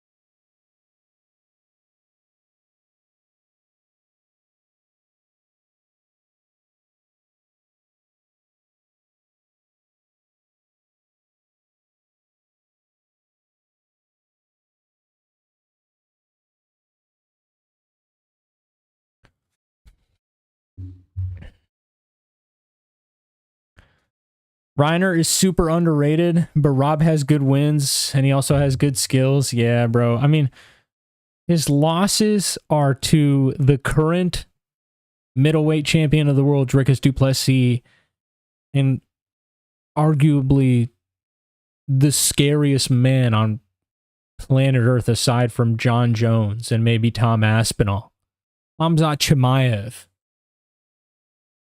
So those aren't bad losses at all. I'm kind of scared though because Robert Whitaker's jaw was like actually snapped in that fight. Like Whitaker actually snapped his jaw, which is scary to think about.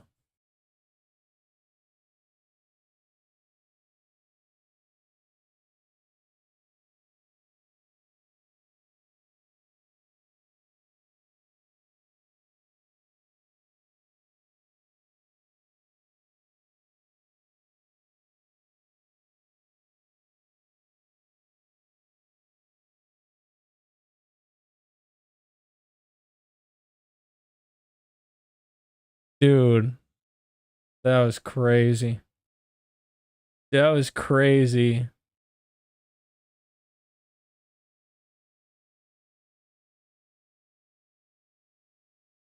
Like, I don't even know how Robert Whittaker is. Dude. How do you even come back from something like that? It's so weird. Because you get punched a lot in the chin and the jaw, bro. I don't know. I don't know. Good luck to the Reaper, but I don't like that he took this fight, dude. It's kind of stupid on him.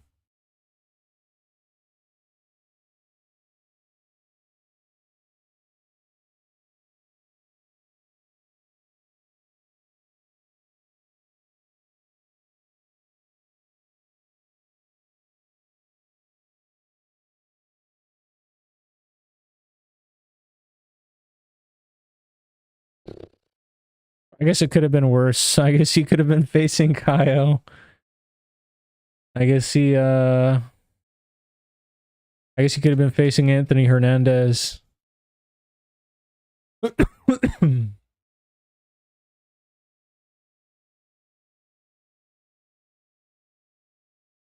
he could have been facing someone completely different, you know, and someone more deadly, so I don't mind it, but kind of hate it.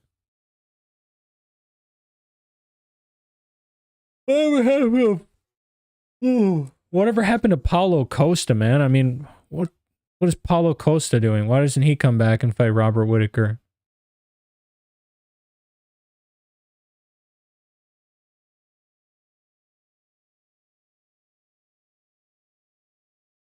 That is true. It is a 5-round fight, and Whittaker thrives in those.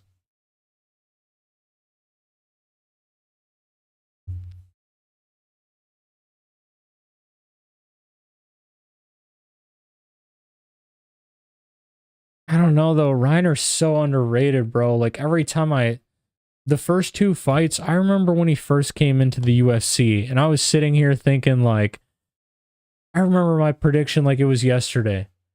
Dude, I was sitting here, I was like, ain't no way. I don't give a rat's ass if you have a 3-division belt over in ONE FC while simultaneously defending a fucking 4-division belt in Bellator, all while competing in like Muay Thai over in, I don't know, fucking Thailand or some shit, and then competing in Brazilian Jiu-Jitsu also. Like, you know what I mean? Like, I don't want to hear that bullshit.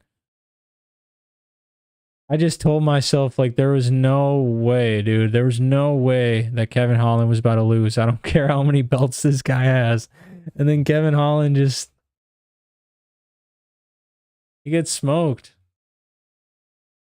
I'll give it to Reiner. I mean, ever since he's came into the UFC, all he's done is finish fights, so... you can count him out all you want. Don't matter.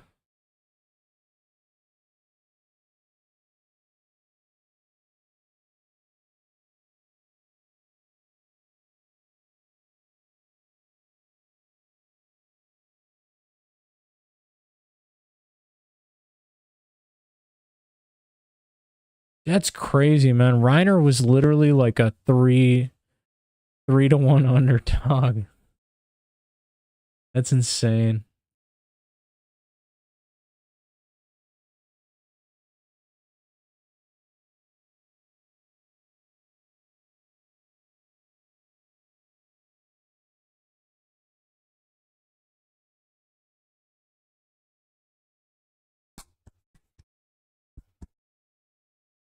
Vitor tribute. Vitor tribute, dude. That armbar is still so crazy. The fact that John Jones got out of that was insane.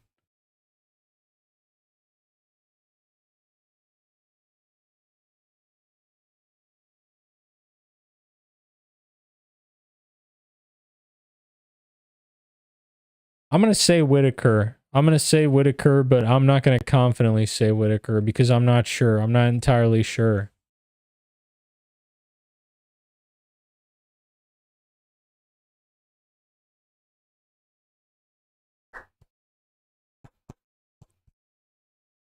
Hey, W, man. Vitor in the UFC Hall of Fame.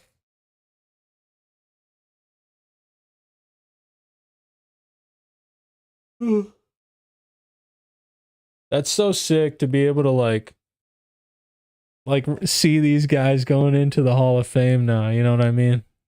Obviously, I didn't watch MMA when they were fighting actively, but I've seen the fight replays. I've watched not all of them, but a decent amount of these legendary fights, you know? Oh my god, finally. Jose Aldo. Where you at, though?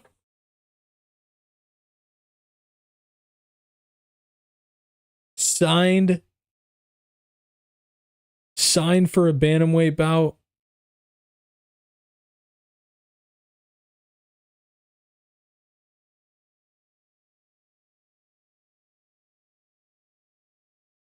Aiemann Zahabi.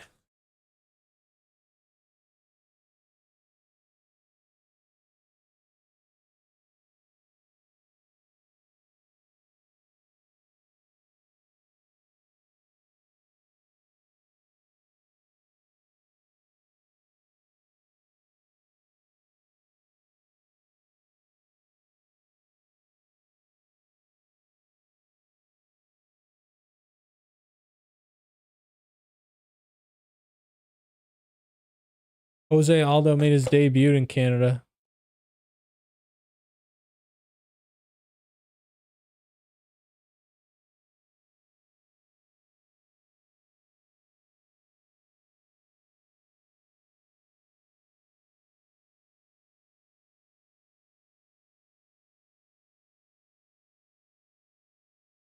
Gone the distance and beat Mario Bautista.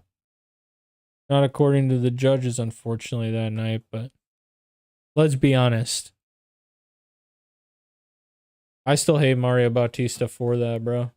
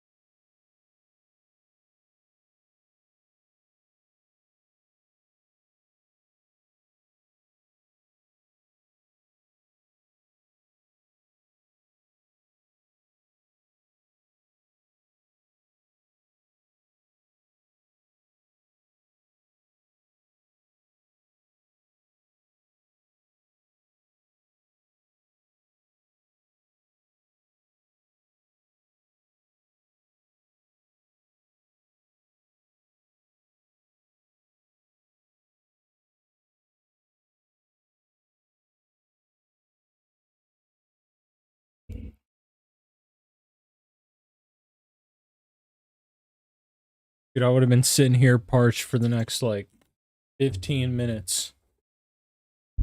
I would have been sitting here parched for the next 15 minutes.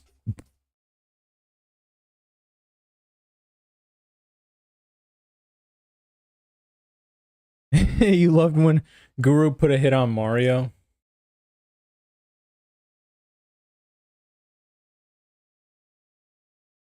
Dude. Guru is, I love Guru, man. I know a lot of people are going to be like, oh, he's controversial. Oh, he's this. Oh, he's that. Dude, Guru's just being Guru, bro. Like, and I think a lot of times he does it, you know, solely for the clout. But, like, I feel like the social media Guru that you see is not the Guru that you get. You know what I mean? I feel like it'd be cool if, obviously, Guru streams, like, almost every event, so every good event, too. So, I mean, he's going to be live for most events, but it'd be cool if Guru did, like a, I don't know, like a link up one day or something with his fans. Rented out, like, a movie theater and just got, like, a bunch of people to watch the... Dude, I would absolutely go, bro. Even if Guru sold tickets to something like that, that'd be so epic.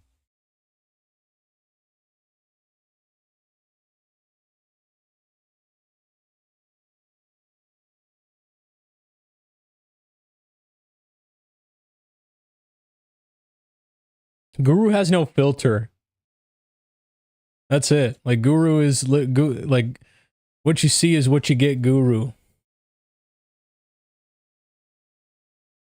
But I do feel like a lot of time, not a lot of times, but a good amount of times, he does over exaggerate some stuff for the camera.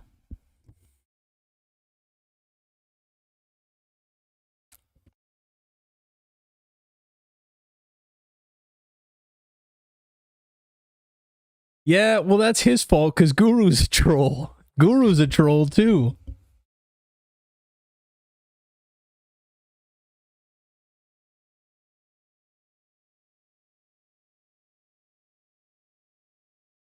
José Aldo. Why do they say José? Isn't it Jose? Jose.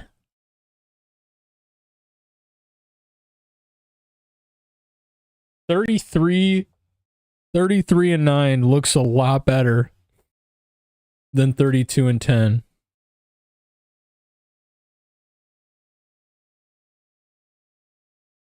Aiemann Zahabi looks ready, dog. He's 9 and 1 when fighting in Canada. What a random stat, bro. Obviously, he's going to be 9 and 1 when he's fighting in his hometown in Canada because that's where most of his fights probably were. That's the dumbest stat I've ever seen get pulled up. I'm not even going to lie. There's been some like blasphemous and like weird stuff that they've pulled up. That hands down has got to be one of the dumbest things I've seen them pull up.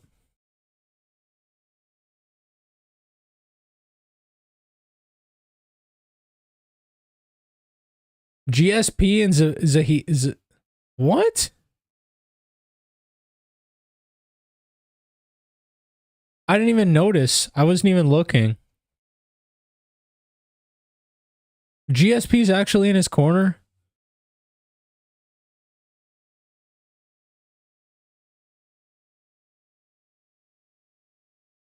He's brothers with GSP's coach?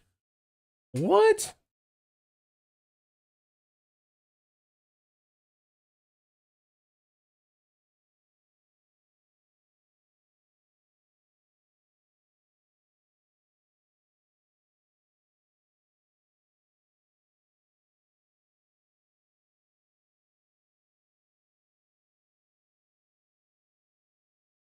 Pound for pound, Jose Aldo.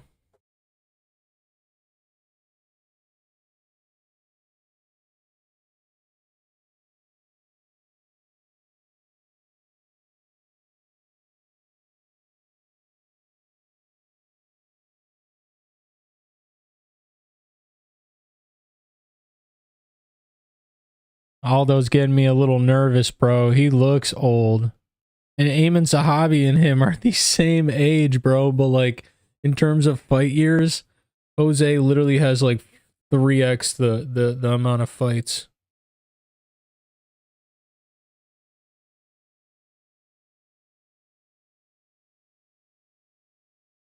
This is basically GSB versus Aldo. Zahabi better go in and grab a takedown or something, bro. Use some of that karate.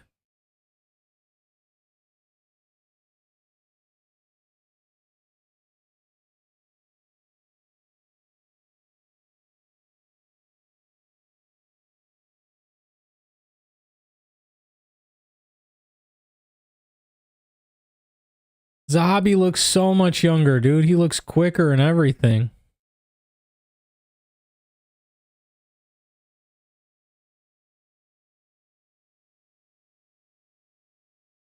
There we go. Aldo's getting in there. He's getting a little bit of his respect.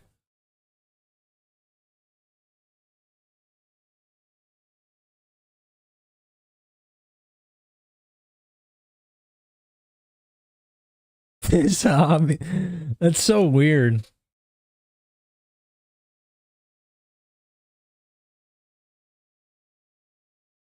Oh my god. Did José just connect?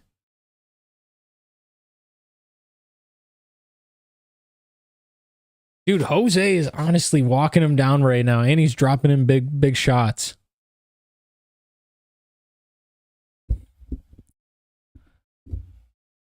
He's walking him down, and he's dropping big shots in right now.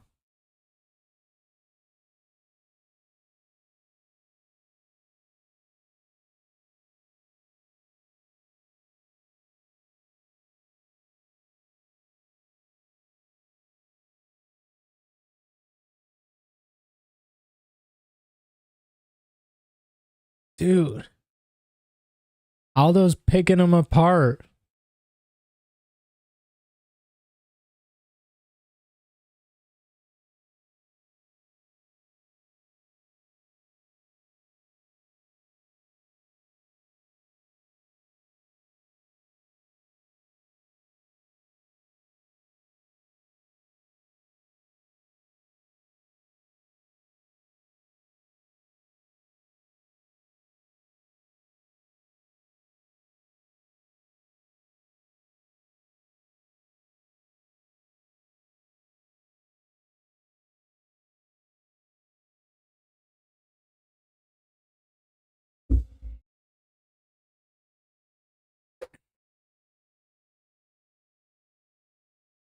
Zahabi is trying to look flashy, but he's also like fainting a little too much. I think DC said it in the commentary team, but I think he's just a little overwhelmed.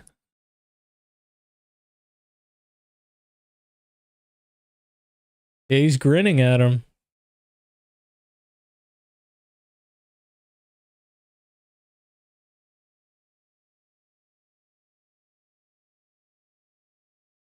Oh.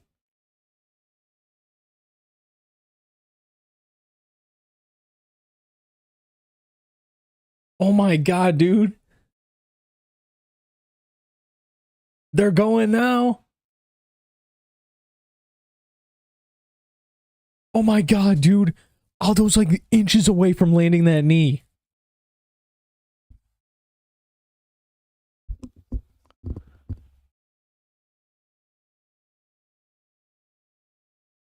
Oh, huge body shots. Oh my god. Dude, what a fight. They're just landing hook after hook on each other.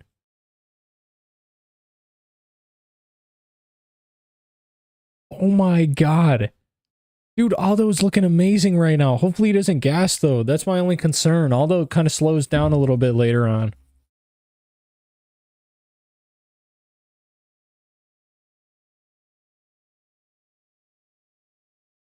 Breathe deep. Okay. I will.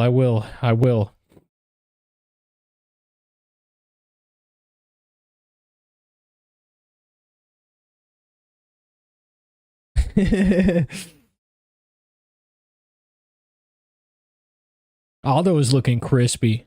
Aldo was looking very crispy. In that last 30 seconds, he was flowing like water. He was flowing like water out of stream, bro.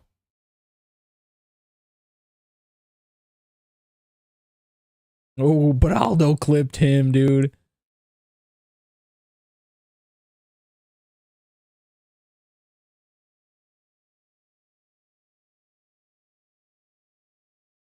Dude, I can't believe that Aldo, even at his age, like, practically outspeeds everyone.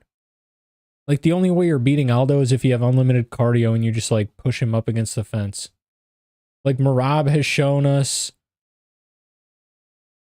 Mario Bautista has shown us.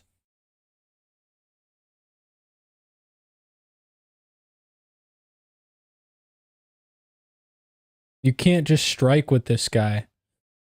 You have to hug him. You have to push him up against the cage. You have to take him down, like...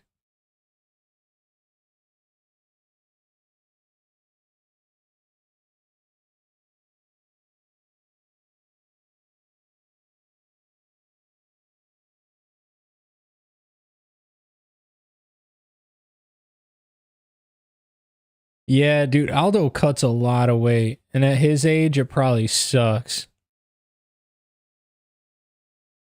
So I agree with you there.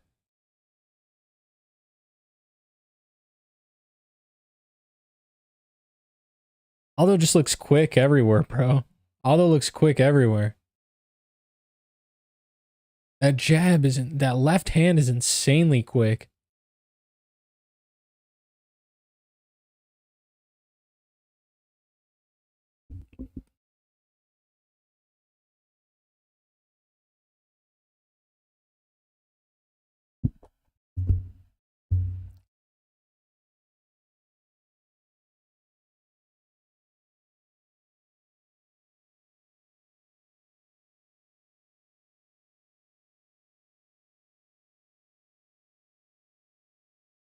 Oh my god, those are nasty body shots by Aldo.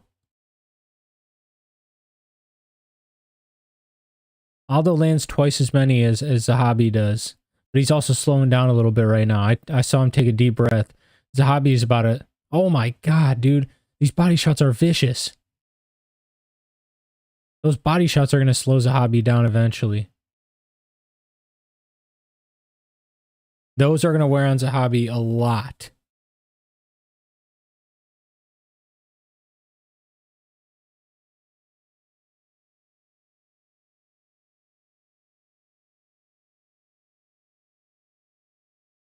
Oh.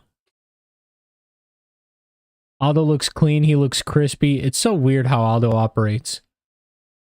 Like, he's... How old is he? 37? I've seen a lot of people talk about Aldo's age and be like, yeah, he's... You know he's, like, not actually 37, right? And I'm like, what do you mean? And they're like, well, you know, he doesn't have, like, a real birth certificate or anything. Like, when he went to go drop off his paper... I've seen people say, like... Apparently, I guess when he went to go, like... grab his papers or something for his for like his UFC profile, you know what I mean, to sign up to be a fighter, like they needed documentation and stuff, and Jose went and just like gave him an age.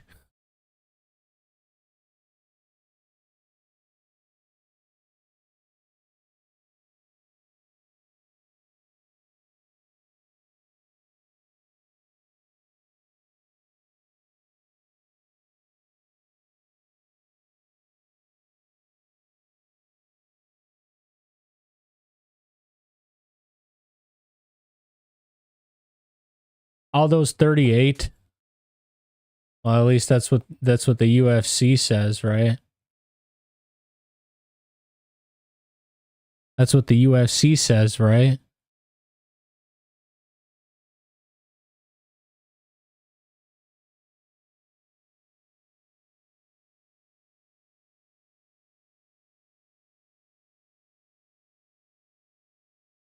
Oh, he just kicked him in the nuts again.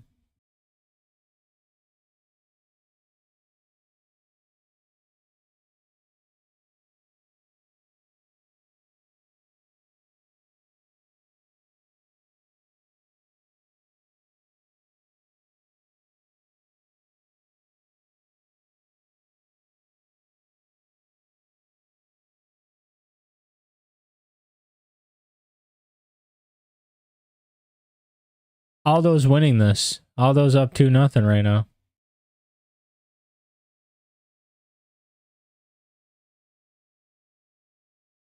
Dude, all those checks are nasty, bro.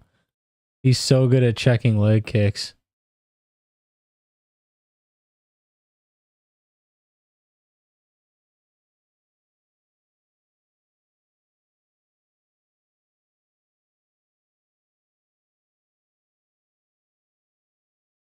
Yeah, Aldo's cooking right now. Aldo's cooking right now.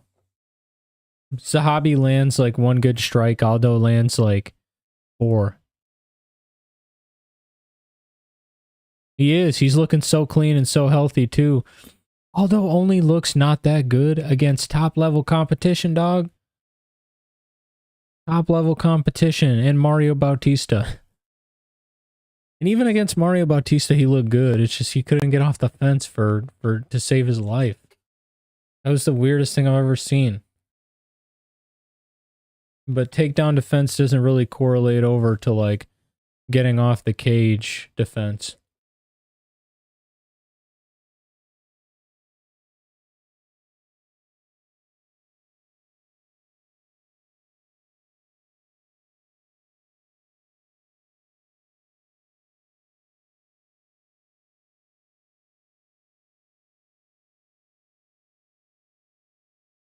Aldo's looking phenomenal. Aldo's looking phenomenal. I need him to rematch Mario Bautista, please. Please.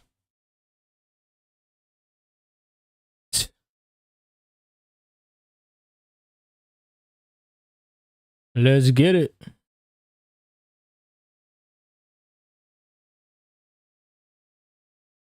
One. Dude, John Anik is freaking reaching, bro. Did you just hear John Anik? Dude's claiming it for it to be 1-1. What? Why are the odds suggesting it's 1-1 also?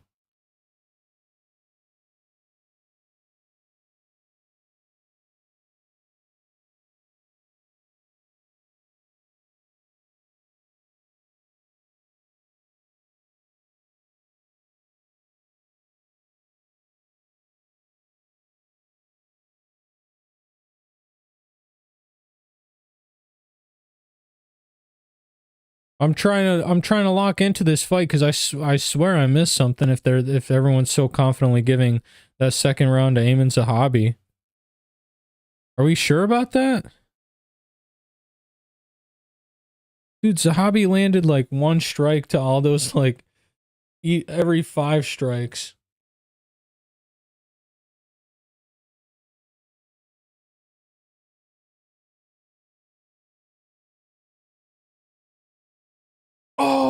Oh my god. Aldo dropped him. And then he fucking soccer kicked his ass. Oh my god, he kneed him in the face. Aldo gets stung on the way back though. Oh my god, Zahabi's stinging him. What's going on? Aldo clips him again.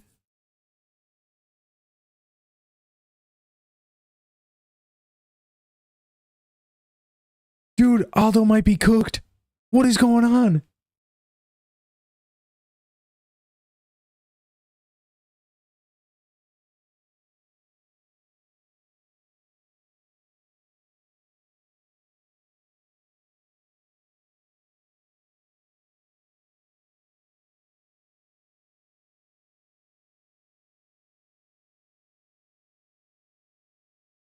What is going on? Is Aiemann Zahabi about to knock Aldo out? Dude, there's no way Aldo's this gassed. No. No.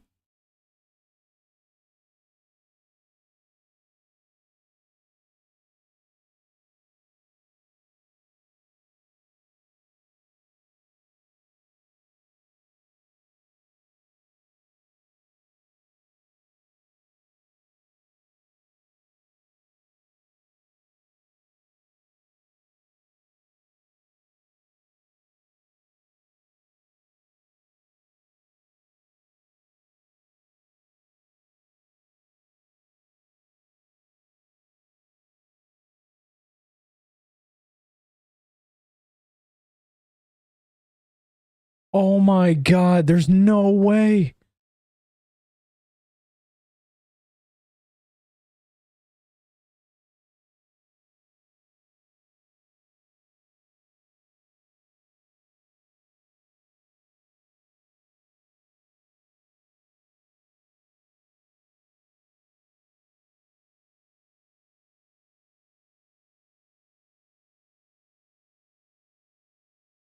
Dude, Aldo was so gassed. Oh my God, dude. No way.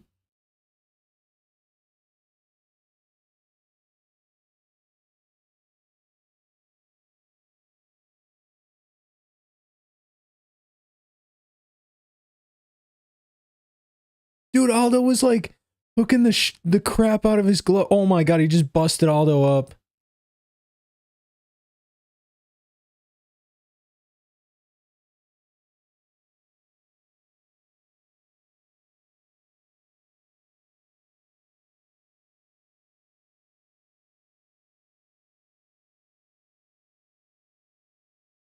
Oh my God, dude.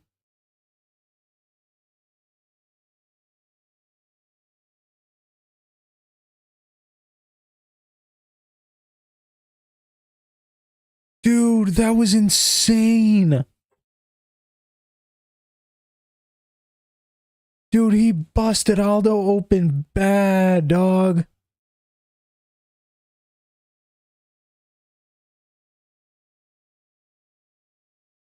There's no way it's a 10-8 round, right?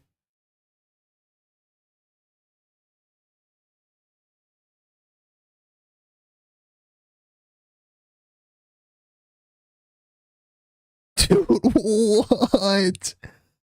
Anik saying draw? Anik is a dumbass, dude. Kind of fucking... How the fuck would it be a draw? There's no way. There's no way that was a 10-8 round for fucking... Wait, did he mean draw for that round or draw for the fight? Because maybe draw for the round makes sense, but even then, I would give it to like Aiemann Zahabi just barely. Like a 10-9 Aiemann Zahabi. I wouldn't give him a 10-8 because Jose dropped him.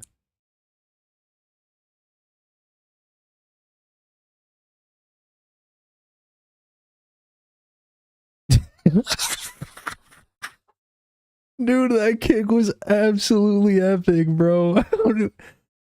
That was like barely... His knee was insane. So...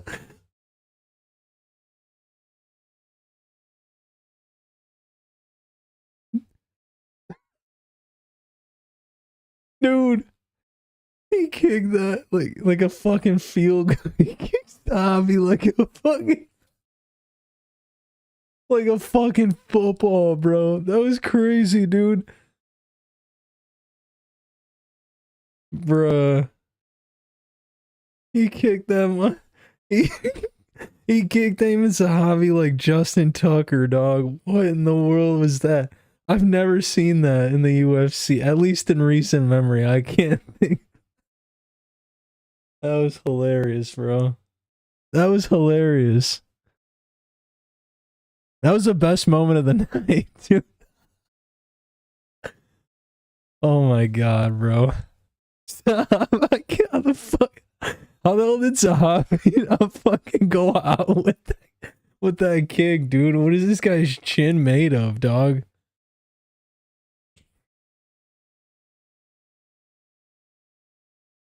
What is going on, man? He used he used all his energy on the field goal kick.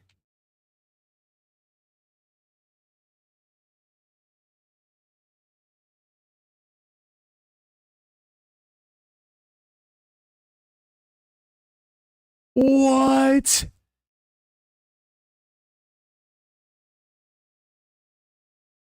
Aiemann Zahabi got it?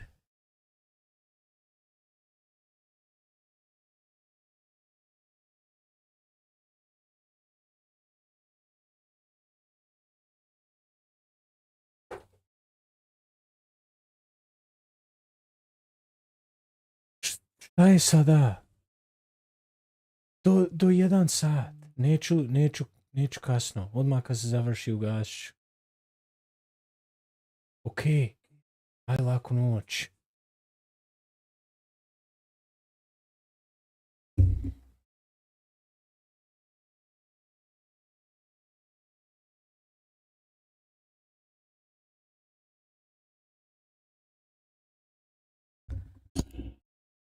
That was disgusting. That was disgusting. That kick was insane. I can't believe that, dude.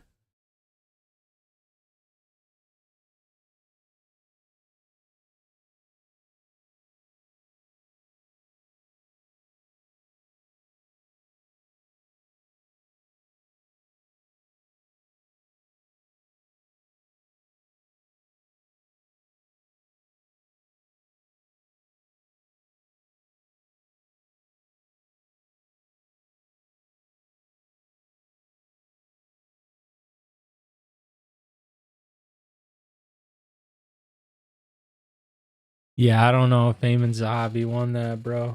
I don't know if Aiemann Zahabi won that fight.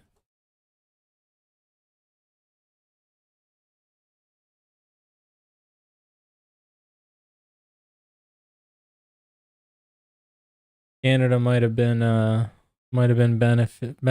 beneficial to my boy. Oh my god, no way.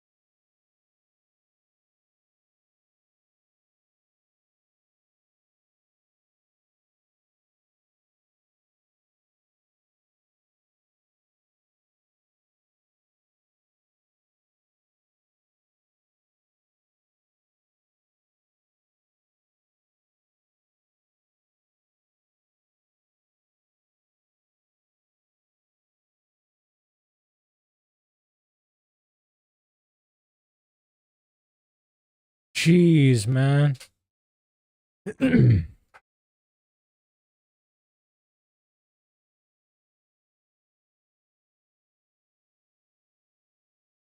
There's no way that Zahabi just retired Jose Aldo, dog.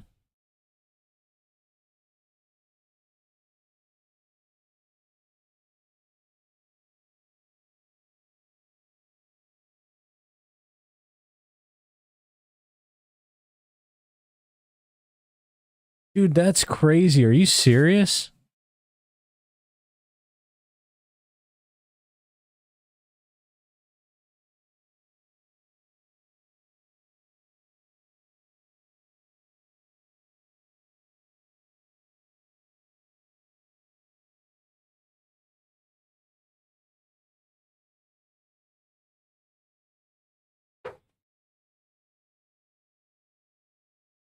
Man, that sucks, dude.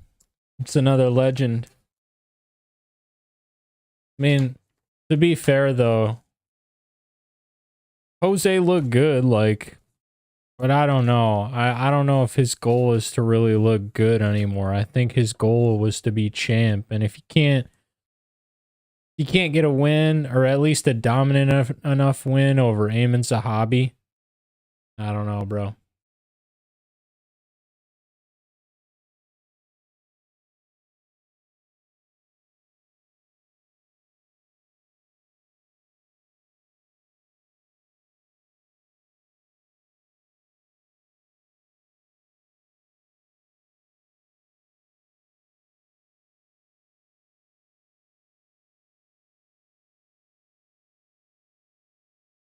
What? Manon Fiorot spends the second lowest bottom percentage at 0.21%.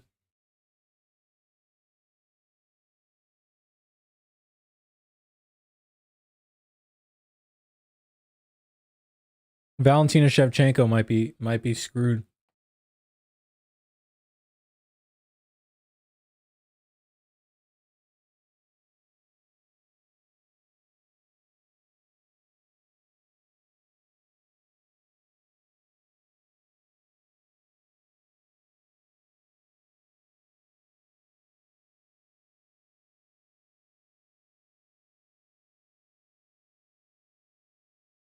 I can't believe Aldo just retired.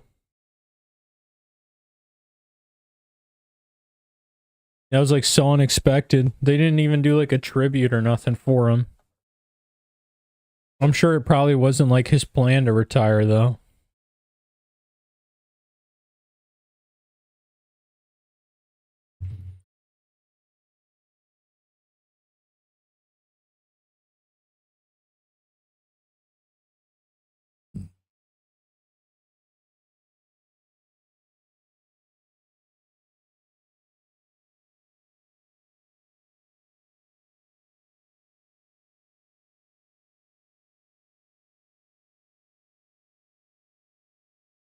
That's kind of crazy.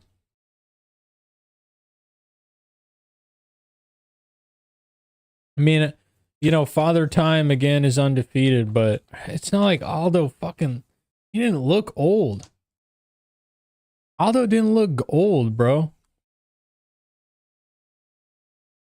Like he looked quick. He looked good. He looked just Zahabi. You know, he gassed in that third round, and Zahabi took advantage of that. Dude, yeah, they treated Aldo like shit. Especially after McGregor knocked him out, man.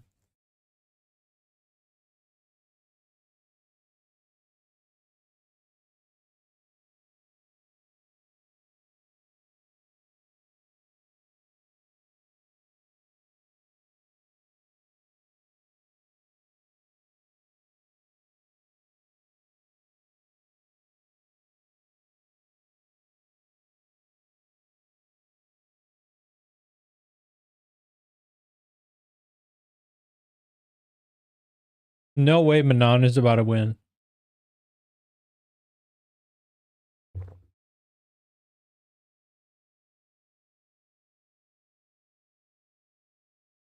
Dude, the UFC kind of treats everyone like shit. They really just use fighters as heels. And they know who's going to make money and who's not, so then they just like they favor those guys a little bit, like and it's so obvious too, like they don't even try and hide it.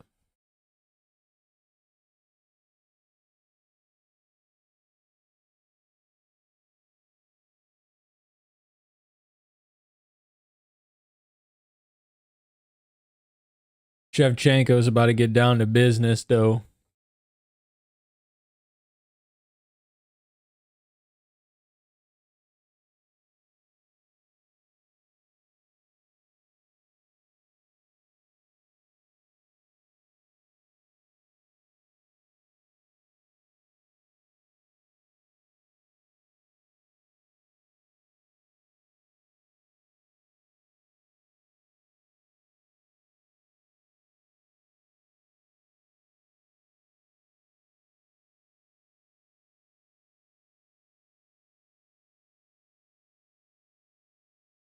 I wish the UFC was like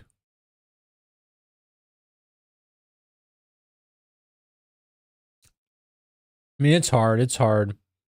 It's basically regulated human cockfighting. Like, it's hard to raise money aside from, like, fan.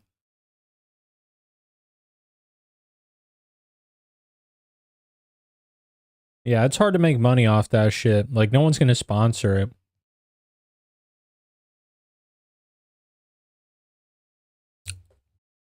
I hope the UFC gets a good deal and they get rid of their pay-per-view model, period. Like, if the UFC had like a subscription model, like $20-30 a month, and you get all the fights, you get the free fights and the pay-per-views, that would be sick. But I don't know. I don't know what they're gonna do with that.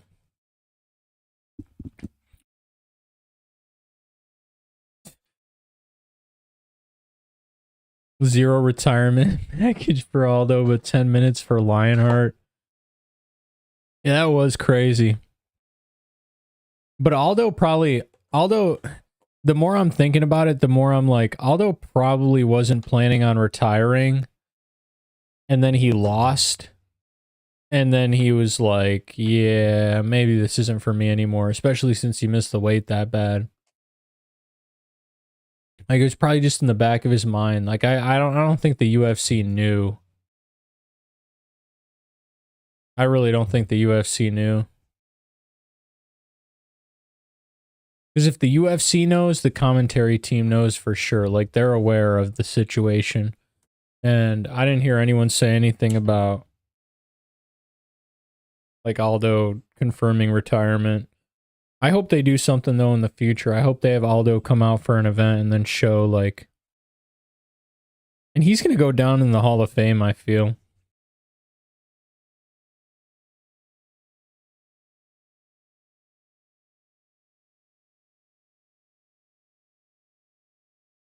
Yeah, that was kind of crazy, though. Everyone just kind of, like, shoved it to the side like it wasn't even... Or, like, he was about to just, like, unretire or something. I don't know. That was weird. Now that you mention it, that was very strange, bro.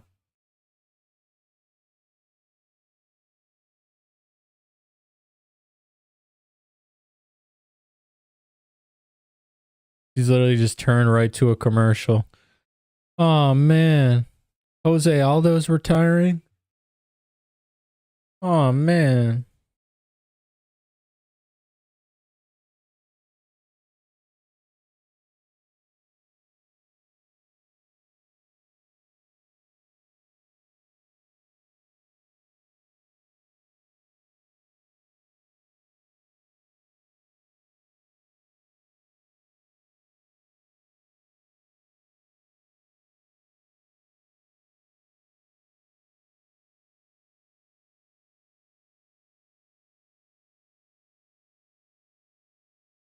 Because he knows he dropped that. He knows he dropped that third round. I don't know. Maybe his corner told him he was up 2-0 and just didn't have to get finished. I don't know. It seemed like he was up 2-0, but that's probably my Aldo bias.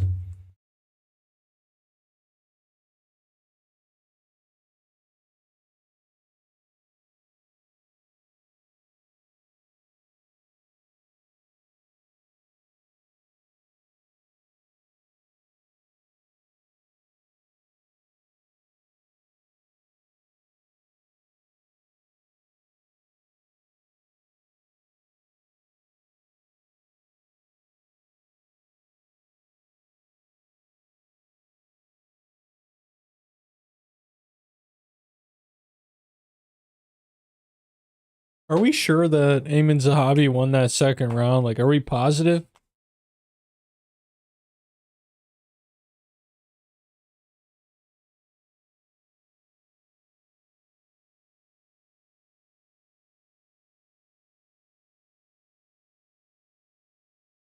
Oh my god, dude, we're about to get JDM versus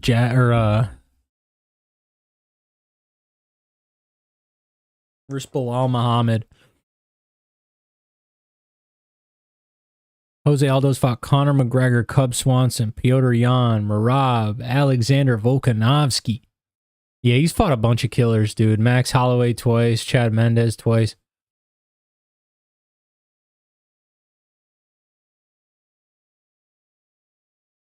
Sucks, man. Jose Aldo's been screwed by the judges a lot, too. Like, way too often. For an all-time great like that, it's happened way too often.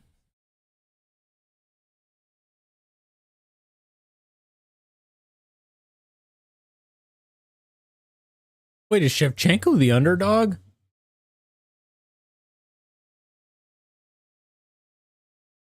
Shevchenko's the underdog? Are you serious?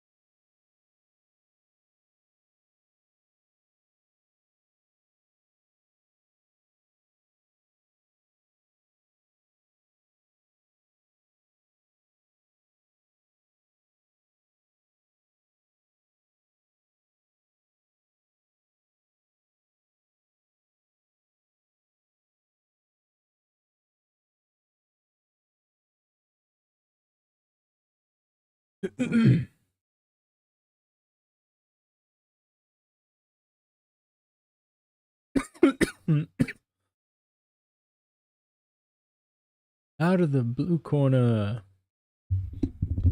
Shevchenko by TKO, bro. Shevchenko by TKO.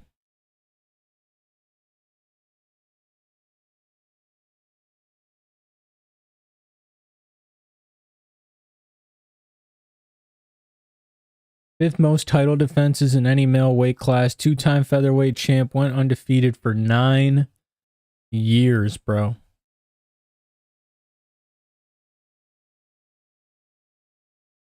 Canada is chanting Zahabi and now support Donald Trump's tariffs. Facts. Facts, bro. Dude, how the fuck is Shevchenko an underdog? Is Manon Fiorot actually that good? I know she's good.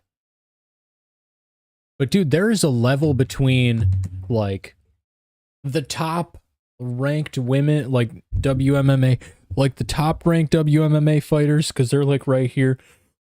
And then there's like your top, like 3 who are like your gatekeepers. And then there's your champion who's like up here, bro. And the champions are usually significantly, Juliana Pena is like an exception. And she'll be losing her belt fairly soon, so. Holy shit, Manon Fiorot is actually huge. Dude, Manon Fiorot is actually huge. Holy crap. What?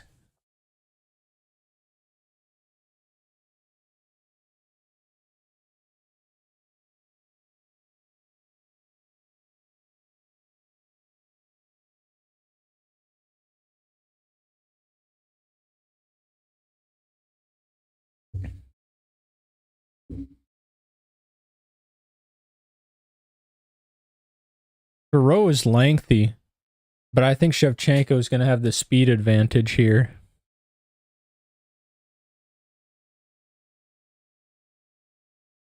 Jack is only plus 154 against Belal Muhammad?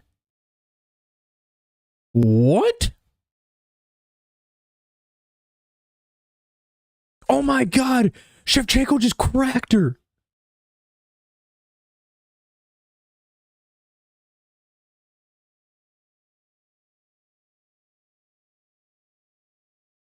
Shevchenko cracked her, bro.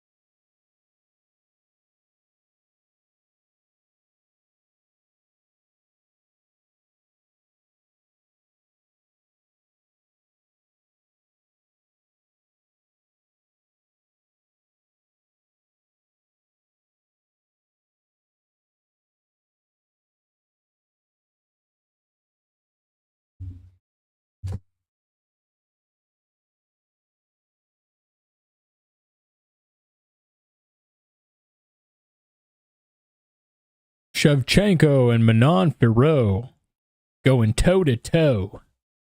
Who will win? I don't know. But I like that tiger on Manon's shorts for show. Dude, Shevchenko is kind of clipping her. I'm not going to lie.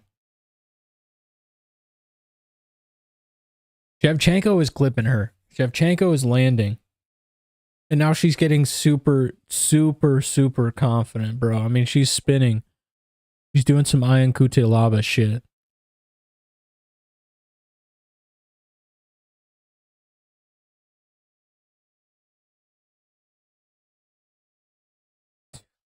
Fiorot just keeps walking right into these right hands. What is actually going on?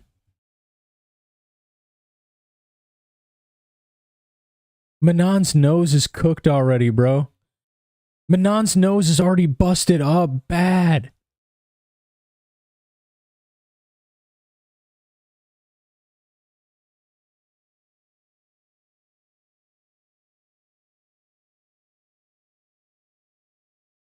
Oh, Manon Fiorot's nose is... Dude, it's over. She's not going to be able to breathe out of that nose. Oh my god, dude. Look at it. That thing is leaking bad. Yeah, Shevchenko's about to dominate her. Shevchenko's about to destroy her, bro.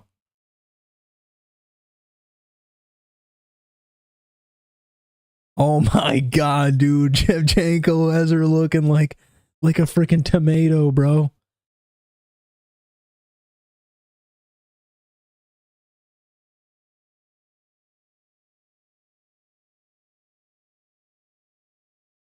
Oh my god, Shevchenko's about to get her in a crucifix position. I can already feel it.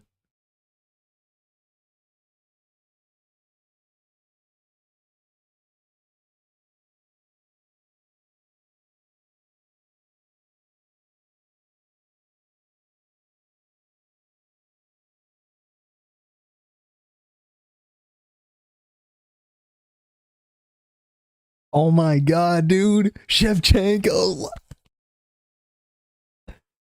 Fuck Fiorot. Fuck Fiorot, dude.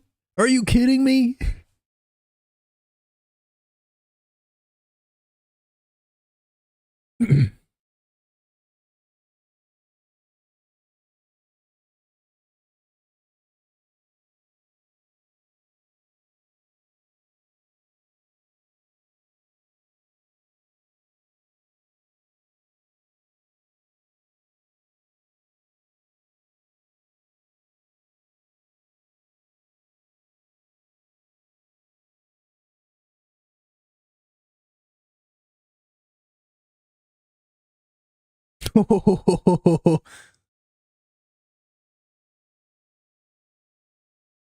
Yeah, her nose is broken for sure.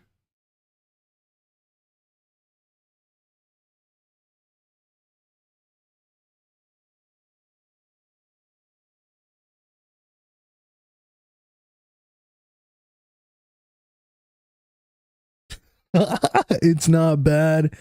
You kidding me? Look at the blood trickling down from her broken nose, dog.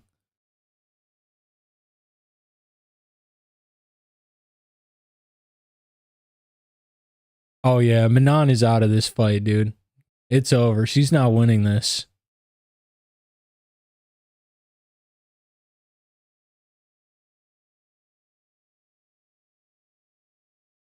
Yeah, Manon is screwed. Look at Shevchenko.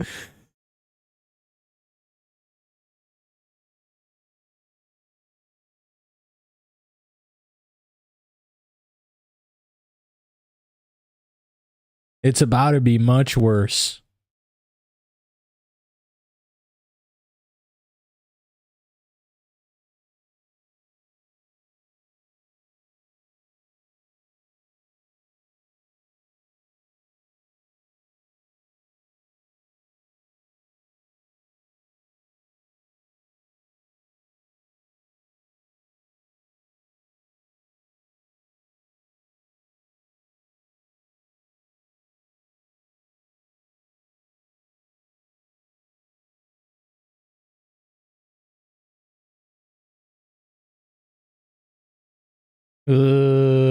Fiorot's gonna get knocked out, dude. It's just a matter of time.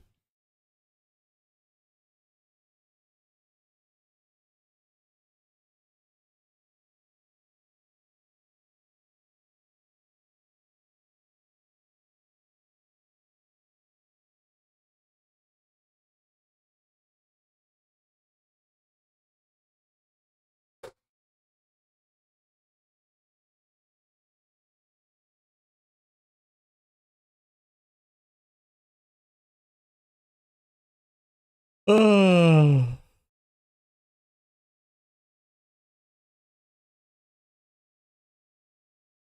Dude, JDM better come in and finish it. Honestly, I don't even care about Ilya versus Islam anymore. No, I'm just kidding.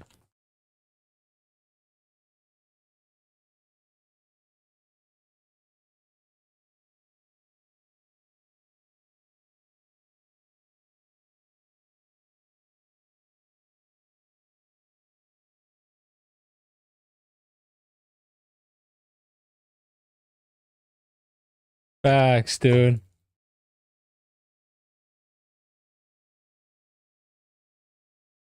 Oh my god, that was a good sprawl by Fiorot.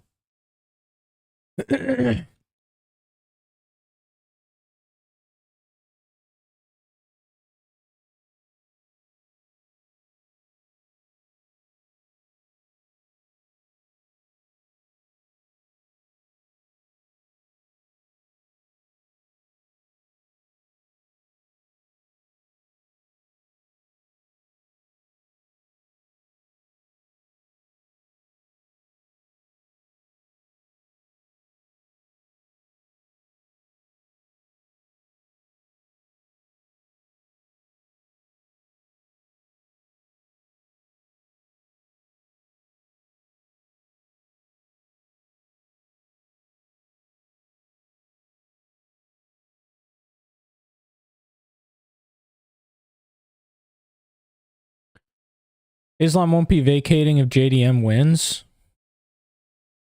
You don't think Islam's gonna move up if JDM wins?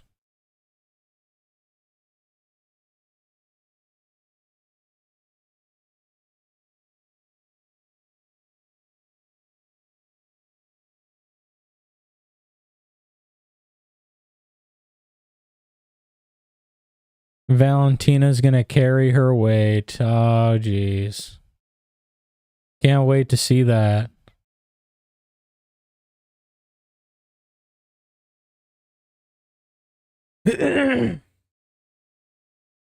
Yeah, if JDM wins, Islam for sure is probably gonna vacate the belt. Probably immediately. Probably immediately vacate the belt. Move up. And then the UFC is probably gonna book that fight like ASAP. I'm talking like probably give JDM maybe 3 months. But they'll probably book it for, I don't know, maybe the Sphere or something.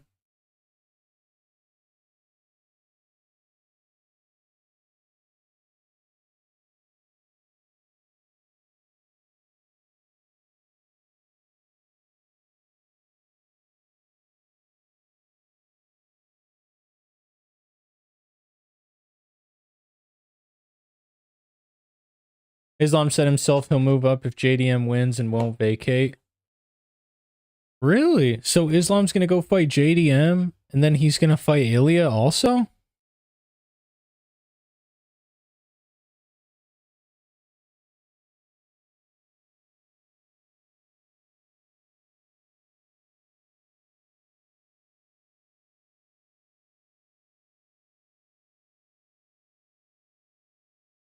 Dude, is Mark Goddard dumb? Dude, she just got kneed so bad, bro.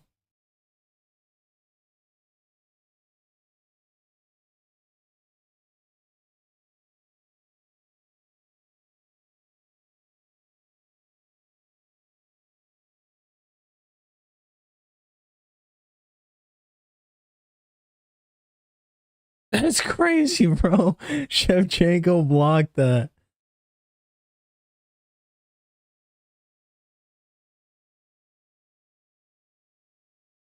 Dude, that would be sick, man. That would be absolutely sick. So you're telling me there's a potential that we get Islam versus JDM and Islam versus Ilya Taporia? Mental.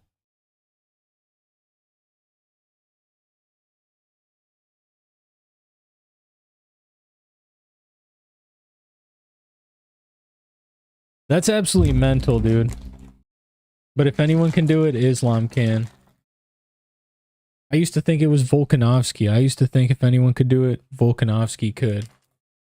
Now that is Islam Makhachev.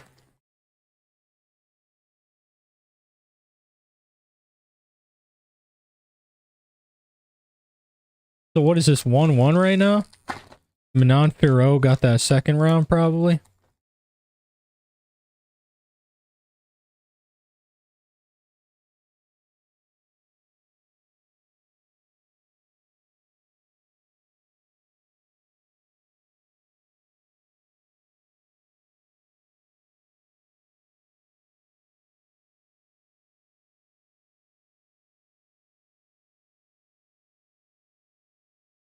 One one. It's 1-1. If Manon finds a way to win this fight with a broken nose, shout out her.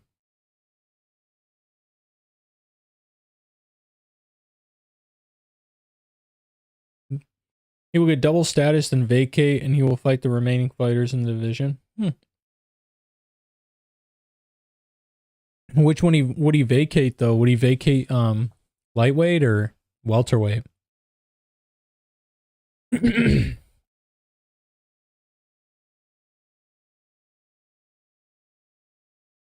UFC agreed to terms with him that he'd be allowed to move up and face JDM if JDM wins.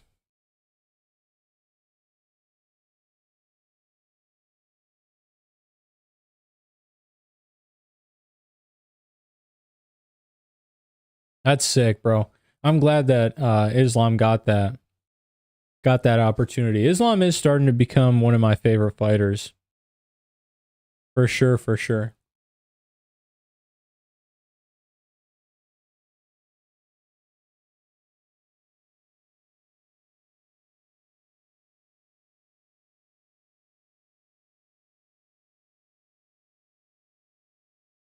But I feel like Belal would move up though. But then Islam doesn't know who he's fighting. He probably thinks he can beat JDM.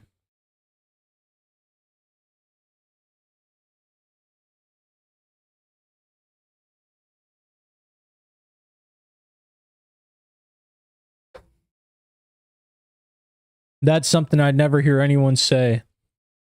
The fate of the UFC is in Belal's hands right now.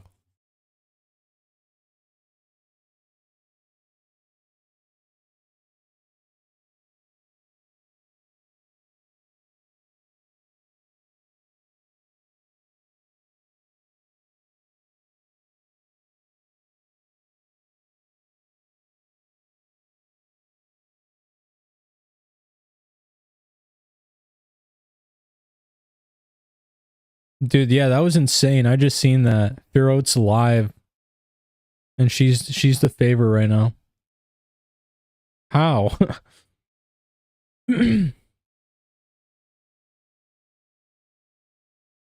Also, I swear I saw something that basically said, like, it was only Belal. Like, Islam's willing to fight Belal, but Belal doesn't want to fight Islam because he has too much respect for Habib in his camp. So he's like, I can't fight Islam. He's my brother.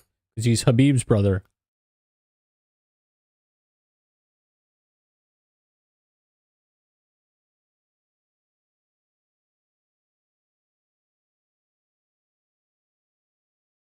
And the way Belal made it seem, he made it seem like he trains all the time with Habib's team.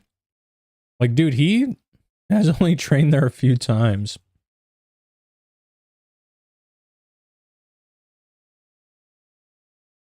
Belal trains in Chicago, I'm pretty sure.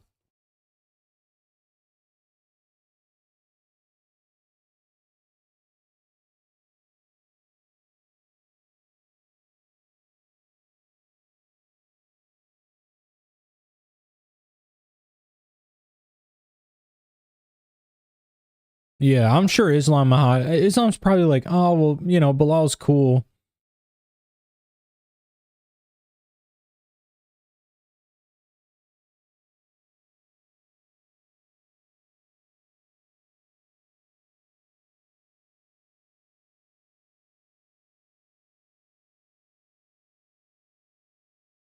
I don't even know who won this round either. I've been watching this round tentatively. Probably Fiorot.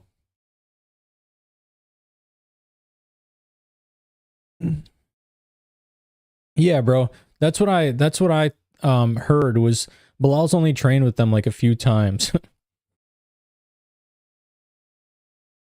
So I don't know what this whole, oh, those are my brothers, I train with them all the time. You know? I mean, respect. I mean, if he's cool with it, and I guess it just sucks for Islam because Islam probably would fight Belal. And honestly, I feel like he would beat Belal.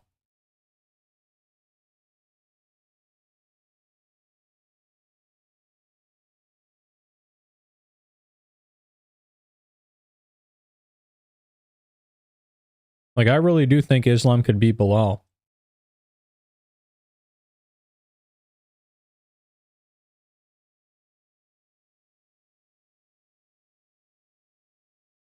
Who's winning this fight? What is going on? 6 significant strikes?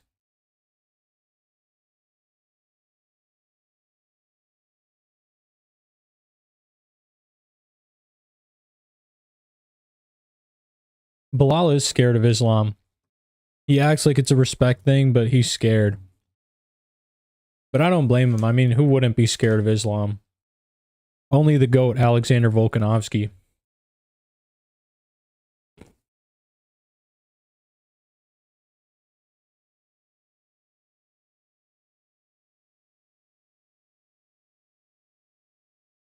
It is a good bet by the UFC, though. It's a guaranteed banger either way. You're getting Ilya versus either Islam or Charles Oliveira. Which bangers. Those two are bangers.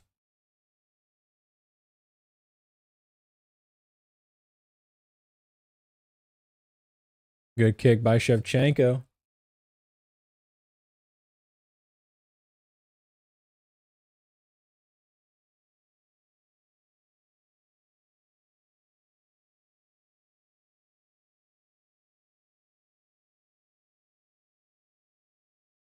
Yeah. If he loses, Islam's taking over. Belal said he wants to move up to middleweight, but I think Belal would get murked if he moved up a division. Belal's not that big of a welterweight.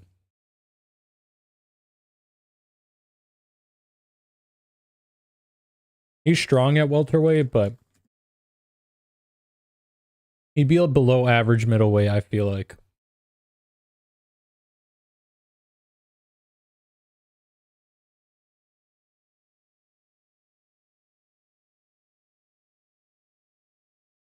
What's hilarious is we're still very likely to get Belal Islam in like 2026.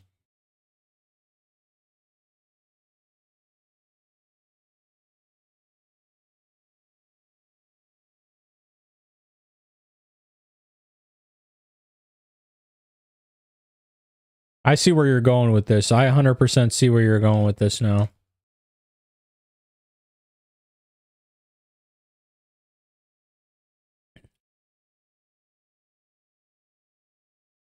A 100%, bro. It could be one of those situations where the UFC just forces him to either vacate or fight Islam. And Belal's like, nah, respect. Respect, bro. Respect. Fiorot is kind of taking this fight over right now.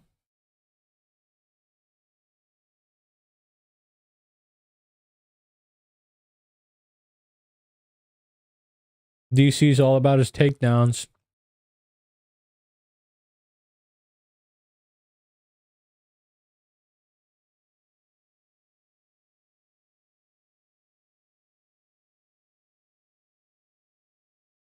I've heard a lot of people say Islam's scared of Ilya.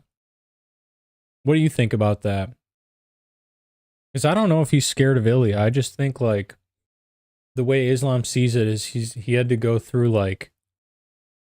he had to go through a lot to get his shot, so I mean...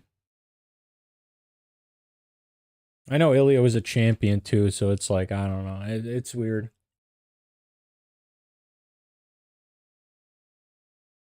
Islam sometimes acts like Ilya isn't like number 3 on the pound for pound list, bro.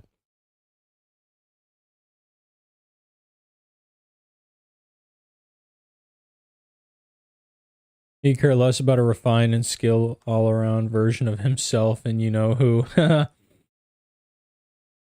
Yeah. Well, the thing is before that fight happened, God, dude, I hate that Arman fucking pulled out of that. Before Arman Sarukian and Islam Makhachev happened, like...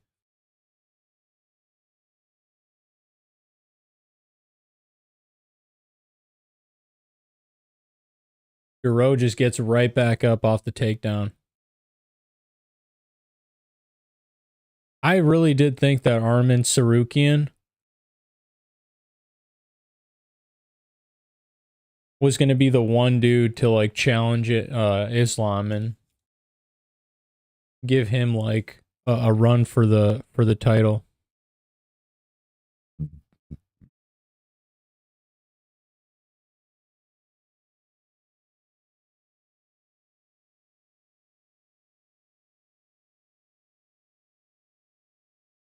Who do you think Ilya matches up better against, Islam or Arman? Oh! Oh my god!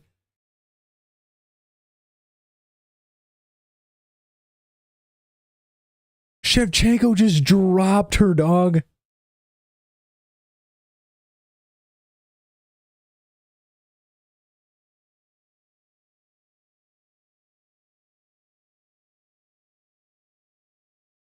Oh my god, with a double right hand, bro.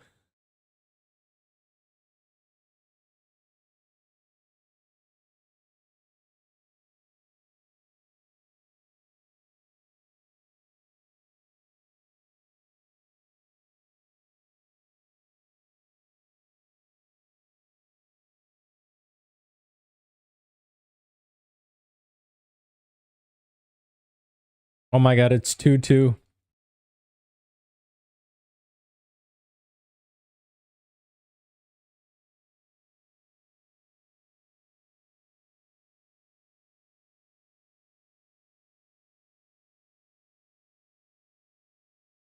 Arman's defensive grappling is actually insane.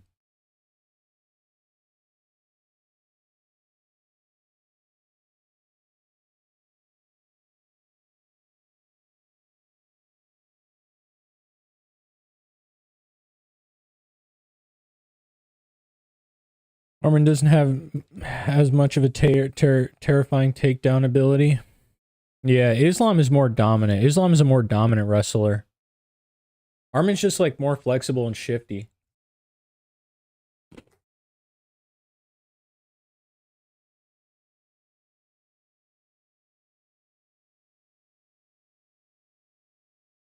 What is Shevchenko doing? She's like running away from her.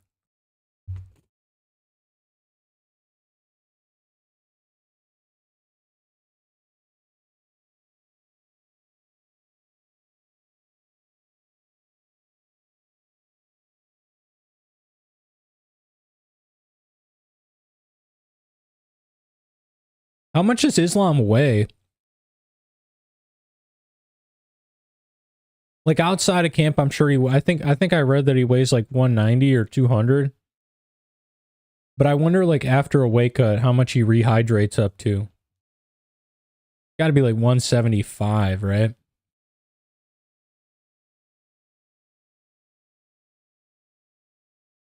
Islam's bigger than Belal?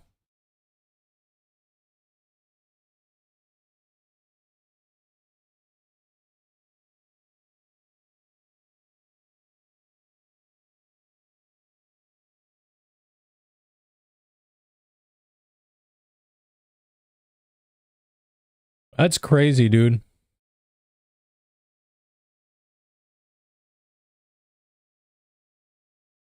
Belal doesn't cut much weight then, huh?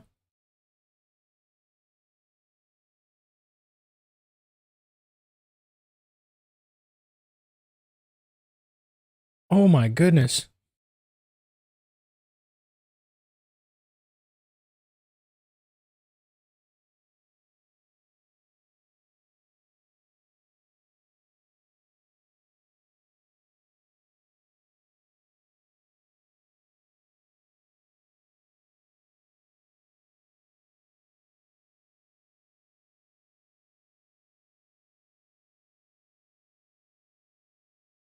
So Islam basically cooks Belal. Islam is cooking Belal.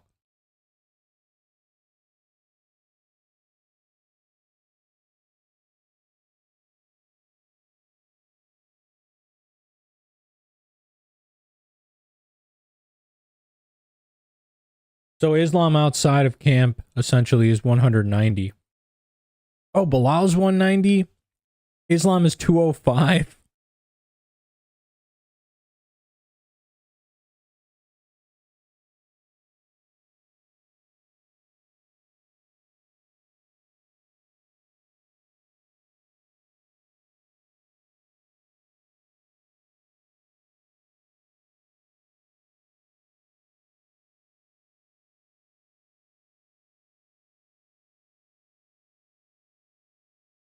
Is Manon Fiorot about to win this?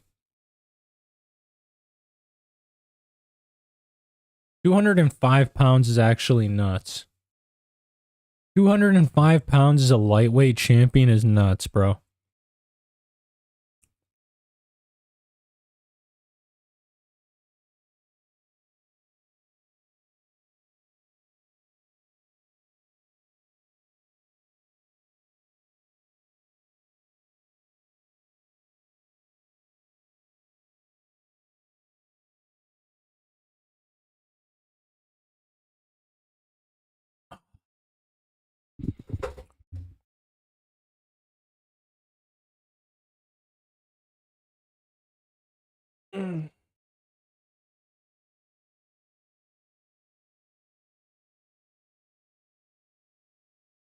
Shevchenko lost, I think.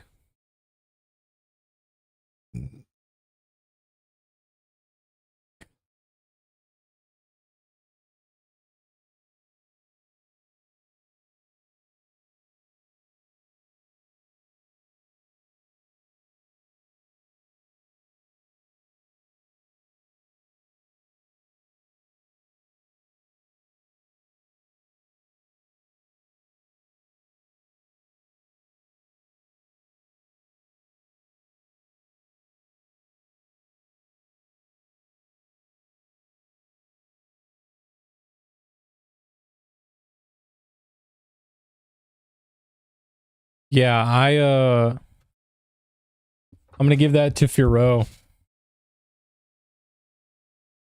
I'm gonna unfortunately give that to Fiorot.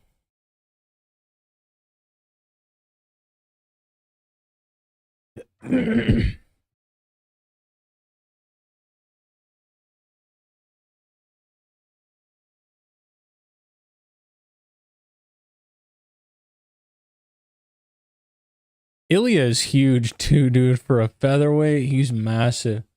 The fact that he's moving up and bulking.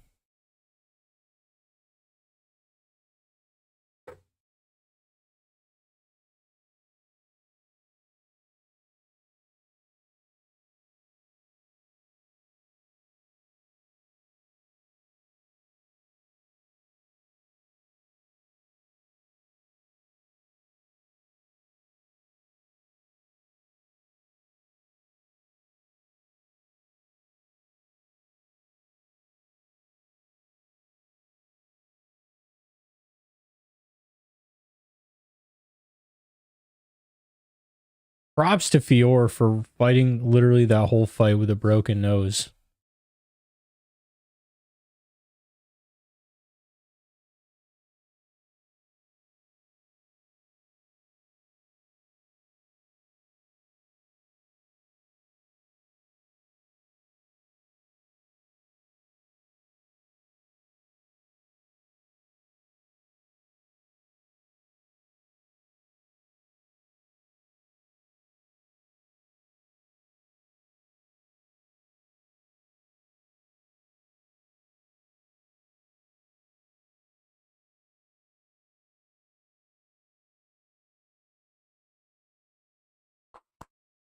Shevchenko retains her belt.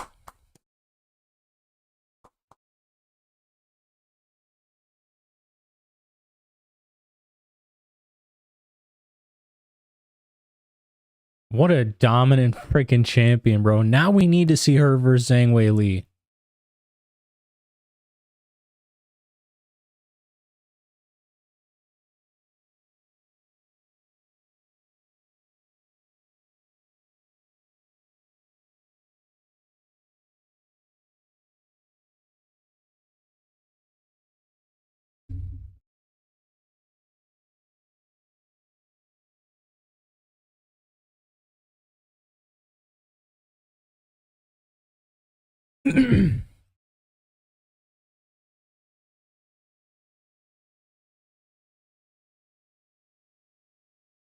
Bro, Islam is dedicated to his craft, dog.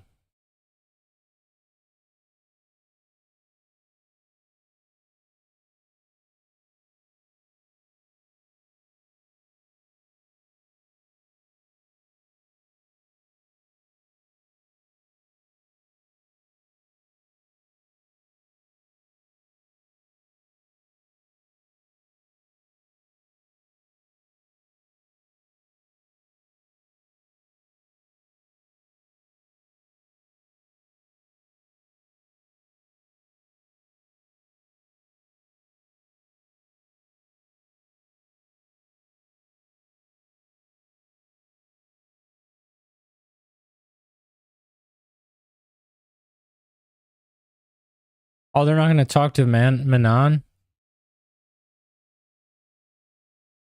They're not going to talk to Manon?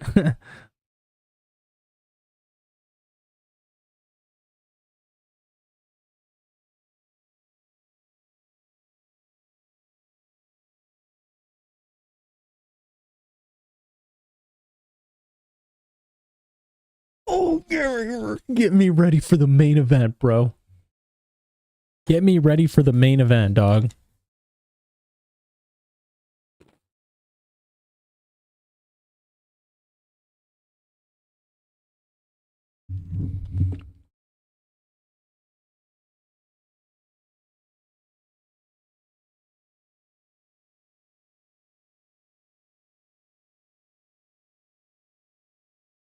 Here comes the champ.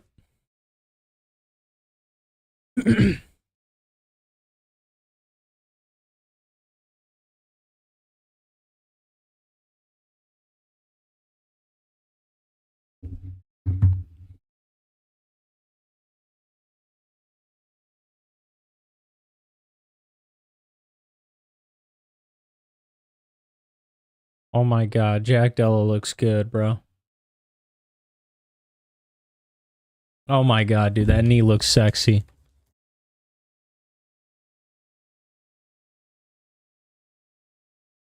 Dude, it's actually crazy to think about. Like, imagine short notice Islam Makhachev. Like, what? How does he even cut that much weight? How do they even rehydrate enough to like be normal?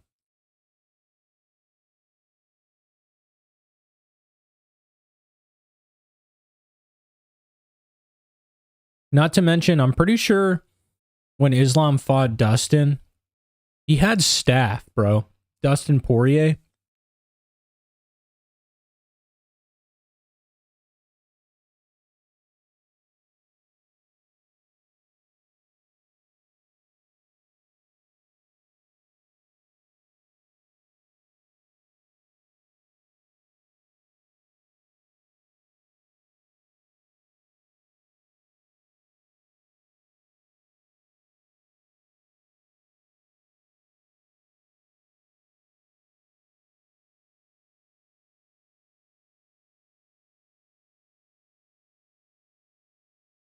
Dude, facts. Ilya is watching this so closely, bro. I wonder if he's tweeting any. Has he tweeted anything yet? Like good luck, Belal or something.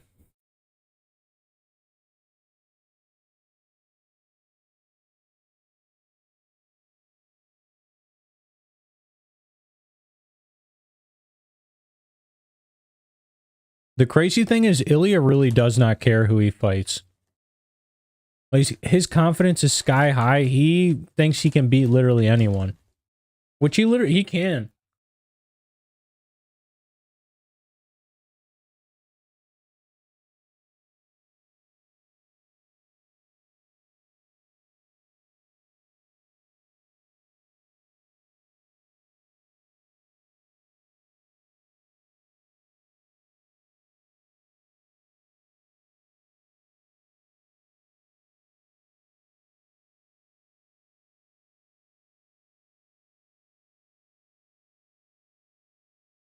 That fight was very good.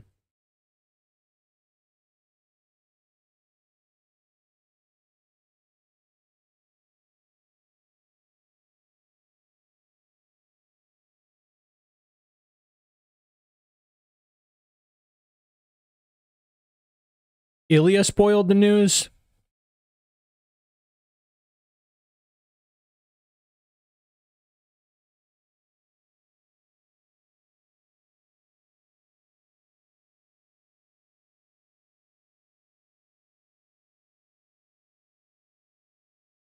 Listen, Ilya Taporia deserves a title shot. Now, the real question is, like, does Islam deserve double champ status? Meanwhile, Ilya just vacated his belt.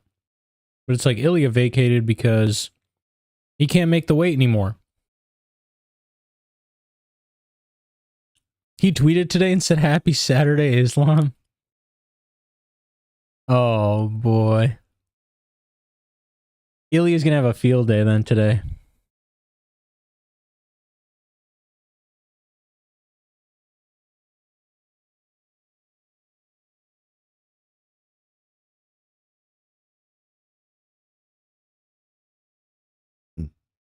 I got to give it to Belal, though. He comes into every single fight looking crazy. He looks jacked. He looks shredded. He looks in beautiful, phenomenal shape all the time, bro.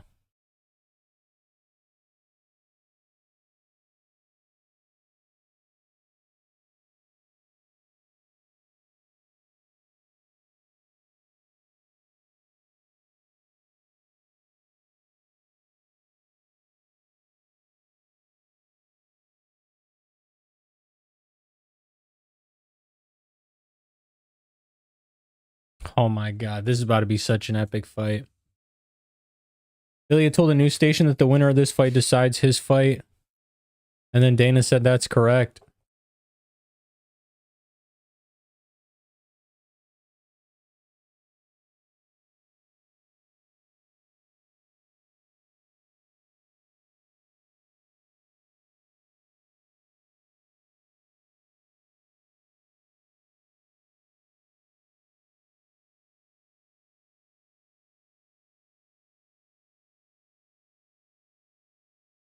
Oh my god, dude.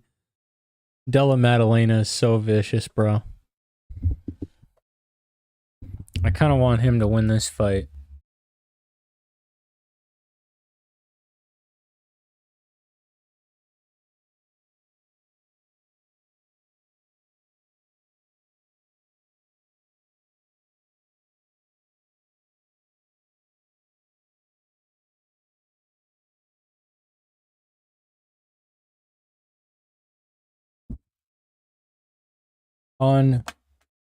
Unbelievable, bro.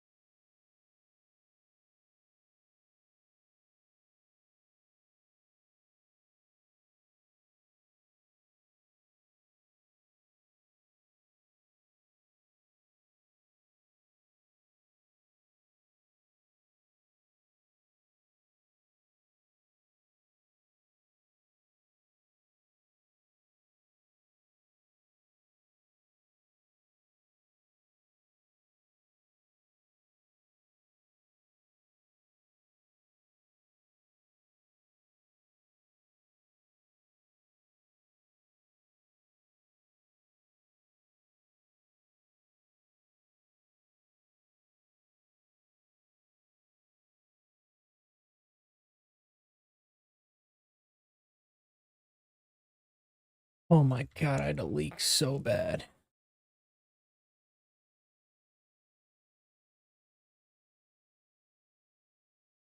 The really dominant Belal win doesn't look so great now. Definitely a tough matchup. Dana's just tired of the pestering by the fans because they haven't announced crap in a month when they normally would a while ago for this kind of fight week.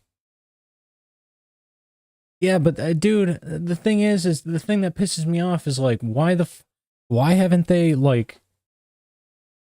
Just sucks, dude. The UFC is at like an all-time low when it comes to star power. Like they really don't have those huge names that are gonna sell. You know, like obviously there's huge names within the community. You know, people that watch UFC actively are gonna know the big names, but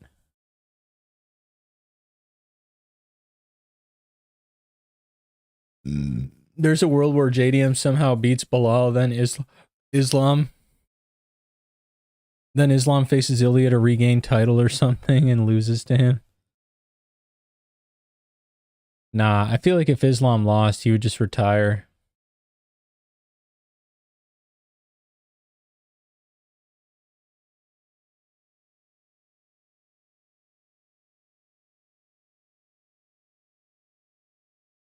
They are screwing their stars, bro. The UFC does absolutely no promotion at all to promote their stars. They just like assume that these guys are going to come in and do it themselves. They assume that these guys are going to be Conor McGregor's and be loudmouths outside of the octagon and just draw attention like that. Like, no, bro. These guys are here because they love to fight like professionals and act like professionals. Sorry.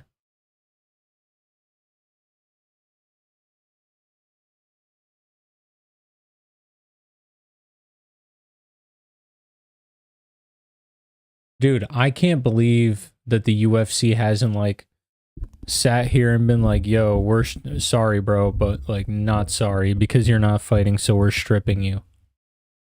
Dog, it's that easy.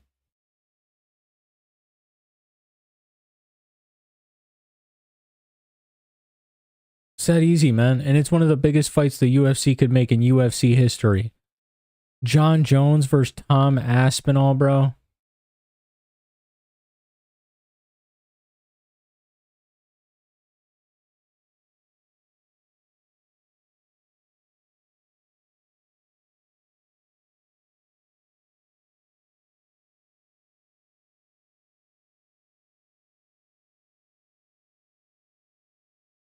Hamza and DDP is actually the fact that that isn't getting any sort of recognition, honestly, aside from like the MMA community, is insane to me.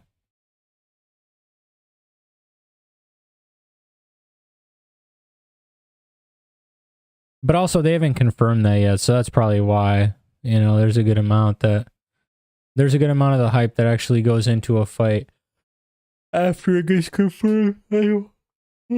Excuse me, as opposed to before. John ducking left and right. John's been ducking, bro. I mean, for crying out loud, the dude literally hid underneath an octagon to duck a drug test, bro. Like, John Jones has been, it's in his DNA. Ducking is in his DNA.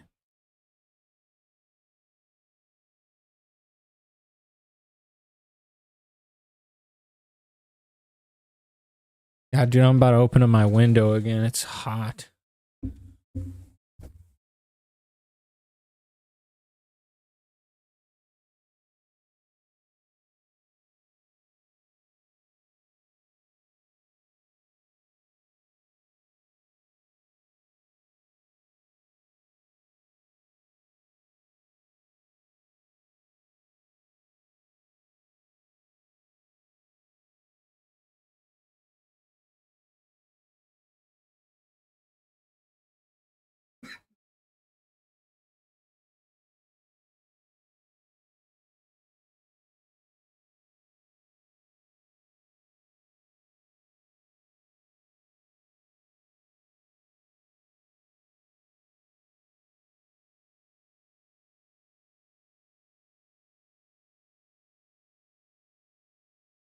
The fuck is Belal doing, bro?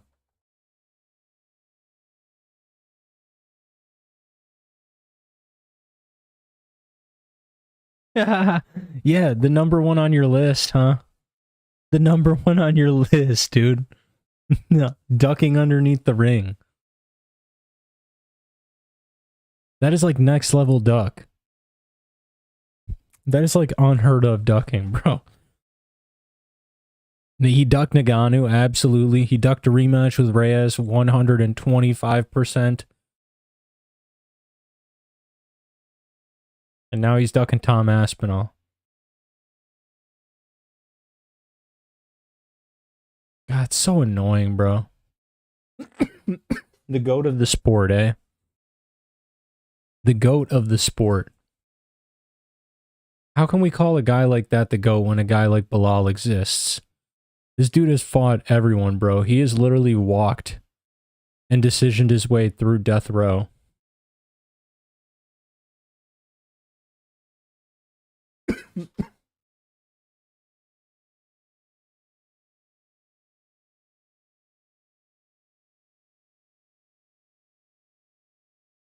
Dude, Belal looks insane. JDM looks nice and loose.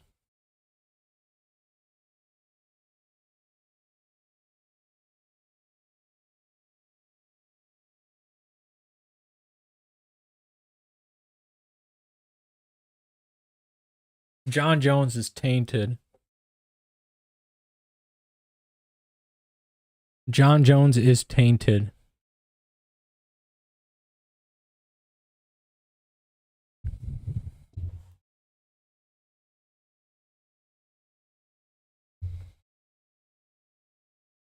Oh, fudge.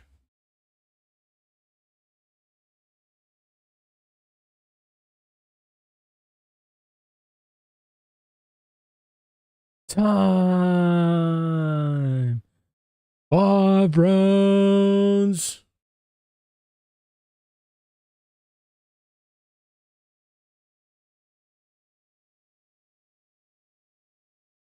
Let's go, bro. JDM looks so badass right now.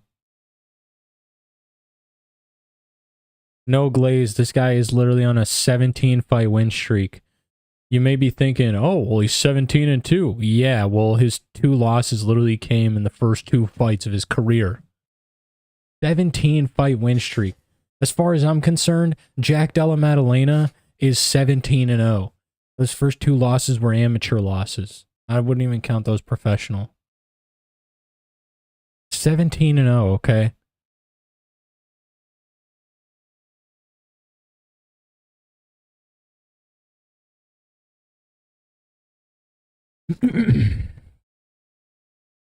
Belal doing the chicken dance is insane.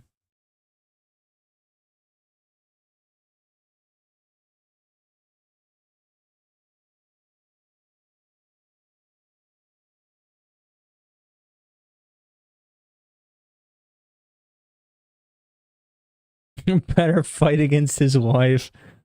That's insane, dog. The new video of John Jones on a motorbike is so gay. He pulled up playing with this guy's hair on the back of a motorcycle. Shut up, dude. There's no way. Are you serious? Don't tell me this is some AI generated shit that I'm about to pull up right now. Tell me this is actually real.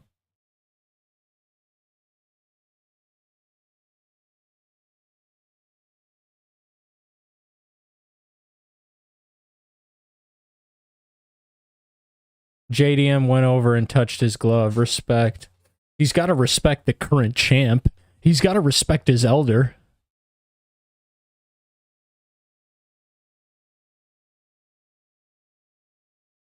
Yeah, I'm gonna have to check it in between rounds.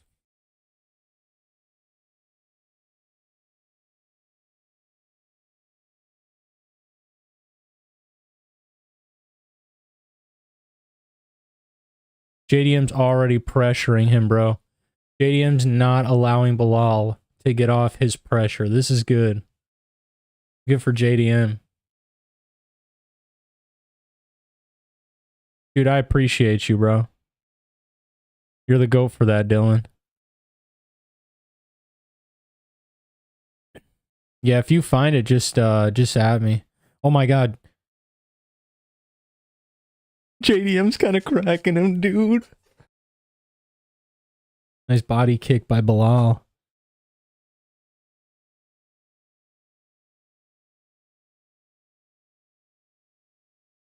Fudge.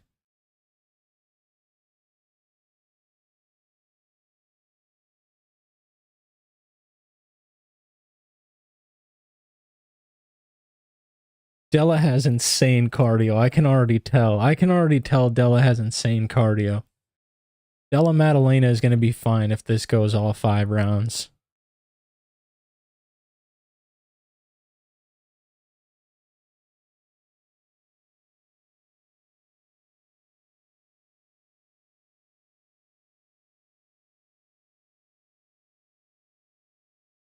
Oh! Belal cracked him a little bit. All right, I'm going to check it out right after this round. Why is Belal cracking Della? Why is Belal cracking Della Maddalena right now?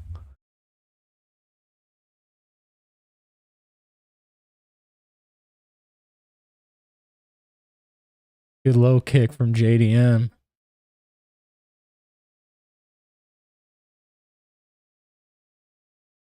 Oh.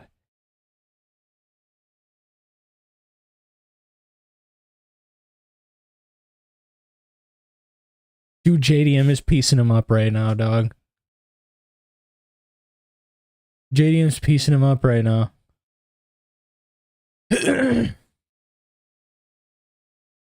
Why isn't Belal taking him down? Why isn't Belal taking Jack down right now?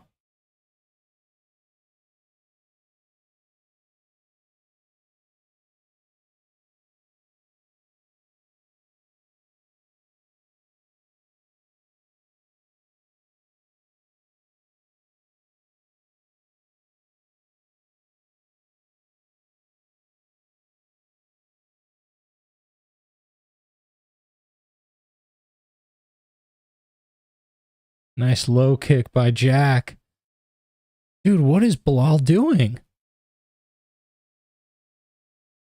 This is so strange. I thought he would have shot by now. JDM cracked him with a left hook there. That was nasty, dude. His boxing in tight is nuts. Dude,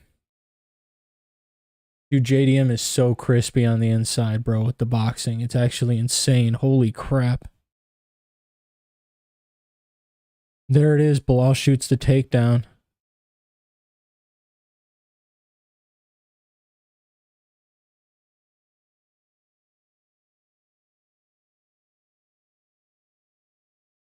Good body kick from from Belal. There we go. Belal had a little good moment right there.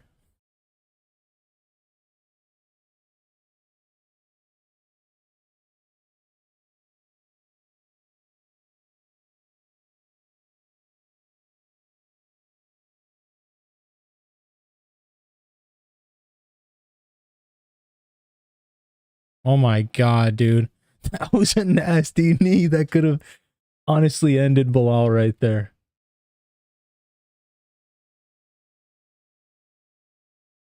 Della Maddalena round 1 for sure, right?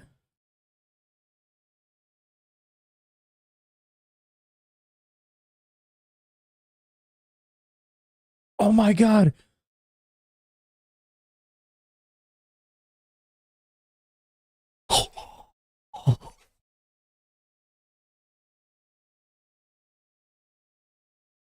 Dude, Belal does not want to do that with JDM, dog. Belal does not want to do that with JDM, dog.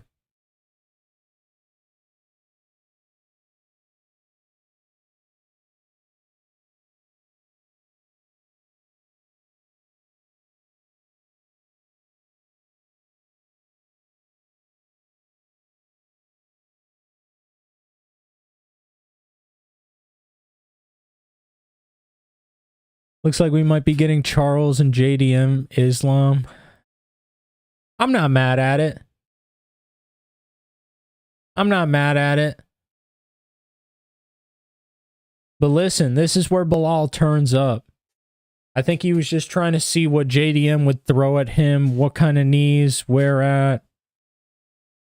Look at that nice combo. Look at that nice combo by Belal.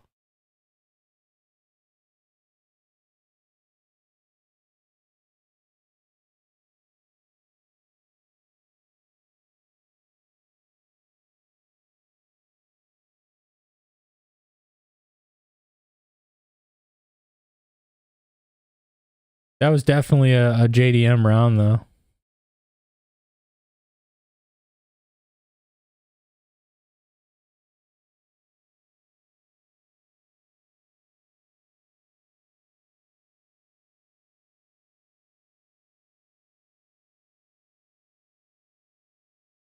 Oh my god, dude. Bilal's got to lock in. What is he doing, bro?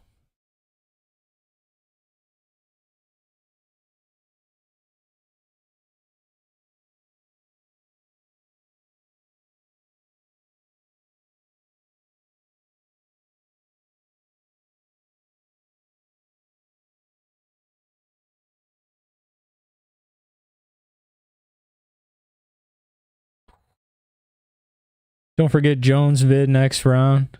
Oh yeah, dude, I forgot this round. Oh my god, bro. I'm so locked into this fight because JDM's winning right now. I need Bilal's... What is Belal doing? Oh my god. Yeah, it's over. If Belal stands this fight, it's over.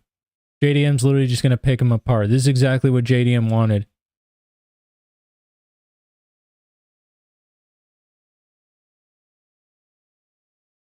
Bro's flowing like water right now.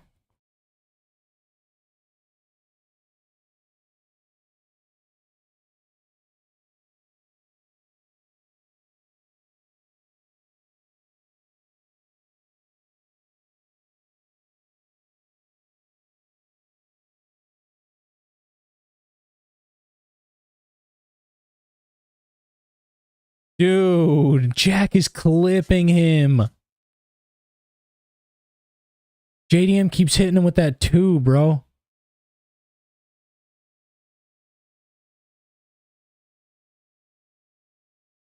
Dude, Belal's an idiot. He probably didn't even train. No, I'm just kidding. He probably didn't even train wrestling though. He probably just. I don't even know. I don't know what's going on. I don't know why he wouldn't be wrestling. Maybe JDM's just a lot stronger than Belal thought he. Then I don't know. Maybe Belal's saving the wrestling for later. Maybe he's hoping he wins a round with striking and then he can snag another 2 with his wrestling. Oh, yeah, look at that. That was a trash.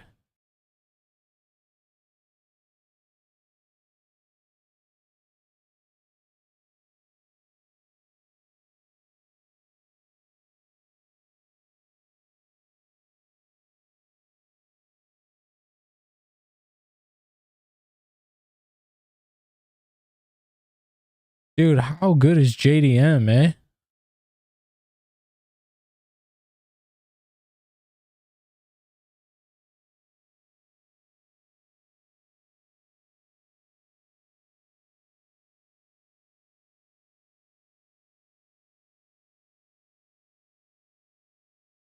Oh my goodness, man. Belal's losing. He's down 2-0 right now.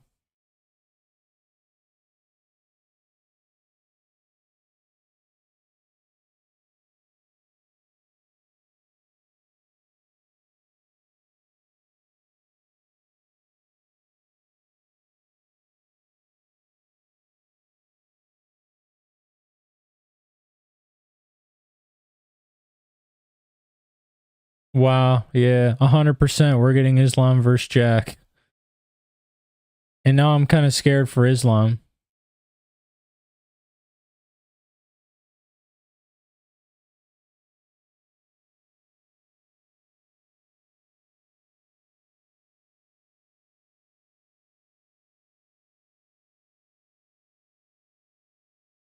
Yeah, JDM is literally winning this round right now. Easily.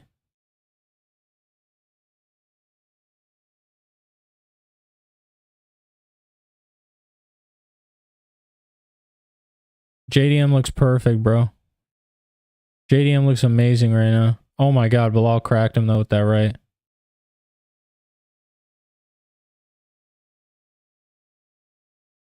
Oh my goodness. JDM just returns it right back. Dude, Jack looks so good, bro.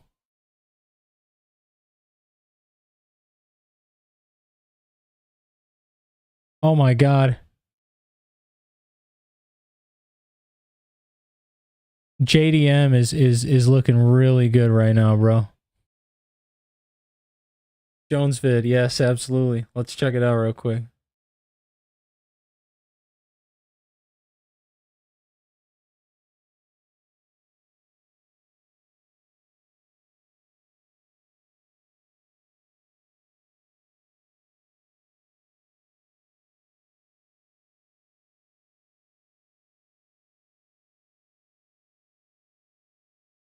Wait, did you tag me?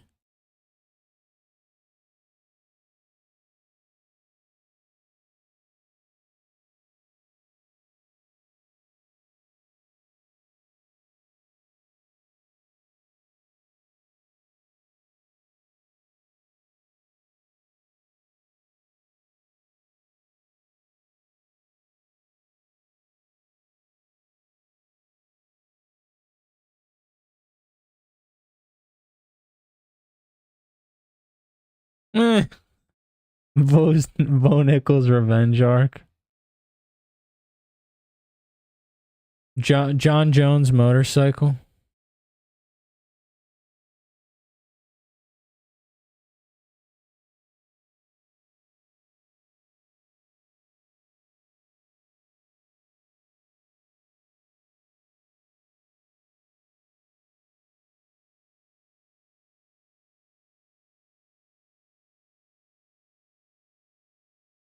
Bro, what?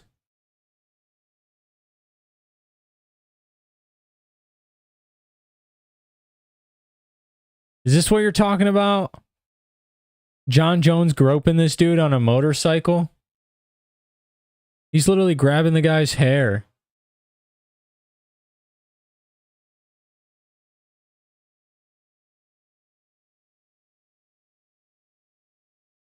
I hate how John Jones embraces the weird.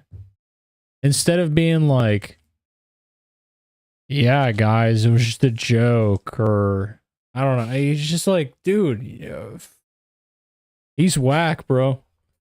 I don't know why he does it.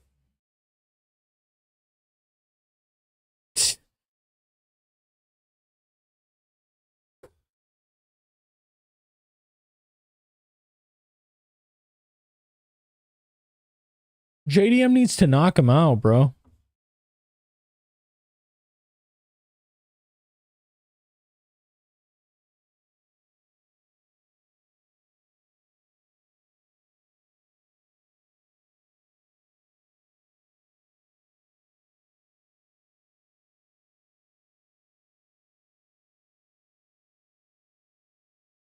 JDM is so good, dude. He looks so good right now.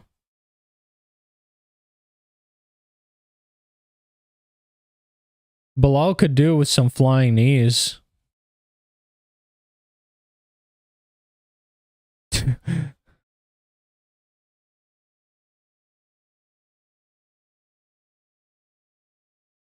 Della is so quick. He's so quick. He's so nasty with it.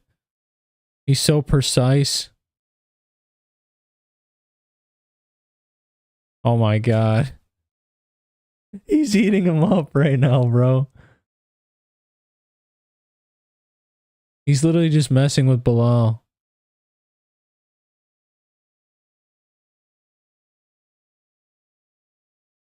Good right hand by Belal.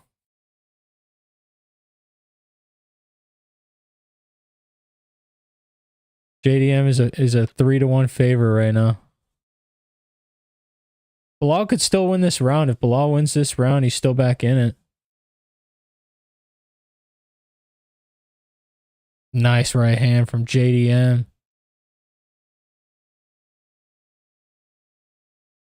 Ooh, nice left hook. Belal got overrated because he beat Leon, who got exposed. Yeah, dude, Leon.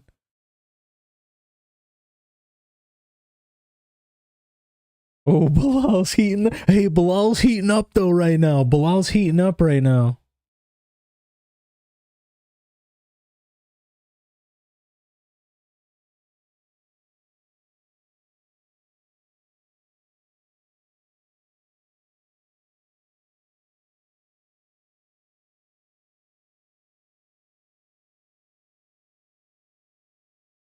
Ooh.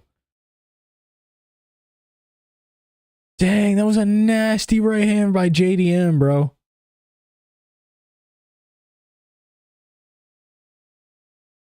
JDM's just eating everything Belal's throwing at him. That's nasty.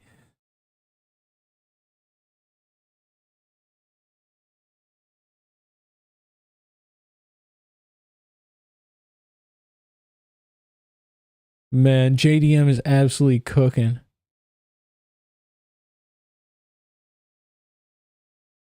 Oh my god! Dude, JDM is seeing everything.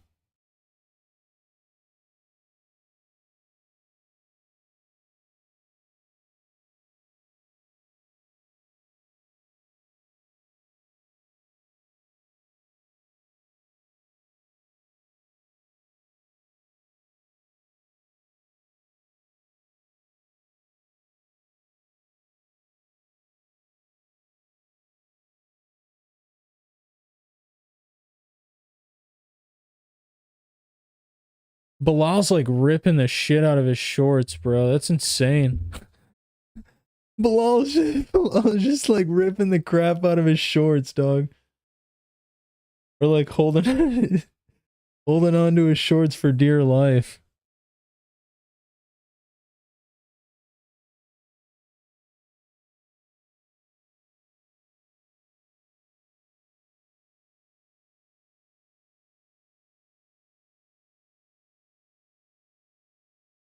JDM 3-0, right?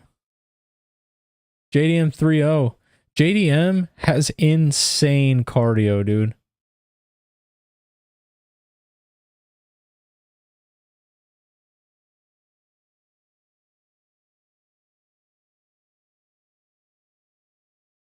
Let's go finish this dude. Let's go finish this dude.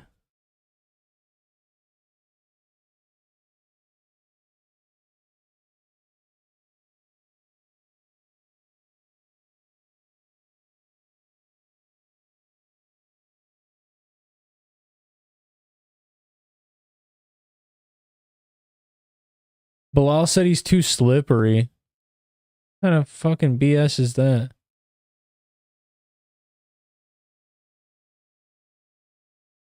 He's only attempted like 2 takedowns.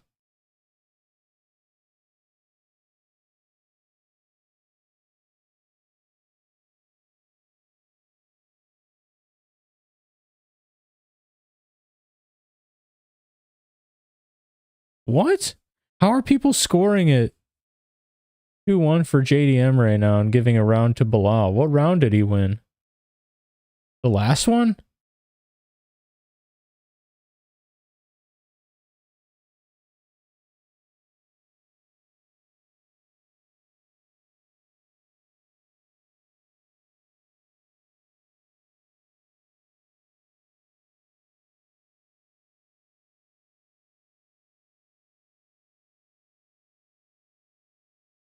Oh my goodness, bro. Dude.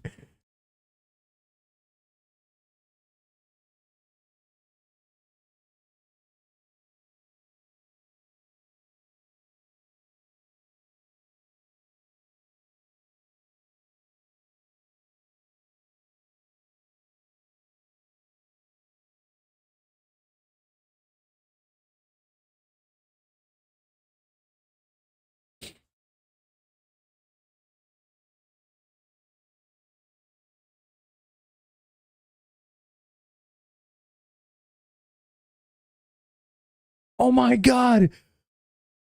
JDM stung him. Oh my god.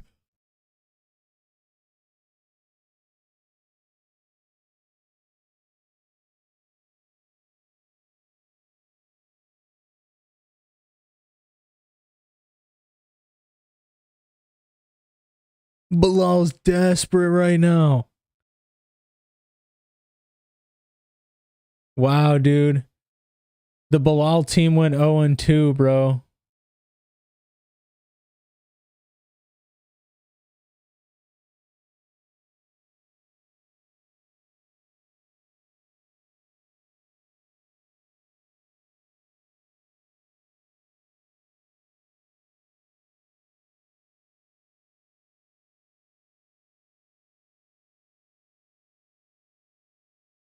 Oh my god. JDM switched him.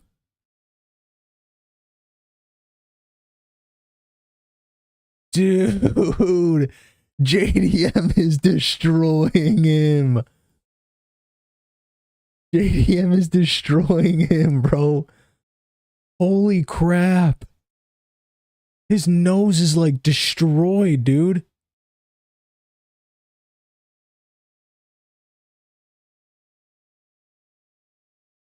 Can he see out of that eye? I don't even know if he can see out of that eye.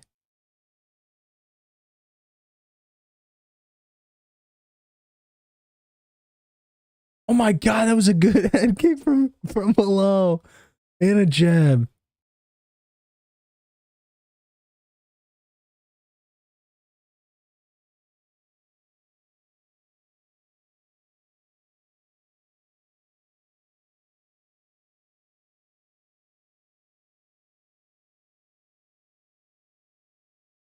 Oh my god, dude. They're both landing crispy jabs. JDM's just landing with a lot more power.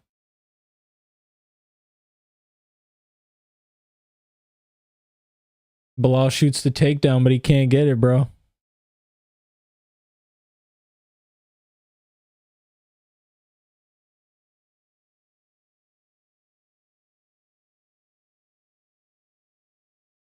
Good head kick. Oh, good knee.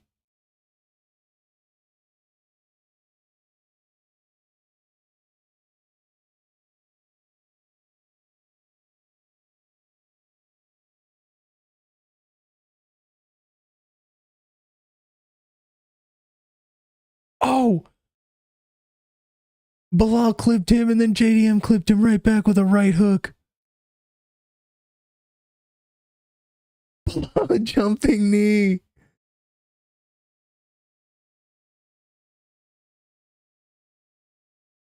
Oh my god, dude.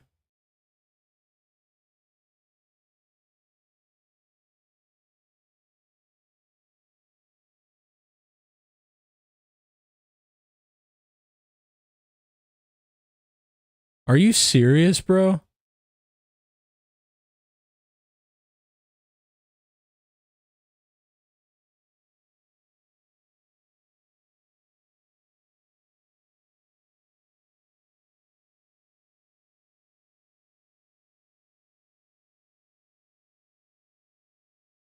Keep pinging the cunt.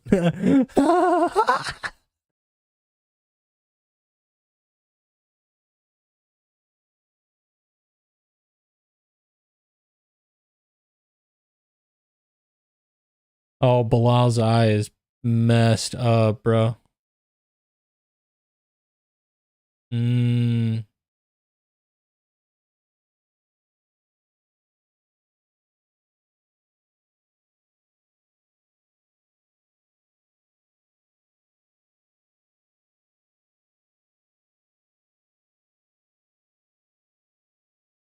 Oh my god, dude.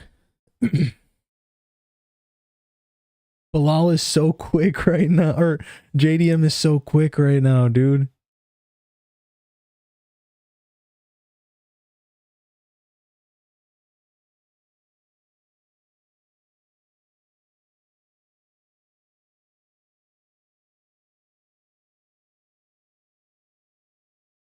Good body kick from Belal.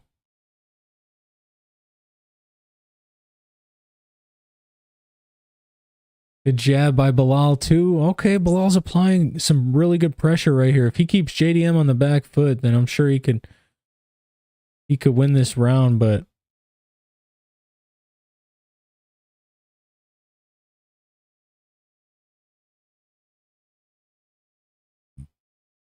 oh my god, Bilal's missing everything. Oh my god, JDM is just piecing him up with that left hand.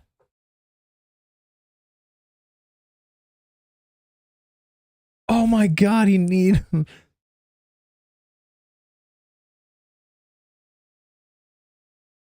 Oh my god, dude. There's a big cut underneath the left side of Bilal's face. Underneath his left eye. Oh, man.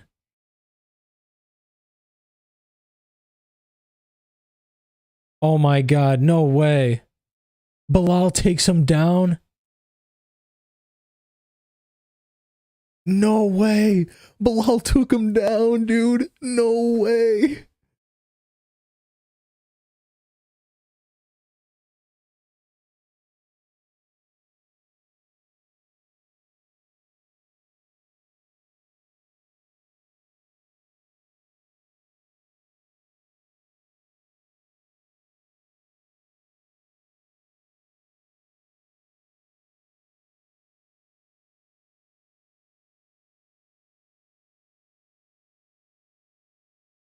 Oh my god, dude. There's no way Jack loses like this, right?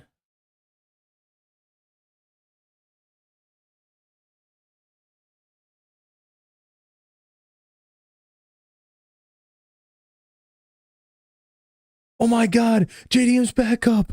What? Let's go.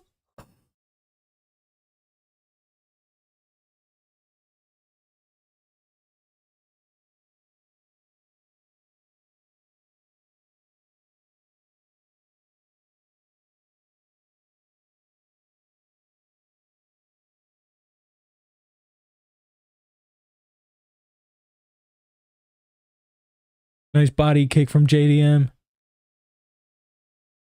Oh, good elbow from Jack.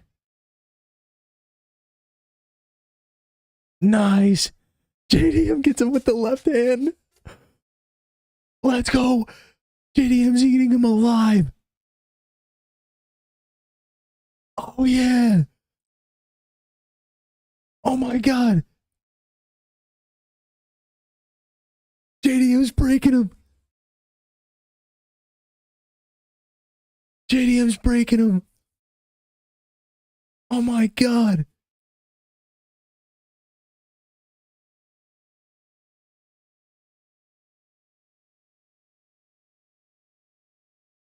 Oh my God, what is this?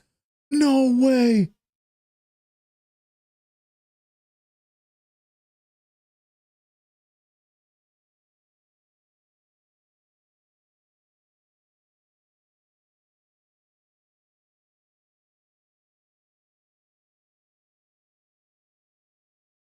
Jack's up.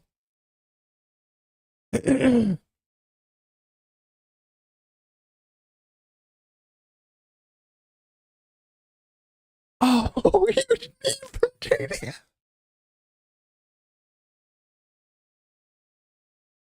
Oh my God, he's destroying Belal. Let's go.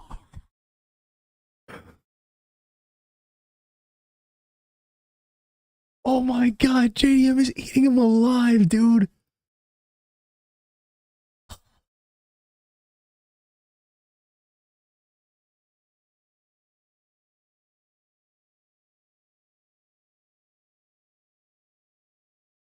Let's go. Dude, what a fight. What a fight.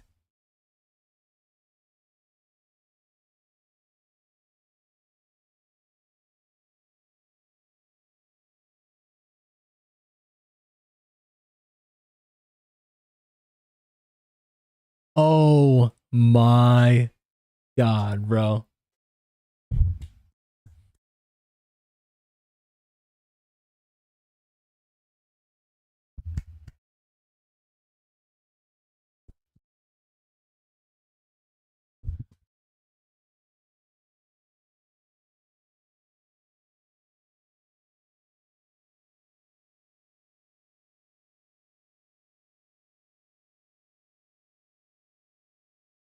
Oh my God, that knee was insane.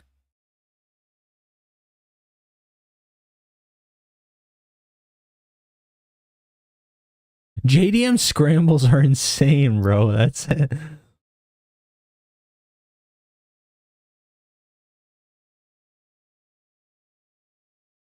Oh my God, dude. JDM is so good.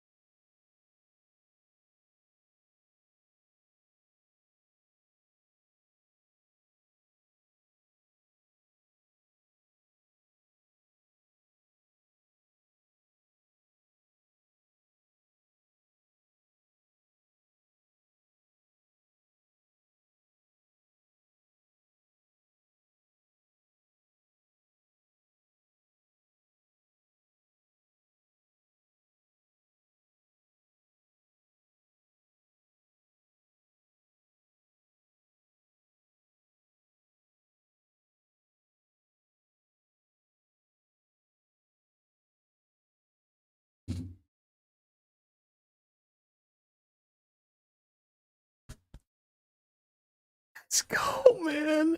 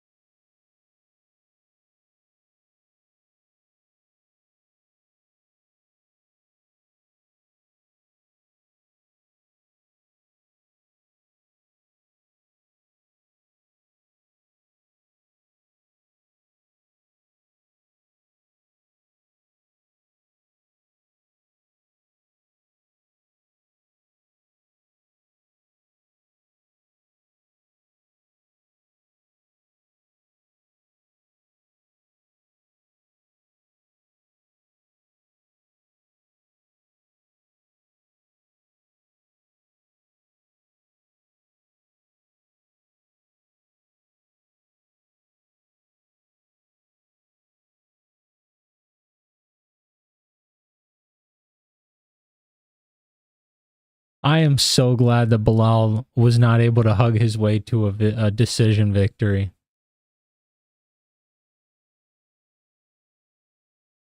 That was pure violence. That last round was pure violence.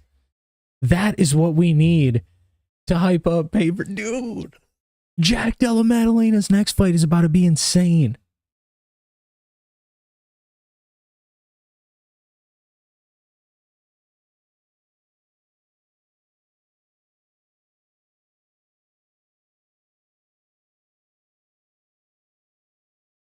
Oh my God, that belt looks so good.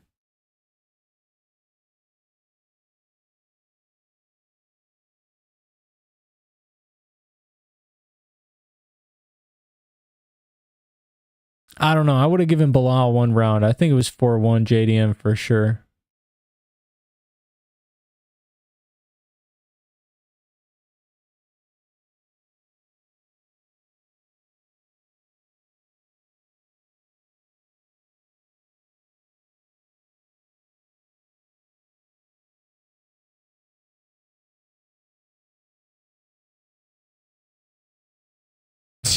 Dude, that is so sick that Della Maddalena is a champ.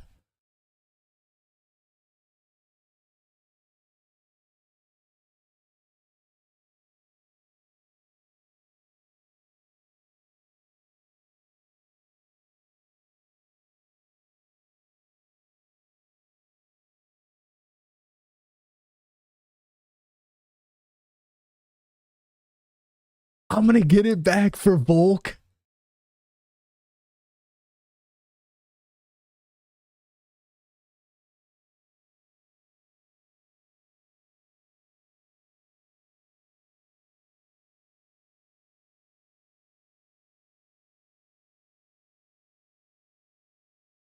Unbelievable, bro. Della Maddalena cooked. What a monster, bro. Oh, they didn't even talk to Belal?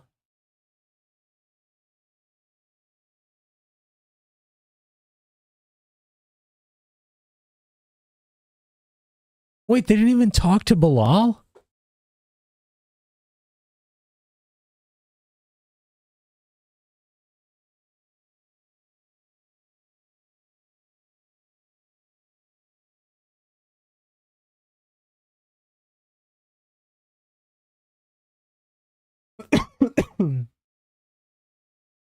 That's kind of crazy that they didn't talk to Belal, no?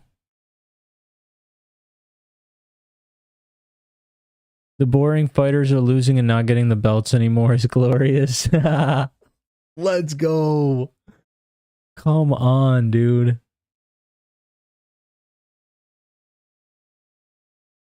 Oh my God. Oh my God, man. Islam Makhachev.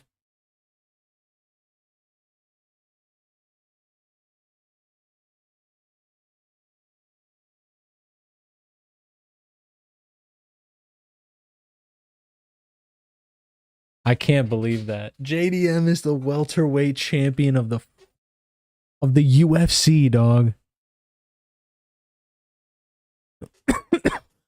Dude, the matchups go insane. The matchups go absolutely insane.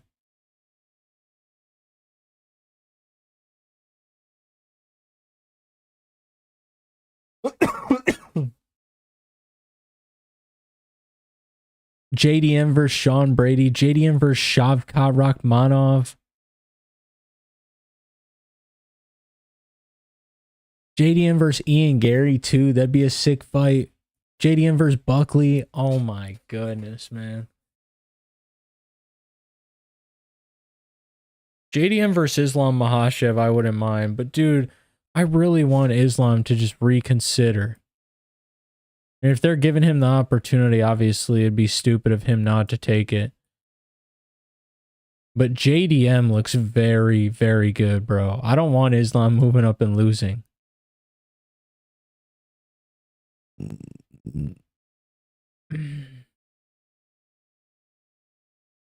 Yeah, Bilal's a good chill guy, but yeah, his whole fight style was essentially like out pressure you and then out cardio you.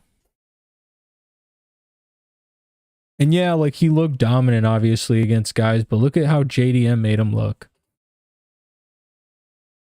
JDM shut him down completely. Did Belal have like any more than maybe four minutes of control time in total? 5.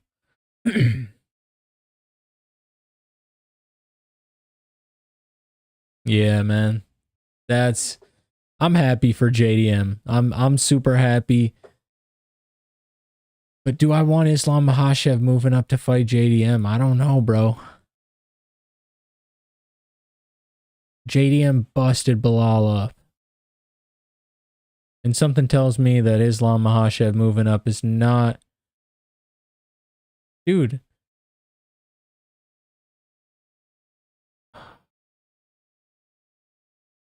I don't know. I don't think Islam moves up. Not that like Ilya wouldn't be a I don't know. I don't even know who would be tougher, Ilya or Jack.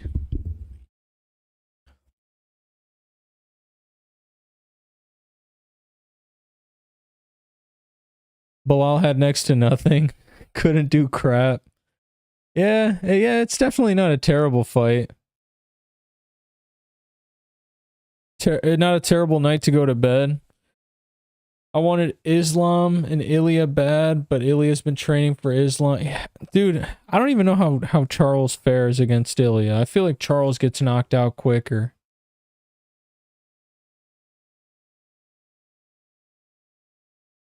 What if Dana's trolling and the fight with Ilya is happening either way?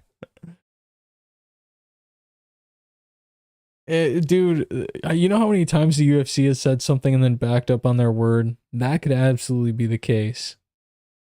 That would be hilarious.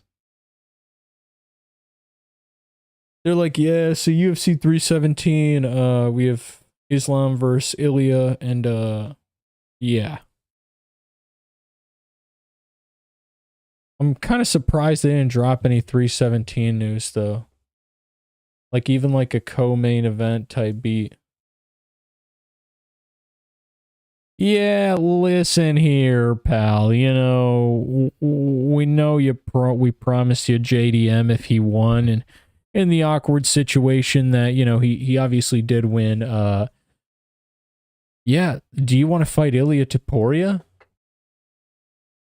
Oh no? Oh, well that sucks. Because you're fighting Ilya Topuria. It's too big of a money fight. I still think Ilya and Islam, like, it makes the UFC more money too. I think they're going to incentivize that some sort of way. They're either going to give Islam a lot more money than they usually pay him, or maybe they're going to give it to him in a favorable area or time or match. I don't even know. I don't know how they would benefit Islam in that fight, but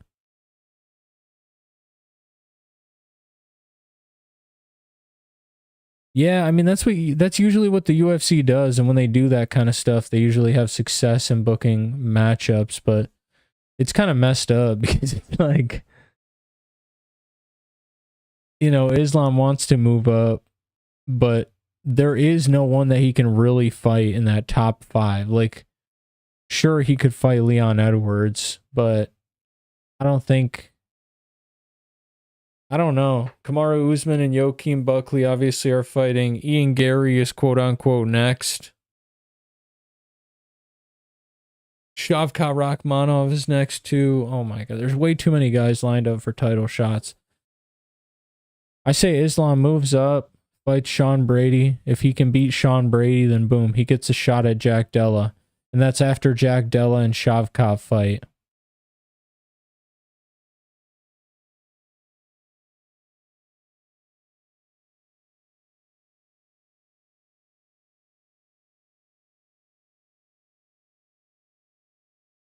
Yeah, I like that. I like Islam, Sean Brady, Shavkat and Della. Belal and I don't know, maybe Maybe Belal and Ian Gary.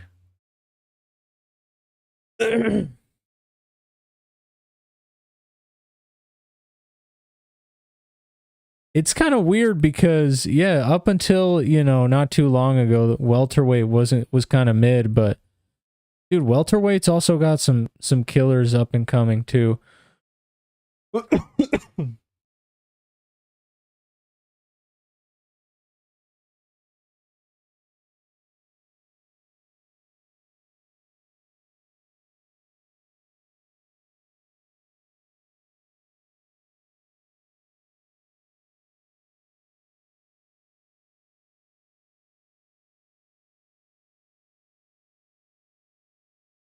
Who's the one guy that I was gonna? Brian Battle's a good up and comer in welterweight. Obviously, you got Michael Marias, who is fighting Gilbert Burns here pretty soon. There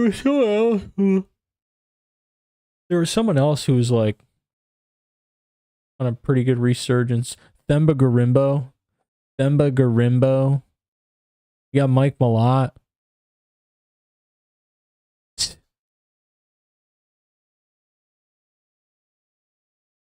Yeah, dude. I mean, title shots lined up for a good amount of time. The division has been revived. You're absolutely right.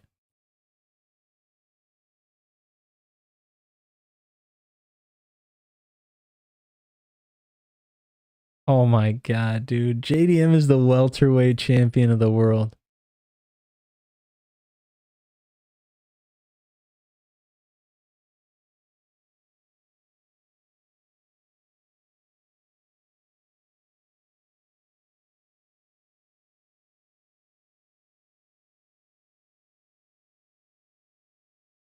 All right, let me see here.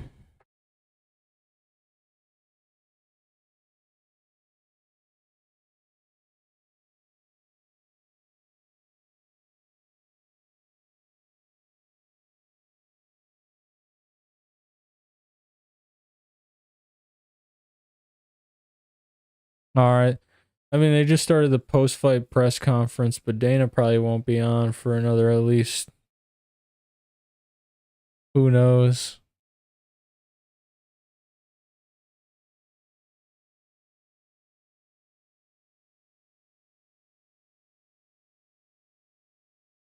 About to listen to Glorious. Yes, sir. Hey, that was a very glorious fight night. That was a fantastic, dude. From the prelims, like the early prelims, and I remember, I'm pretty sure you said something earlier. You were like, if the early prelims are really good, usually that means the later card is going to be kind of bad, but the early prelims kind of delivered, the prelims delivered, and then the main card, I mean, yeah, we had decisions, but JDM won viciously. Shevchenko won. Not as dominantly as I originally thought, but she still won pretty dominantly. Jose Aldo lost, which kind of sucks. But Jose Aldo literally retired. That's kind of crazy. MMA Joey saying Belal outstruck JDM by at least 3 rounds. I don't really watch MMA Joey that much. But whenever I see clips of him, he just seems like I was trying to find a nicer way of saying it, but just an idiot, bro. Like, he just seems like an idiot. 99.9% of the time, it's one or the other.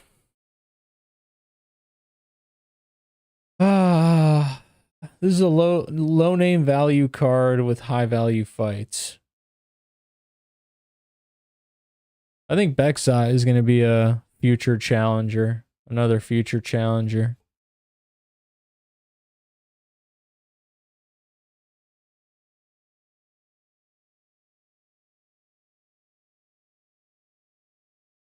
I think Mike Mallott's revived.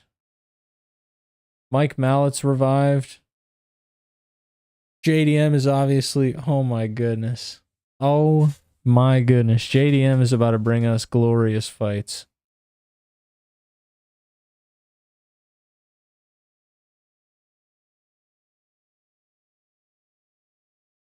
You think Dana White was super happy wrapping that belt around JDM?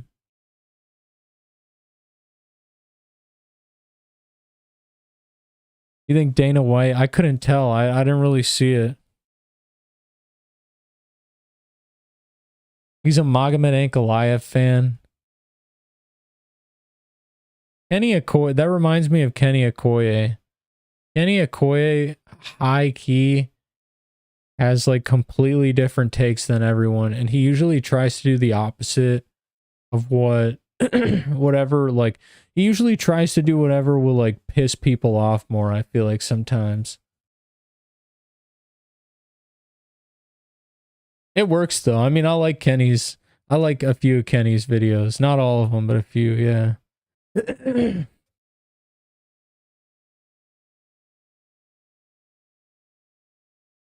Depends on whether or not he made a promise. Okoye is my least favorite person on the internet. I'm his biggest hater. I love that, bro. I love that.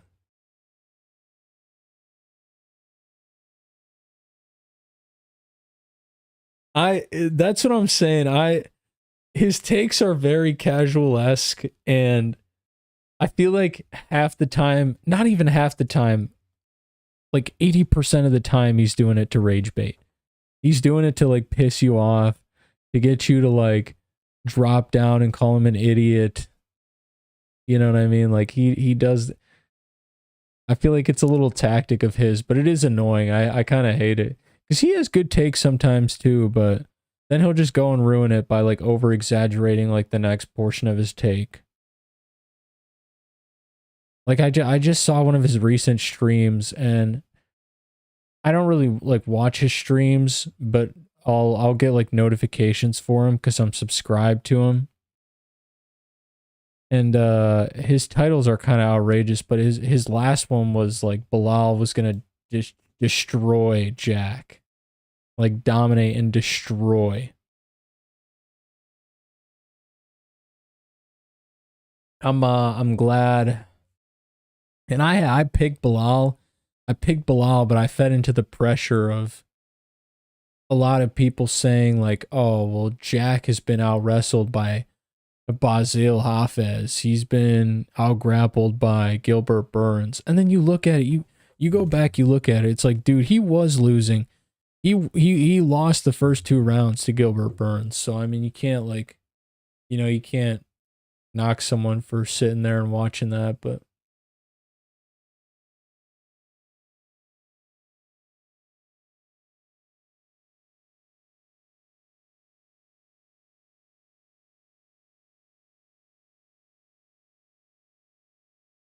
yeah, I like this card, man. I like this card. Vexot obviously got his KO over Katona. Katona's finally finished. Daniel Santos went kind of crazy, which I was on the side of Lee. So Santos proved me wrong. Marc-Andre Barriault, that was vicious. That was vicious. All I can say is I'm so glad that Bruno Silva's fine. Navajo Stirling was a little underwhelming, but I mean, he won. He got his win. I was really hoping for like a knockout by him though, but it happens. Modestas Bukauskas got a dominant win. Oh wait, no. I don't even know why I'm saying dominant win. For some reason I thought it was 30-27. I just forgot that fight was a split decision. That was crazy. Every single judge had a different scorecard. Ian Cutelaba, actually, now that I think about it, holy crap. Ian Cutelaba outstruck him significantly, bro. How did Cutelaba lose that? I don't know, man. Dude, yeah, this was a 10 out of 10 card. For what people were making it out to be, or making it seem like it was about to be like the worst card of the year. Man, it was a decent card, bro. I rated pretty high. Like without that scale, I give this card like for a pay-per-view.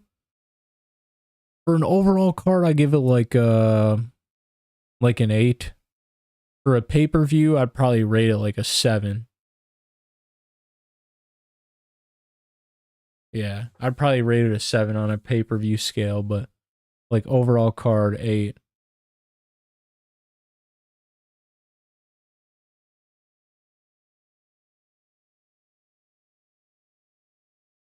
Yeah, I think JDM saved it. I really do think JDM and I think Shevchenko saved it.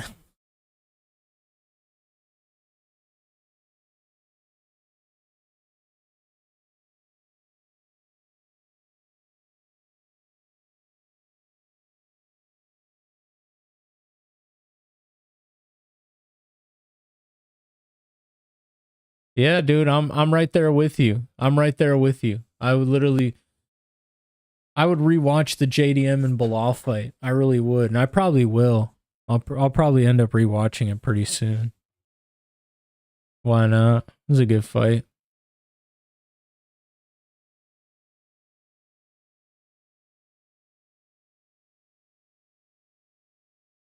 Mike Malott, though.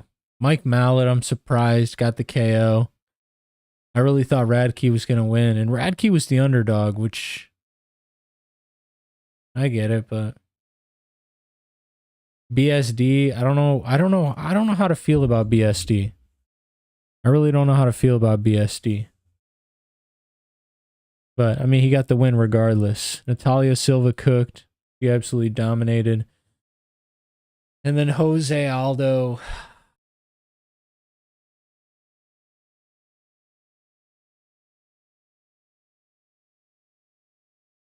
I can't believe it, bro. He's really gone.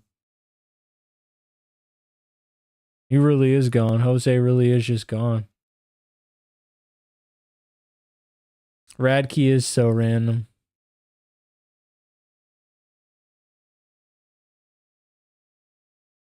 I wonder if Radtke's gonna get a re-sign. He's 10-5, bro. He's 10-5, and he's. I mean, he's got 2 losses, one to Mike Malott and one to Carlos Prates. I'm sure they'll probably give him some sort of re-signing.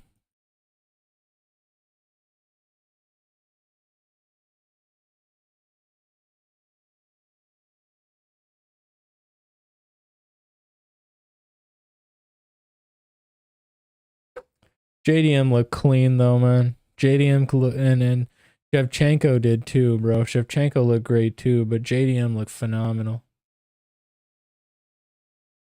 I can't wait to see him fight again. Probably won't be for like another 3 months though. 3.5, 4 months. Maybe even sooner. I have a feeling JDM would just be like, all right, let's get back in there. You know, Belal didn't really do that much damage. You know, he left a little bruise underneath the eye.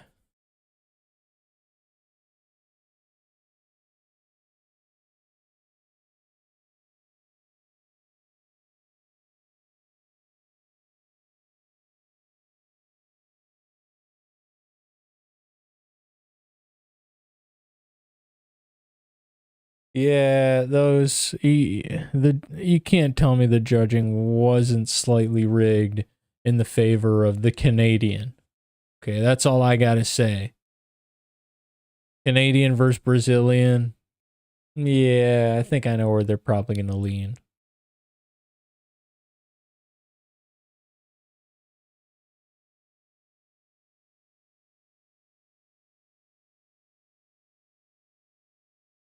Yeah, it'll be interesting to see where Radtke goes. I mean, he's only lost to good people.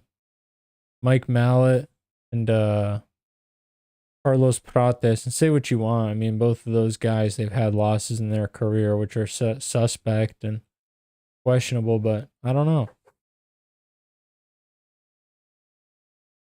The judges were rigged all card. Dude, Canada had it rough their last event. I'm pretty sure there was like one Canadian who won, and I'm pretty sure it was Jasmine Jasudavicius. Like every other Canadian lost, and they had like 7 or 8 Canadians at least on the card. So they probably really needed they really needed the Canadians to show out.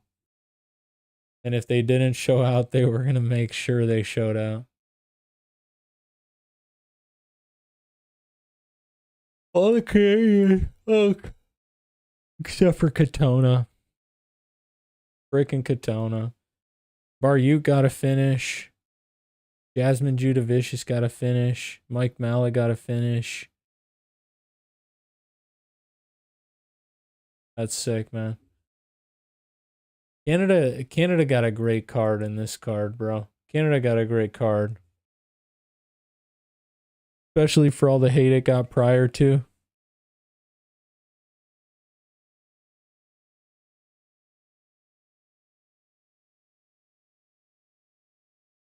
How is Aiemann Zahabi still yapping?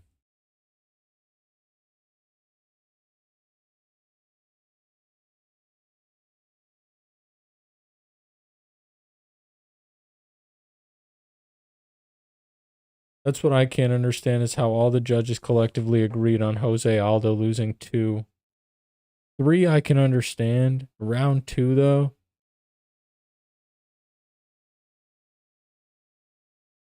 Or was it 3 that I... No, I'm pretty sure it was Zahabi won 3 for sure, but I'm pretty sure Aldo was up 2-0.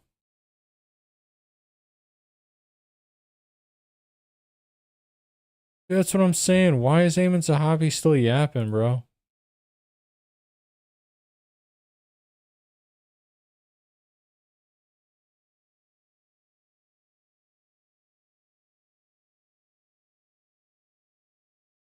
Dude. Bro's taking us through the fight that we just watched.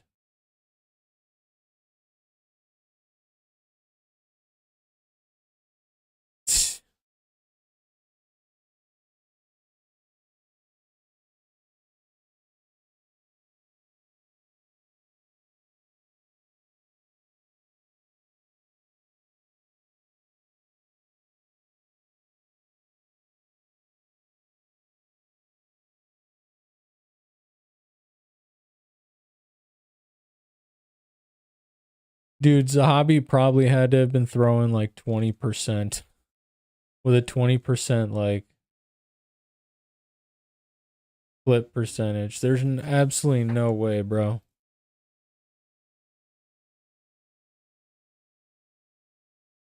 I don't know. Jose definitely won in my opinion. What are you going to do? I'm not a judge. Unfortunately, none of us have the ability to go in there and tell these morons, hey, maybe you guys should like judge on criteria based on like punches that actually land and not like just cumulative punches thrown, bro. I could sit there and shadow box in a ring too for a UFC contract if all it takes is shadow boxing and not getting hit.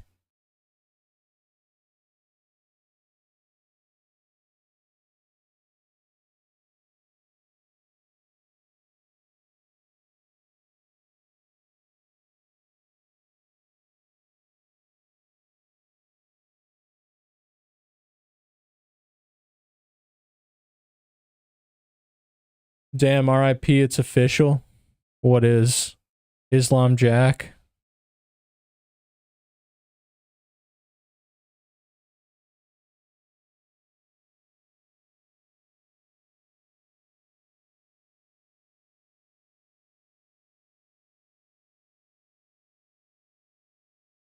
It's confirmed. 100% confirmed.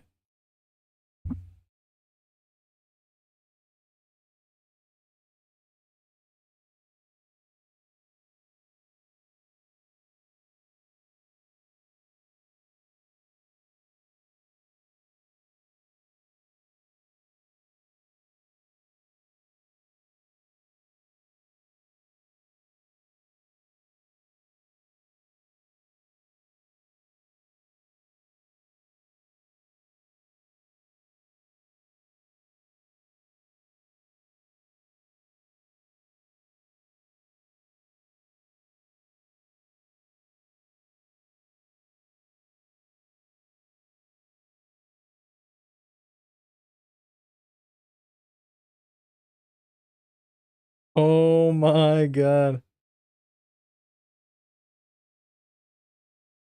Time to become a double champion. Let's go.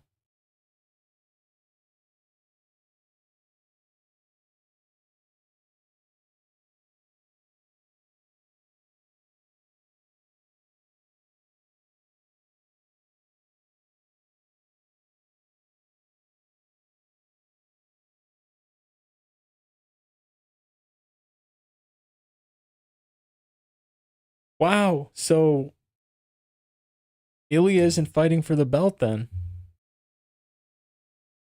Islam isn't vacating. He's gonna be a double champ. Islam Makhachev is about to be a double champ potentially. Are you kidding me?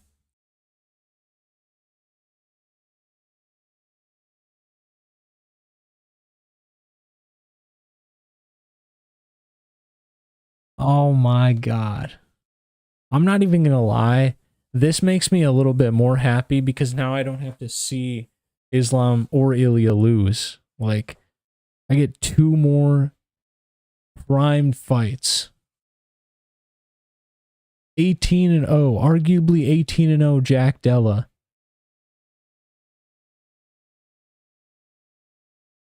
Versus a what? Islam's on a 15, 16 fight win streak.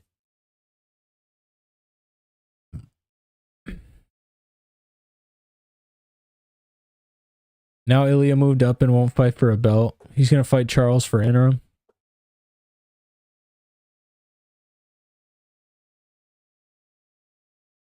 Wow, man.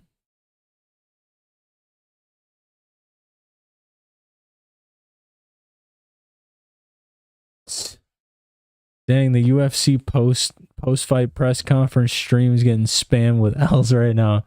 Because this one bozo's talking.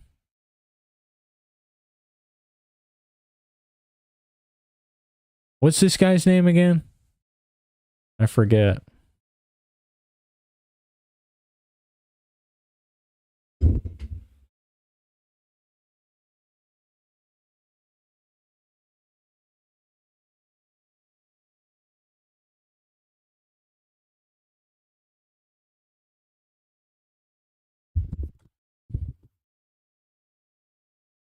I can't believe Belal lasted that long with JDM. I really have no idea how Belal ate all those shots from JDM. I'm sitting here thinking about it. I'm like, what in the world?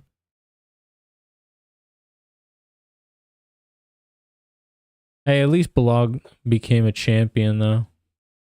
He didn't even defend once. Talking about GSP and wanting to be like GSP, but he still became a UFC champion, so can never take that away from him.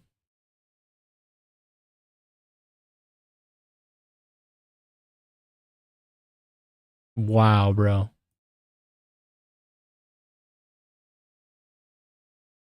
Dude, JDM versus Makhachev. Jeez, dude. And how we were talking about it earlier, I think Makhachev might be bigger than Belal, like you said.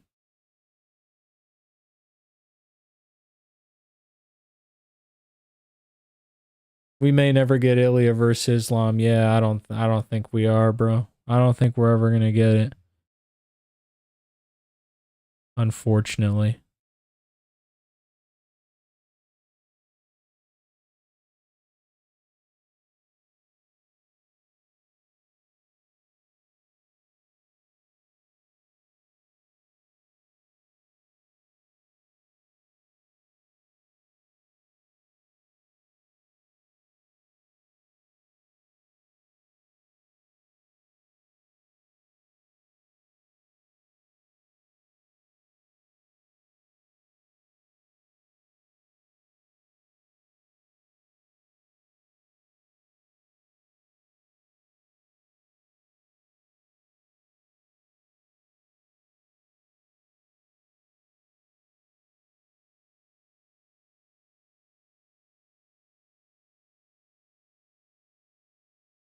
Because Bilal's been disrespectful to him and Volk. Yeah, Drake has taunted Belal.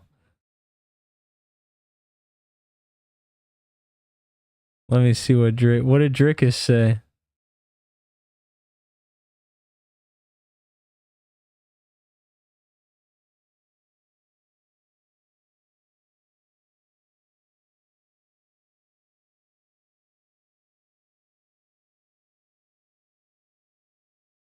Drickus said, "Well done, Belal, JK." Bro. Well done, JK. That's crazy, dude. Bro. Drickus is hilarious.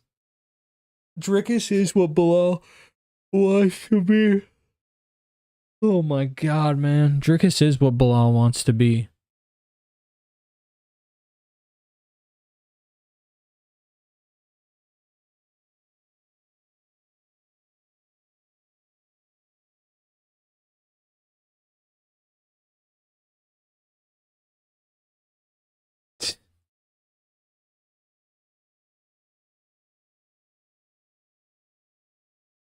JDM's about to save the welterweight division. Thankfully.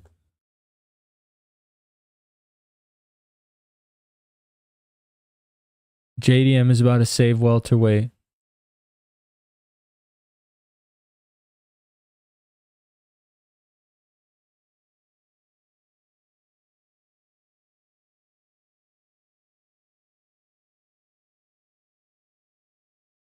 Goodbye, Dana. Goodbye, pay-per-views, and goodbye, Ilya Islam.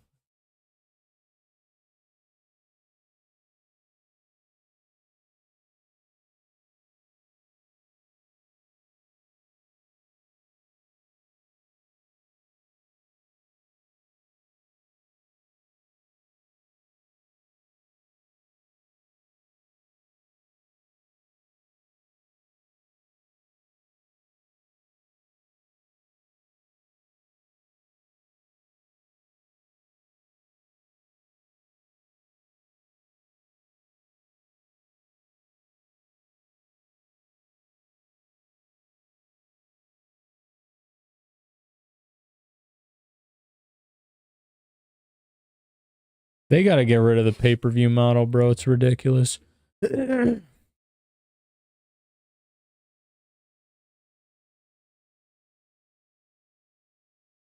Let's go, though.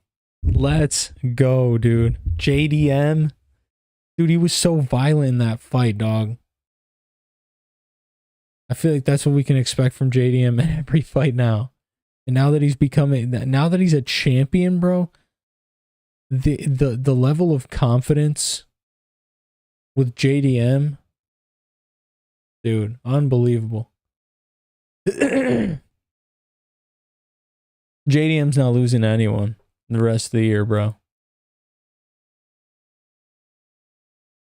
JDM is not losing to literally anyone the rest of the year. I don't care if it's Shavkat. I don't care if it's Sean Brady. I don't care if it's Ian Gary. I don't care if it's McGrady. Except for Islam Makhachev. If Islam fights him, then he might actually be screwed. I could see Islam beating him. Ever since they've taken over, we've had no heavy loaded events like this before. He made Belal pay for disrespecting Volk. Facts. JDM fought with a whole nation behind him, dog. The Australian people.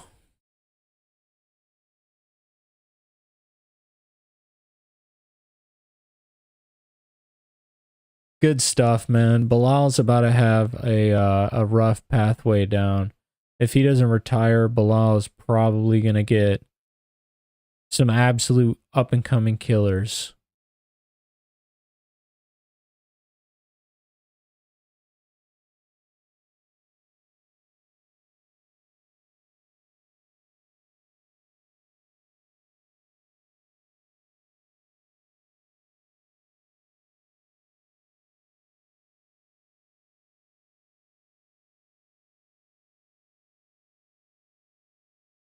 That is going to be the biggest what if, dude. There's way too many what ifs with Islam.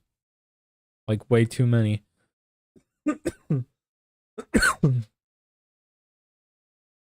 Charles Oliveira, 2.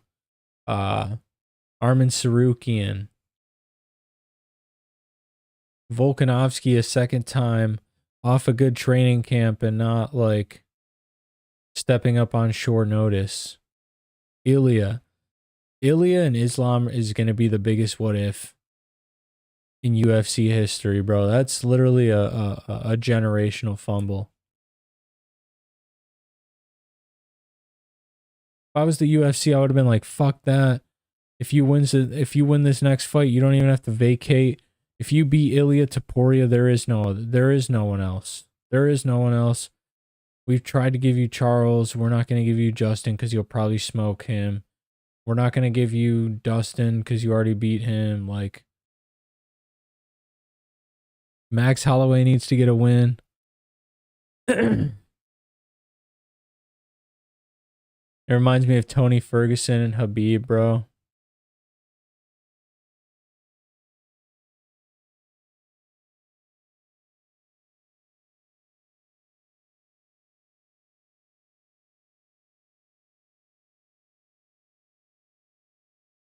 Wait, Dana isn't going to talk? Dana isn't going to come up and talk and give us any announcements? What's going on, bro? Are you serious?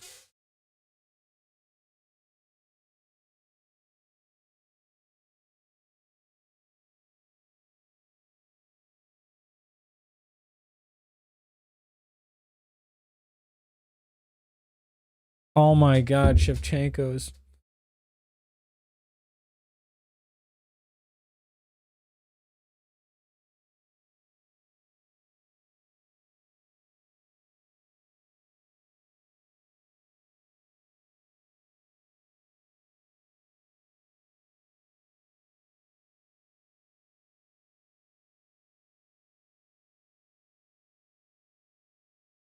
Wow, Dana's not giving any more announcements.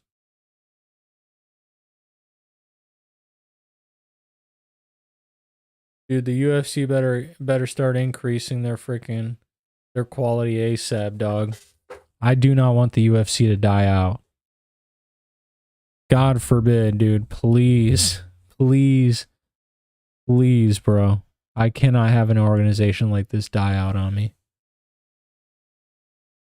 I'm too early still into watching UFC, bro. Like, the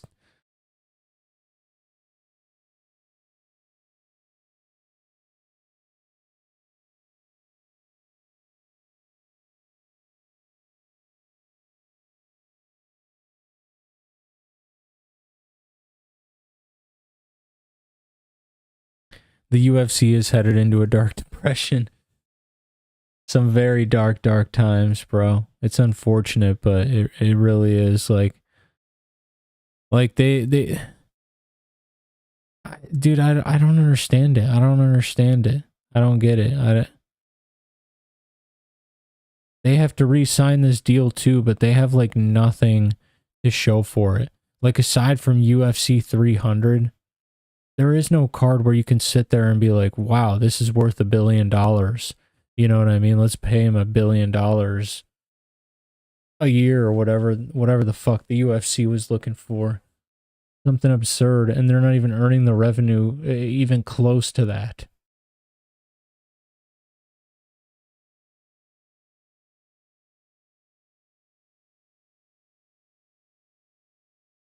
Yeah, Dana, despite this being the most hyped up fight. There's a few, bro.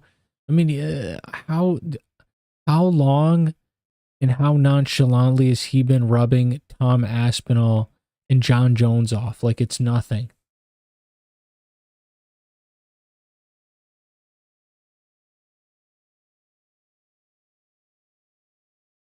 $315 made $6 million. That's disgusting. Jack Della is gonna sell in the future though, but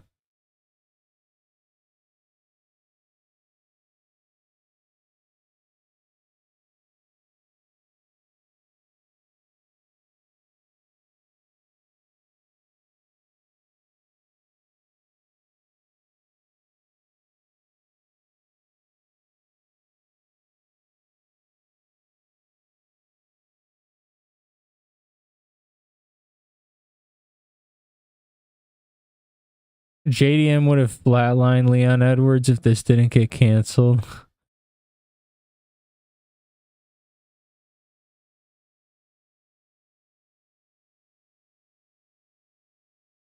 UFC executive Dave Shaw says we can expect an announcement on the main event in the next week.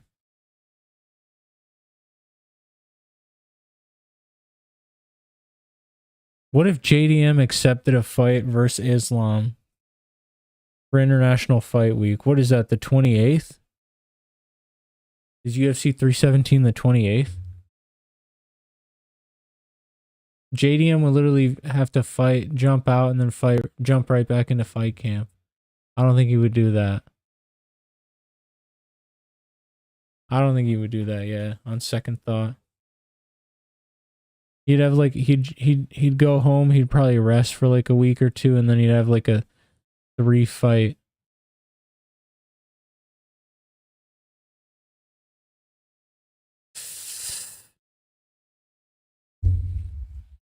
Yeah, Belal got cooked, man. Oh my god, dude.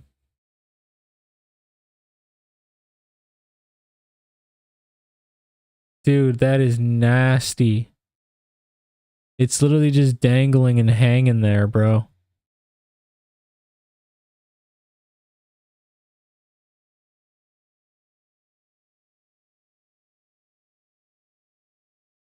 Dude, Bilal's face got destroyed, bro.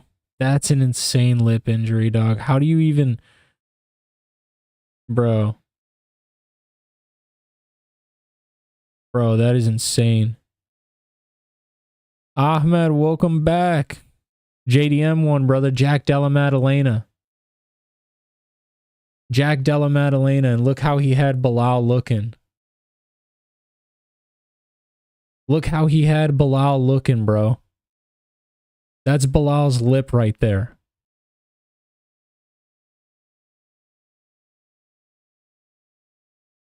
Wow.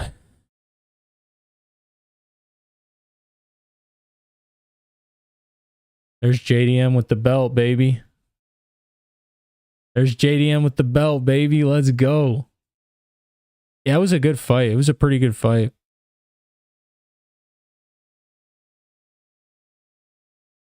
But with all that being said, highly doubt.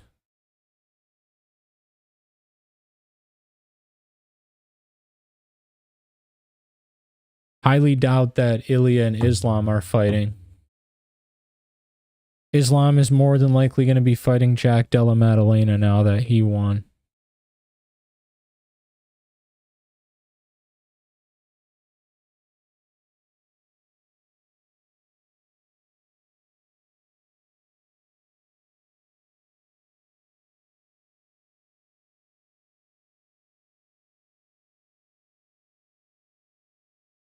Jack Della bringing the belt back home, man. Feels good.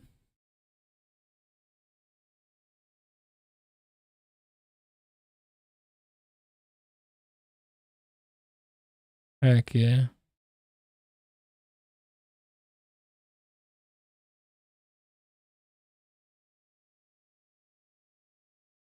I still can't believe. I still can't believe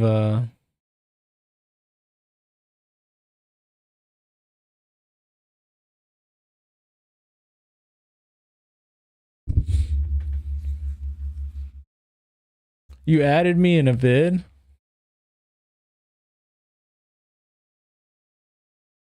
Let me see.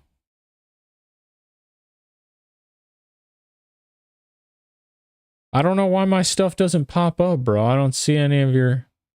This is all from like a few hours ago, I think. Well, obviously when I tweeted JDM, but when you tagged me in some other stuff.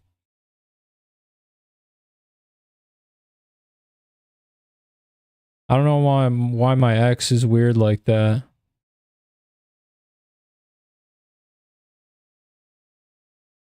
Oh, I see it here though. I see it here. You just tagged me like this.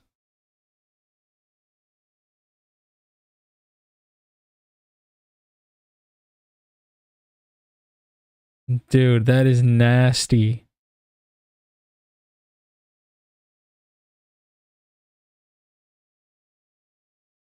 Oh my god, dude.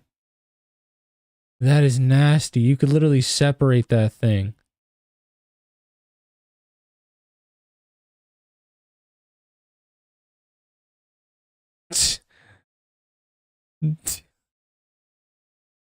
Elanov MMA, you know, this guy, he posted and said this man really had people thinking Belal is unbeatable. That's so crazy. At this point, people have to accept Craig Jones has figured out an answer to Dagestani crab pulling. It can't be a coincidence.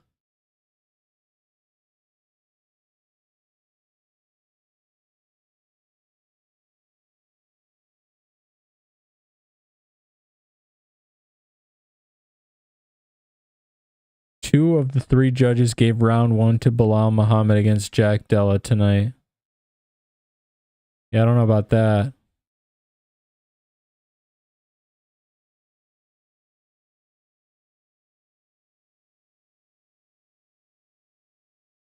Oh my god, dude. This is about to be insane.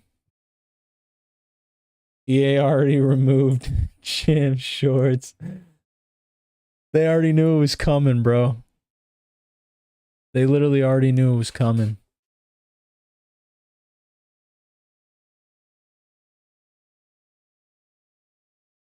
Ben Davis. I love Ben Davis, bro. Charles Oliveira fans watching JDM win.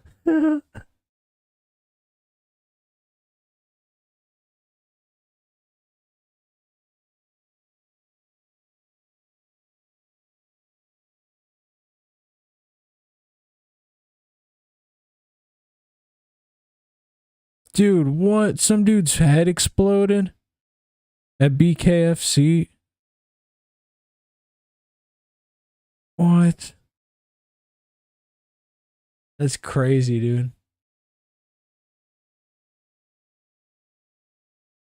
Yeah, man. Charles is not beating Ilya. Charles is not beating Ilya Taporia. That's an easy title win or interim title or whatever you want to call that, but an easy win for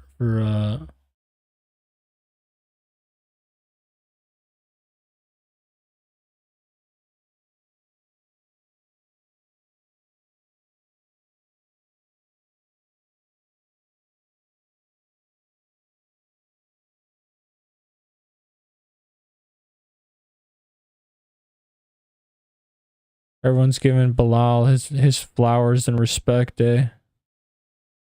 I like it. I like it.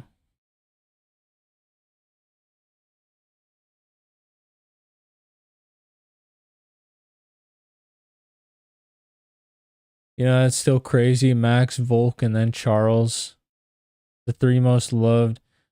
That's the thing that sucks is like when you're an up and coming fighter and you're obviously trying to make your way through the rankings and stuff. Like when you get to the top, I mean, you're gonna have to beat like heavy favorites. Or not heavy favorites, but like fan favorites. And that's just the one thing that that's the one thing that sucks because it's like a love-hate relationship. It's like, oh, well, these guys are so cool. You know, they're Ilya Taporia. He's on a finish streak. He's 16-0. He's this, that. And then he comes in and knocks out Volk, and you're just like, fuck this guy. Yeah, you see the BKFC guy? Oh my god, dude, that was so nasty, dude.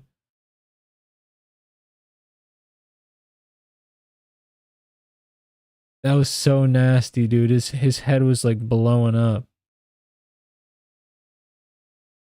Ilya will have if Ilya beats Charles Oliveira. If Ilya beats Charles Oliveira, bro, and finishes Charles Oliveira, oh my god. If Ilya goes on to knock out Alexander Volkanovski, featherweight GOAT, Max Holloway, top 15 fighter, top 20 fighter of all time for sure.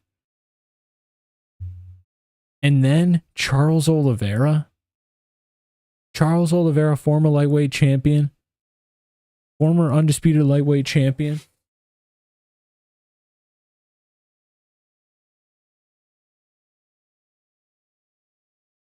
If that happens, as far as I'm concerned, Ilya can do whatever the fuck he wants. He can simultaneously hold up 3 divisions. I don't give a rat's ass, bro. He has earned it. He has earned it.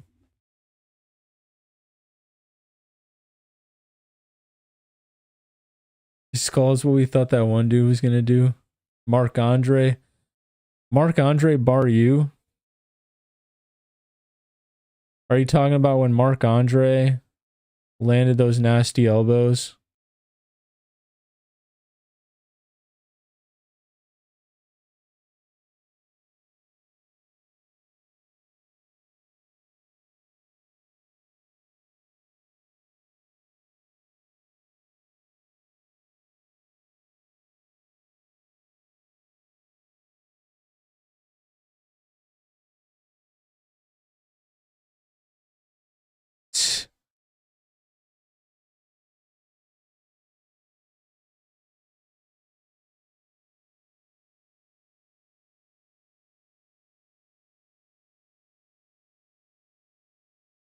There's people in like the comments saying like Belal deserves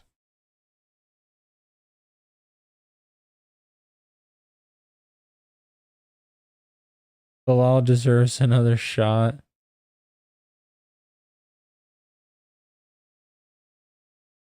I don't know. I wouldn't say that fight was as close as some of the judges had it, but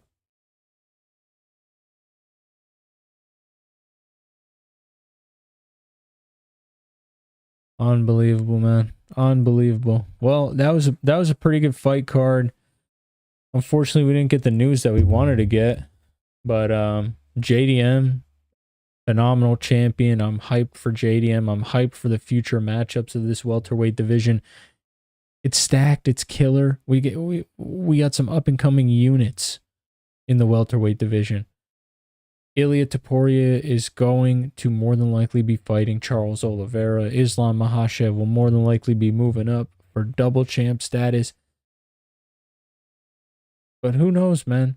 Maybe Islam moves up, beats JDM, then comes back down, beats Ilia Topuria, fights Ilia Topuria. Now, will he be as primed as he is right now? No. You know, if we could get Ilia Topuria versus Islam Makhachev prime on prime right now, why the fuck would we not do that? Because we're the UFC. We're a dumb organization and we just try and be as retarded as possible sometimes with some of the choices that we make. But it's okay. We still love the UFC. Canada took a W today, bro. The Canadian fighters other than Brad Katona took a W today. So shout out Canada. Shout out Montreal. Maybe Montreal's the lucky spot, eh? Maybe Montreal is the lucky spot.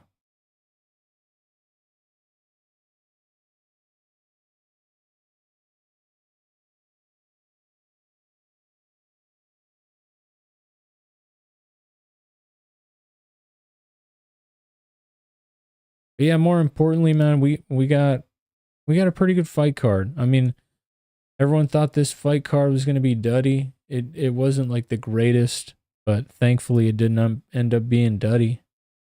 That's for sure. It didn't end up being duddy, that's for sure. And man,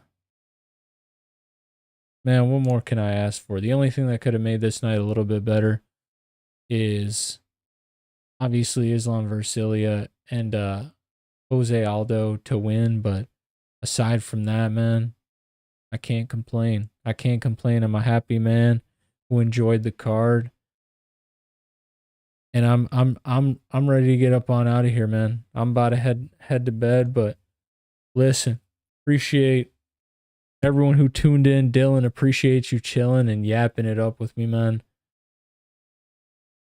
I will be live again for next week's card. I think there's a few PFL cards that are coming up that I'll probably be live for too, because I watch PFL too, as long as it's like convenient.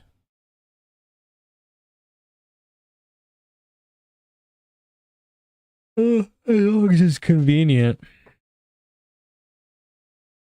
I will absolutely watch PFL cards. No, they're nowhere near, dude. When you watch PFL, it really makes you like sit there and appreciate UFC for sure. Oh no, so it's Burns Marias next week, UFC Apex, and then it's PFL Paris on the 24th with no UFC that week. Blanchfield Barber, Jesus, man. Blanchfield Barber, are you serious? We're cooked, dude. We're cooked for the next like few weeks. But as soon as we hit June, that's when the fight cards start getting very, very good. That's when the cards start getting phenomenal, man. Anyways, yeah, I'm getting up on out of here. I gotta get to bed. I'm tired. I'm exhausted, and I'm ready to go hit the hay for the day.